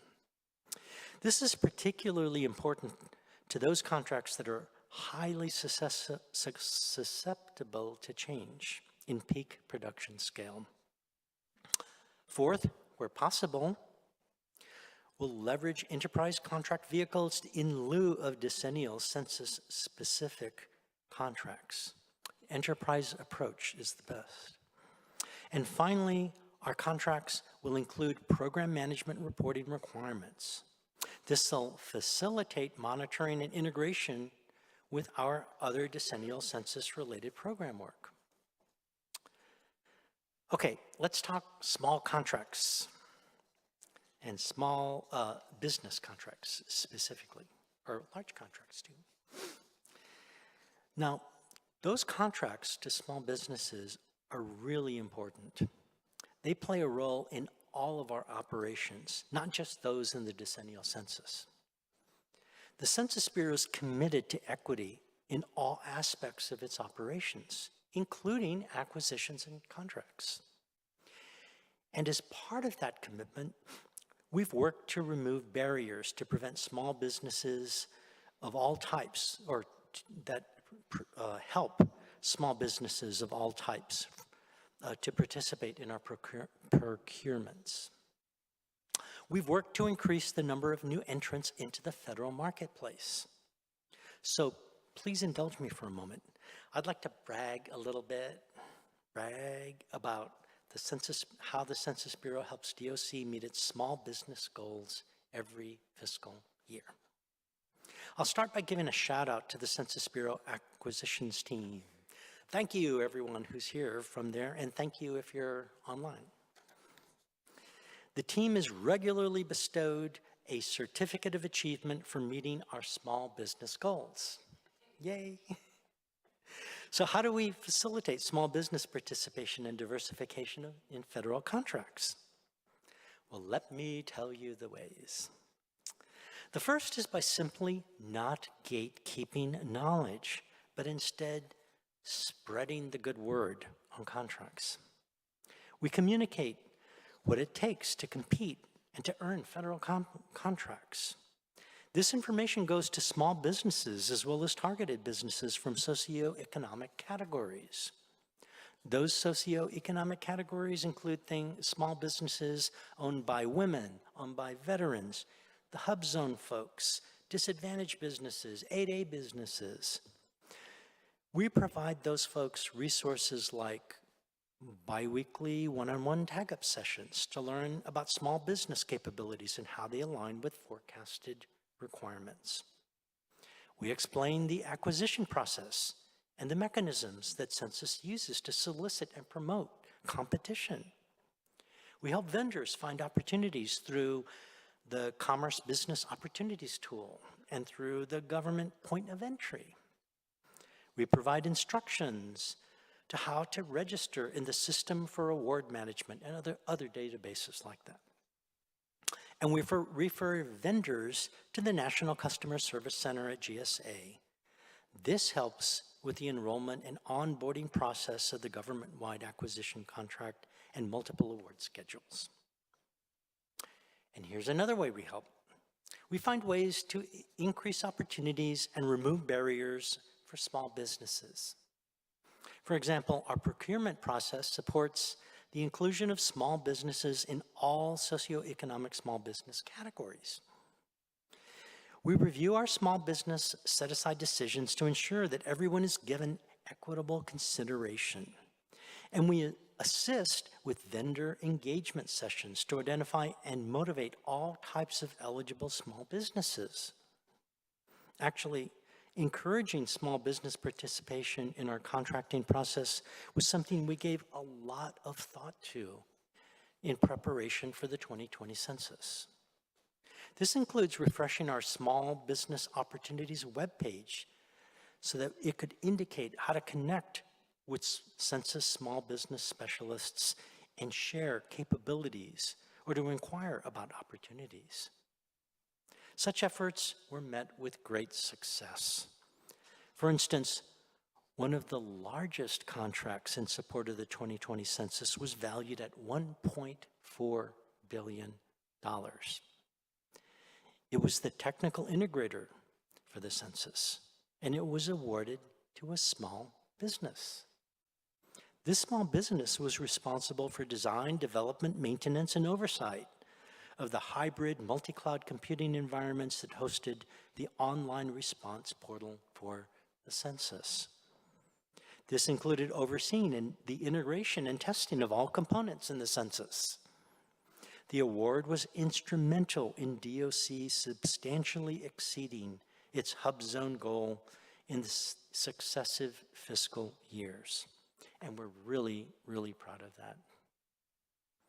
We also have a long-standing business relationship with AbilityOne and provide opportunities to vendors within that program. In fact, there's a special story that involves them. In the summer of 2020, we successfully leveraged AbilityOne, the program, to obtain the personal protective equipment that kept our Decennial field operation going. That was a huge deal. It proved essential for mobilizing our enumerator workforce in the midst of the pandemic. We worked closely with AbilityOne on flexible product specifications and flexible delivery schedules. That, in turn, allowed them to maneuver within a squeezed market and tight supply chains. The result was that they secured mass quantities of masks, of gloves, of hand sanitizers, disinfectant wipes that were needed by our enumerators. And as a result, $27 million in personal protective equipment was acquired in short order. More importantly, our field operations were able to proceed. Now, as I mentioned earlier, planning a census takes a lot of time. So we're already well underway in preparing for the 2030 decennial count. We're committed to planning a well-managed, well-formulated, well-designed 2030 census. We're making sure to take the lessons we learned in 2020 and apply them to our 2030 acquisition strategy. A key takeaway is thinking clearly about the scope of our contracts and building flexibility for when the unexpected occurs, and it always occurs. It also means meticulously developing contracts that are more likely to avert protests. Remember those? Or other issues that can impede implementation. Note that this planning needs to be done early enough to give us time to work through protests that do occur without slowing down the overall implementation plan. Our top priority has been careful planning of the lifecycle operations, of requirements, and of program architecture to facilitate, among other things, our acquisition strategies. Such planning allows us to manage major contracts that deliver well-integrated technical solutions that are within cost, within scope, and schedule. We'll need large-scale information technology and business solution contracts to achieve our mission. Currently, we expect to use almost a dozen major contracts for addressing various census operations. To give you a little bit of a flavor, here are a few so you can see how they span the breadth of operations. We're looking for a fully integrated census system of systems that scales, performs, and is secure, and it meets the 2030 census business objectives. We're looking for a re-engineered data quality program, which consolidates various data quality systems into the data quality ecosystem. We're also looking for an integrated solution that provides mobile devices and services to support the 2030 census planning, its testing, and its field operations. And we're looking for an enterprise human resource solution, which includes recruiting and hiring and onboarding and training and fingerprinting, time and expense reimbursement, and payroll. That's quite a list, and there are many more besides that. To meet our objectives, a focus for 2030 will be that of robust program management. For example, for several of our major acquisitions, we've started conducting pre-solicitation activities already. We're looking to do this much earlier in the program life cycle than we've previously done. This will buy us enough time to overcome whatever roadblocks may arise.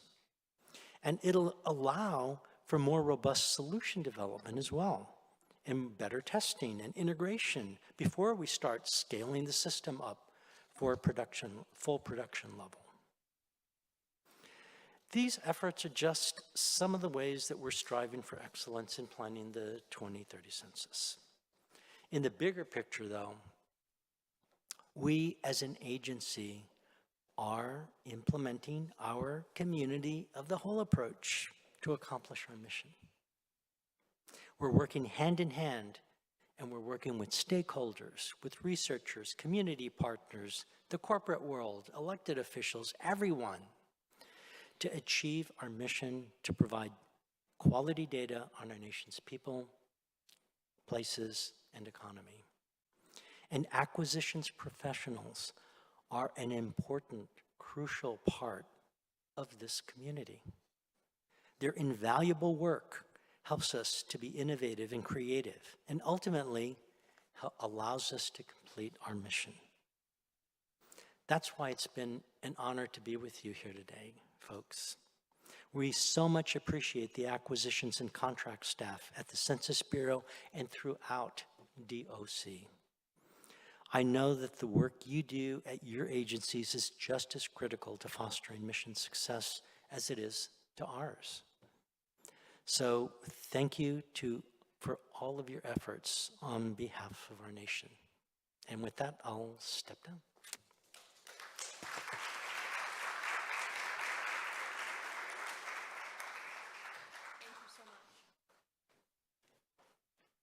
Thank you, Director Santos. What an incredible job, and thank you so much for recognizing the critical role that our acquisition workforce plays. I can tell you that for me, being a part of the 2020 census has absolutely been one of the proudest moments of my career. What an amazing undertaking, and just what a tremendous service to our nation. So thank you for being with us today. As I mentioned before, we've got one more census speaker coming to us. You heard her mentioned earlier today by Oliver Wise about the critical role she's playing in preparing our data, our open data, for the age of artificial intelligence. It is my pleasure to introduce Dr. Sally Keller. Please.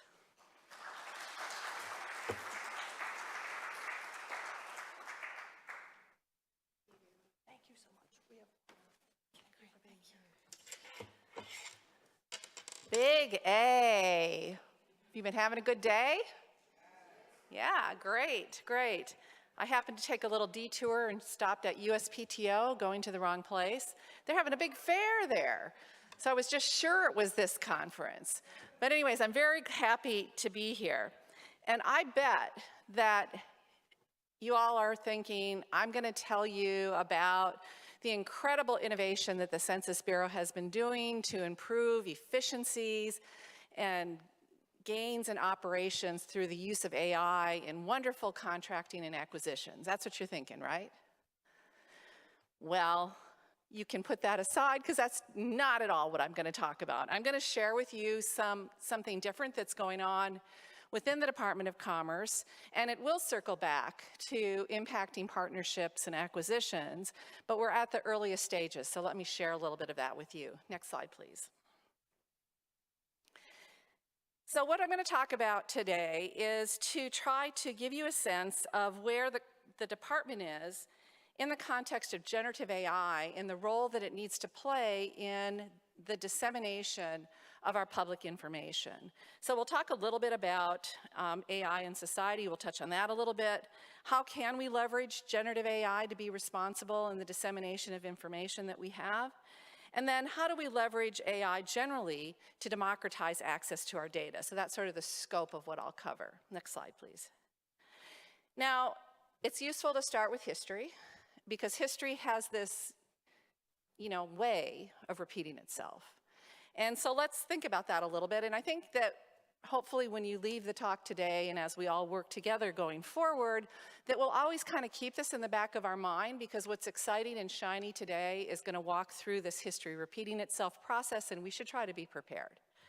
So next slide, please. A great example is to think back to 1959 and the release of the Xerox machine. For many people, this 650-pound machine was just like a miracle. You no longer had to use the Mimeo carbons to make copies. Who used those? Yeah, blue fingers. You didn't have to do that anymore. You could actually take pictures. You didn't have to retype things. Just as the typewriter before the Xerox machine really changed the public's view on what was possible, the Xerox machine did the same. So instead of going to libraries, whether they were public or private, or different offices and organizations, to get a document and sit there and read it, you can make a copy and take it home. Hopefully only what you were supposed to take home. Well, what's interesting is about 8 years later, 1967, the first FOIA law came out, the Freedom of Information Act, which basically said that, if there's a government document that's public, the public should have the right to have access to it in some easy and economic manner. And it's really that has instantiated the public's expectation to access to public information. So it's kind of interesting to think about that. So that's one example of going through that cycle. Next slide, please. Another great example took place in the 1990s. So the internet was well underway. Who remembers TCP/IP? Yeah, we're dating ourselves. Okay, so in February of 2000, Salesforce actually launched the first API, Application Programming Interface. And this totally changed how organizations could function, because now they could provide, through an API, a tap to their data and their information. So this also led to some public expectation around that, and in 2009, the government, grappled with that and introduced data.gov. And so that was, wonderful. Now our data assets are sort of coming together in almost one place for people to search and look for things. And then in 2013, President Obama issued an executive order that basically said that there would be open and machine-readable data as the new default for government information. Next slide, please. So the next example, emerges in 2020 with the pandemic. And we haven't quite gone all the way through the cycle.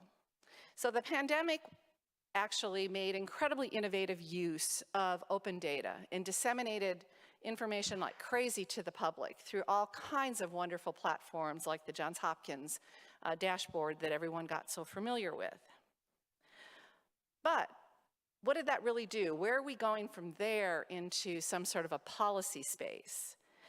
Because what this has done, or what this did, is that it just opened the appetite of the public for massive amounts of information and the expectation that the government, that the research community would come together and somehow be able to disseminate information that's important and that's timely and that's at a level of granularity that makes a difference to the decisions that it might be used for. Next slide, please. So just a little bit more reflection, and it's to reflect on the 20th century versus the 21st century when it comes to the public landscape for data. In the 20th century, the federal government was the monopoly on public information and the types of things we disseminated.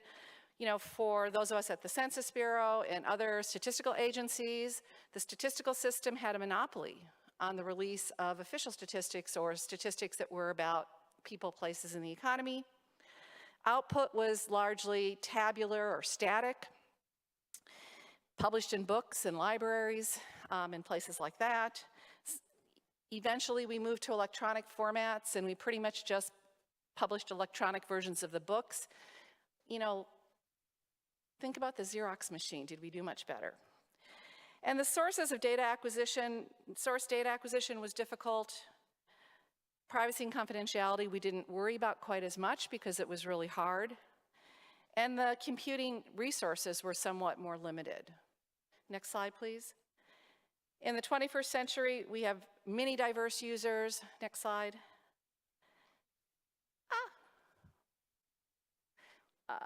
Many more organizations produce the data. We have output that's in many, many, many formats, and it's complex. We can access data electronically and online. We have APIs. We also have source data that's much more abundant. It's much easier to develop partnerships and acquire data. Thank you, Big A. And it's also the case that privacy and confidentiality risks are much greater than they ever have been before. And finally, the computation is vastly improved. I don't know, you all are acquisition. Has computation gotten cheaper? I guess if you consider what you get for the computation, it's gotten cheaper, but from the computational assets and resources that we need to support our organizations, the total cost never seems to go down. But the technology improves, so I think that's an important thing that we should celebrate. Next slide, please. Okay, so where are we and what should we expect from open data? So first, next slide, I'd like to remind us of just the incredible data assets across our Department of Commerce. We're a microcosm of the entire government when it comes to data and to statistics. Everything ranging from statistics around standards and technology, to the weather, to economic statistics, to the census type data that Director Santos just spoke about, to information technology, to copyright and patents, and also our corpus of activities recognizes, minority and small businesses, all the way through to the largest pieces of commerce. That's a lot of data to think about, and it's extremely heterogeneous. Next slide, please. So what are we going to do? We need to figure out how we are going to democratize access to our data and to our statistics. That's just what commerce does and always has done. We have a new technology in front of us, generative AI and other AI applications, but I'm going to focus on generative AI that could perhaps help us bring our information to the novice and expert users. Generative AI has the opportunity to sort of ingest images, sensor data, tabular number data, all different kinds of data, and actually interpret it for us. But it also brings with it challenges that we really need to address around equity across the board for all the different types of organizations that need to come together to make this happen. Next slide, please. The most important thing is that generative AI is out there, as are other AI methods, but we are not AI ready until our data is AI ready. And we really need to get going on this because the public will, and actually in some cases does, expect to be able to interface with our statistics, with our data, through natural language interfaces. They want to talk to it. They want to get on some search engine and pose a question in common language. And they are going to expect to be able to do that for many, if not most, tasks in the future. Next slide. Okay, so before I go into what we're actually doing, or what we actually need to do to, capture the imagination and the opportunities of generative AI, let me just walk you through a really brief history of AI, because it may not be familiar to everyone. So next slide. So in 1961, things sort of started off with Schlegel's Saint, which was a symbolic automatic integrator, and it was able to do calculus. And when I say that it was able to do calculus, think of calculus in the terms of symbols, that you actually did when you took calculus and when you took algebra. So it was able to solve symbolic problems. And researchers were really jazzed about this, and they were sure that they were going to be able to really use this kind of technology for higher level human intelligence. But sadly, they were wrong. That did not happen in the 60s. But they got really good at doing calculus and other types of tasks that were teachable, repeatable, and actually you could check the solutions. Next slide, please. Then through the 60s and 90s, there was a lot of activity. And there were things that people could do, there were things that computers could do better than people. At this point, it was a lot of the symbolic calculation and calculus and other things. But there were many other things that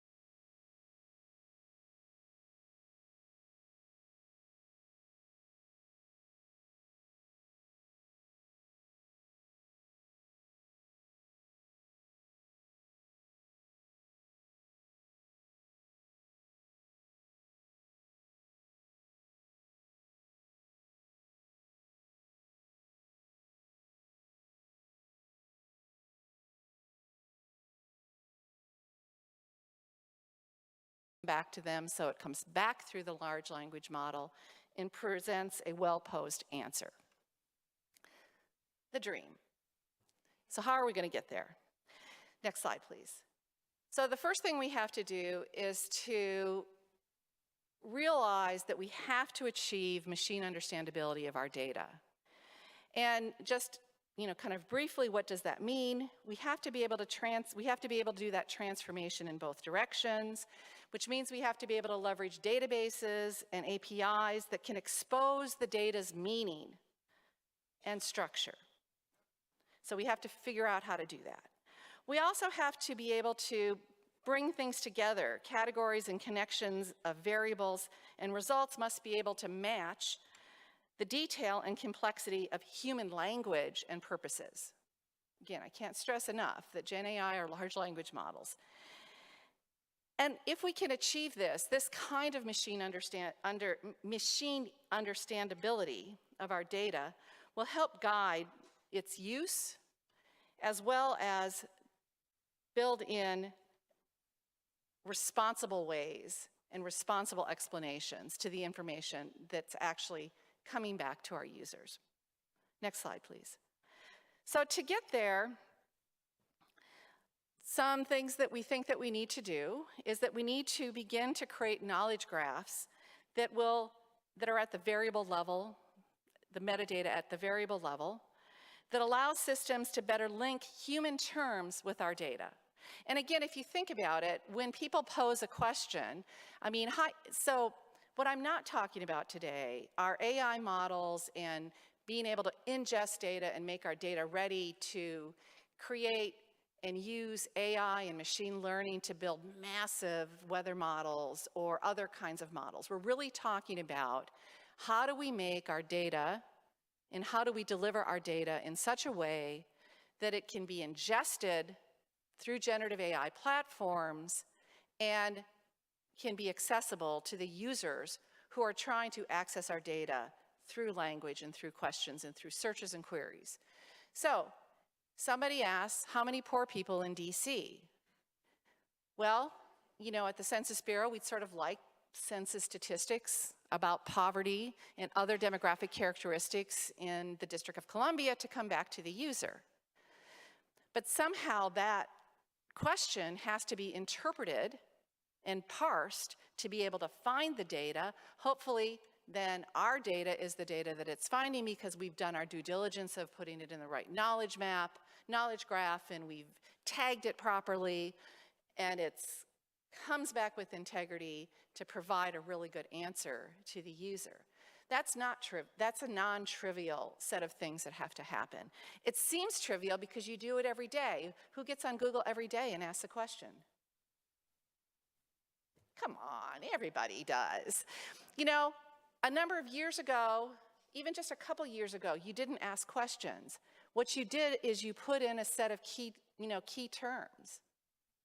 And and you hoped that a search would come back that would match some of your terms that you put in there. But now you don't even bother with that, you just write a question. So it's an interesting transition to think about. Next slide, please. Some other assumptions that we need to consider to meet the, let me see, where am I here? Let's go back one, sorry. Okay, so to meet the assumption, to get to the machine readability, again, we need the knowledge graphs, but we also need to commit to and embrace standard ontologies. And then that means internally we need to be able to harmonize and link our ontologies and vocabularies to these knowledge graphs and to the standard ontologies. Next slide. But we also want things to be open. At least from the perspective of commerce, we want things to be open. So we want to use open standards for APIs. We want to use open ontologies that are extensible. And then we want to really improve guidance around the development of metadata and the appropriate uses of all of our data assets. Okay, next slide. So what are we doing about this? And so now I want to share with you that, and I think Oliver may have mentioned this earlier in the day, that we have a working group across commerce that is it's an AI and open government working group. I happen to chair that working group. All the agencies or all the bureaus are represented in this working group. And we're coming together because what we would like to do is to actually, by the end of the calendar year, develop a set of guidelines and best practices that help bring us to the goals that I've just laid out of achieving machine understandable data in such a way that our data assets are able to appropriately feed generative AI platforms and benefit the public. So in that regard, next slide please, we have just released a request for information, and I encourage you to look at it, encourage your staff to look for it, and provide any insight and information that they have.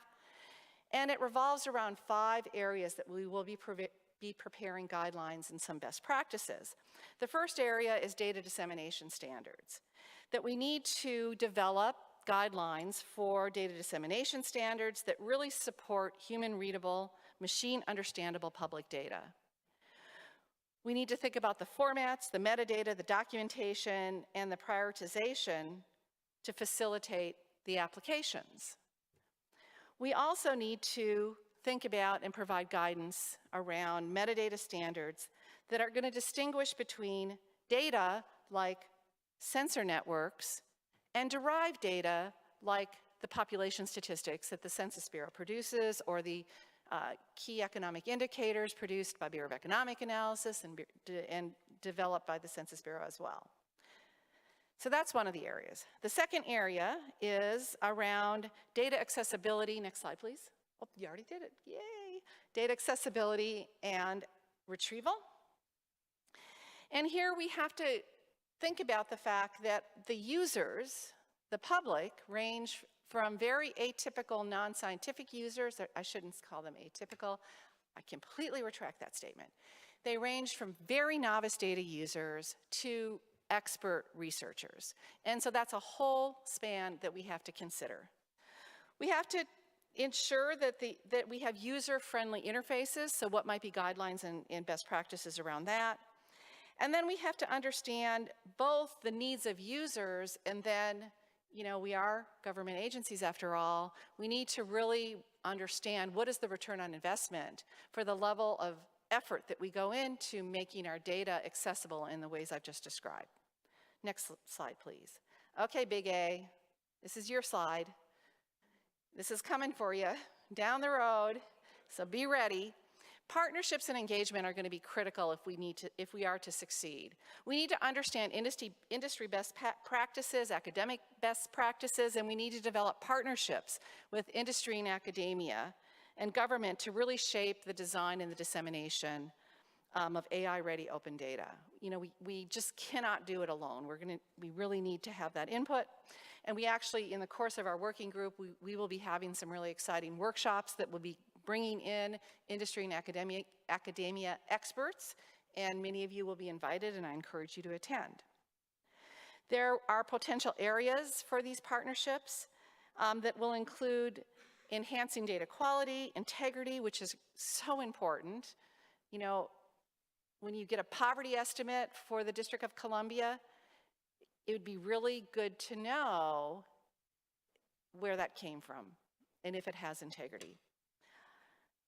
And also the usefulness, you know, for AI purposes, other types of AI purposes. And finally, we need to encourage open source connections, collaborations, and platforms. And that's where I think that from possibly an acquisition standpoint, it's going to be kind of exciting because we will be wanting to create these partnerships to work in open spaces, not just proprietary spaces. So that will be an interesting journey that we have to go on together. Next slide, please. Data integrity and quality is extremely important. So what are the, you know, what guidelines and best practices should we develop around that? And that includes worrying about authenticity, bias, privacy, data quality, equity, and ethical use while maintaining transparency and accountability. That's a pretty tall order, but we're up for the challenge. It's what our agencies have actually done for a long time, but maybe not in the Gen AI space. We need to develop security protocols that will help us mitigate risk. We need to promote transparency and data sourcing and processing methods to enhance trust and reliability. That's a big one. I get that poverty estimate. Where did it come from? What do I trust? And we also need to set expectations on the reporting of data quality to ensure that the information will be carried through to the end user. And then the final area is data ethics. Again, guidelines and best practices around data ethics. We want to make sure that we continue to ensure privacy rights. Our agencies are all incredible stewards of their data, and we need to maintain that. We need to preserve property rights. And then we need to really focus on equitable outcomes because, again, the hallucinations are real with Gen AI. So can we actually be preparing our data in a way to mitigate some of that? And then next slide, just to end, again, we have the RFI, the request for information, just went out a couple weeks ago. It's open till the 17th of July, and we welcome your input. So thank you.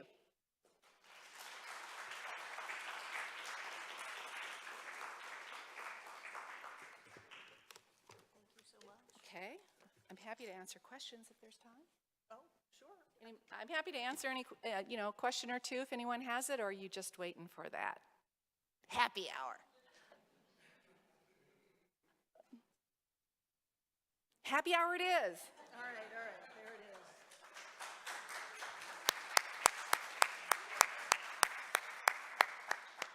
Thank you, Dr. Keller, so much for sharing your expertise with Census and with the entire Department of Commerce. I can't thank you enough for being with us today and for recognizing that intersection between the work you're doing with the working group and generally with AI and the acquisition workforce here today. Thank you. I want to thank all of our speakers for being with us today, for taking the time out of their calendars to join us. I want to thank all of you for being here today. This is Public Service Recognition Week. We've talked a lot about the incredible work all of you are doing every day, day in and day out, but especially right now as we embark on these massive change initiatives, and we also seek to implement these amazing generational investments in our economy. So thank you for what you do. Thank you for being with us today. I know I feel very privileged to be a part of this acquisition and financial assistance community, to be part of this workforce. I am genuinely awed every day by what I get to see you all do, so thank you for that.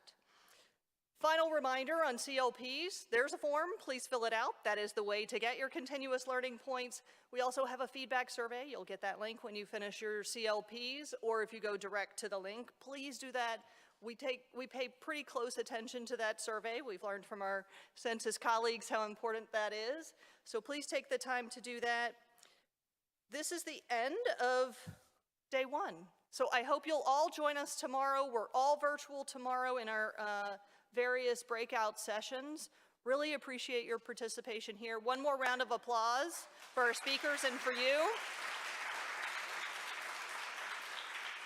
Thank you for a great Big A conference and for being with us today, both virtually and in person. Thanks, y'all.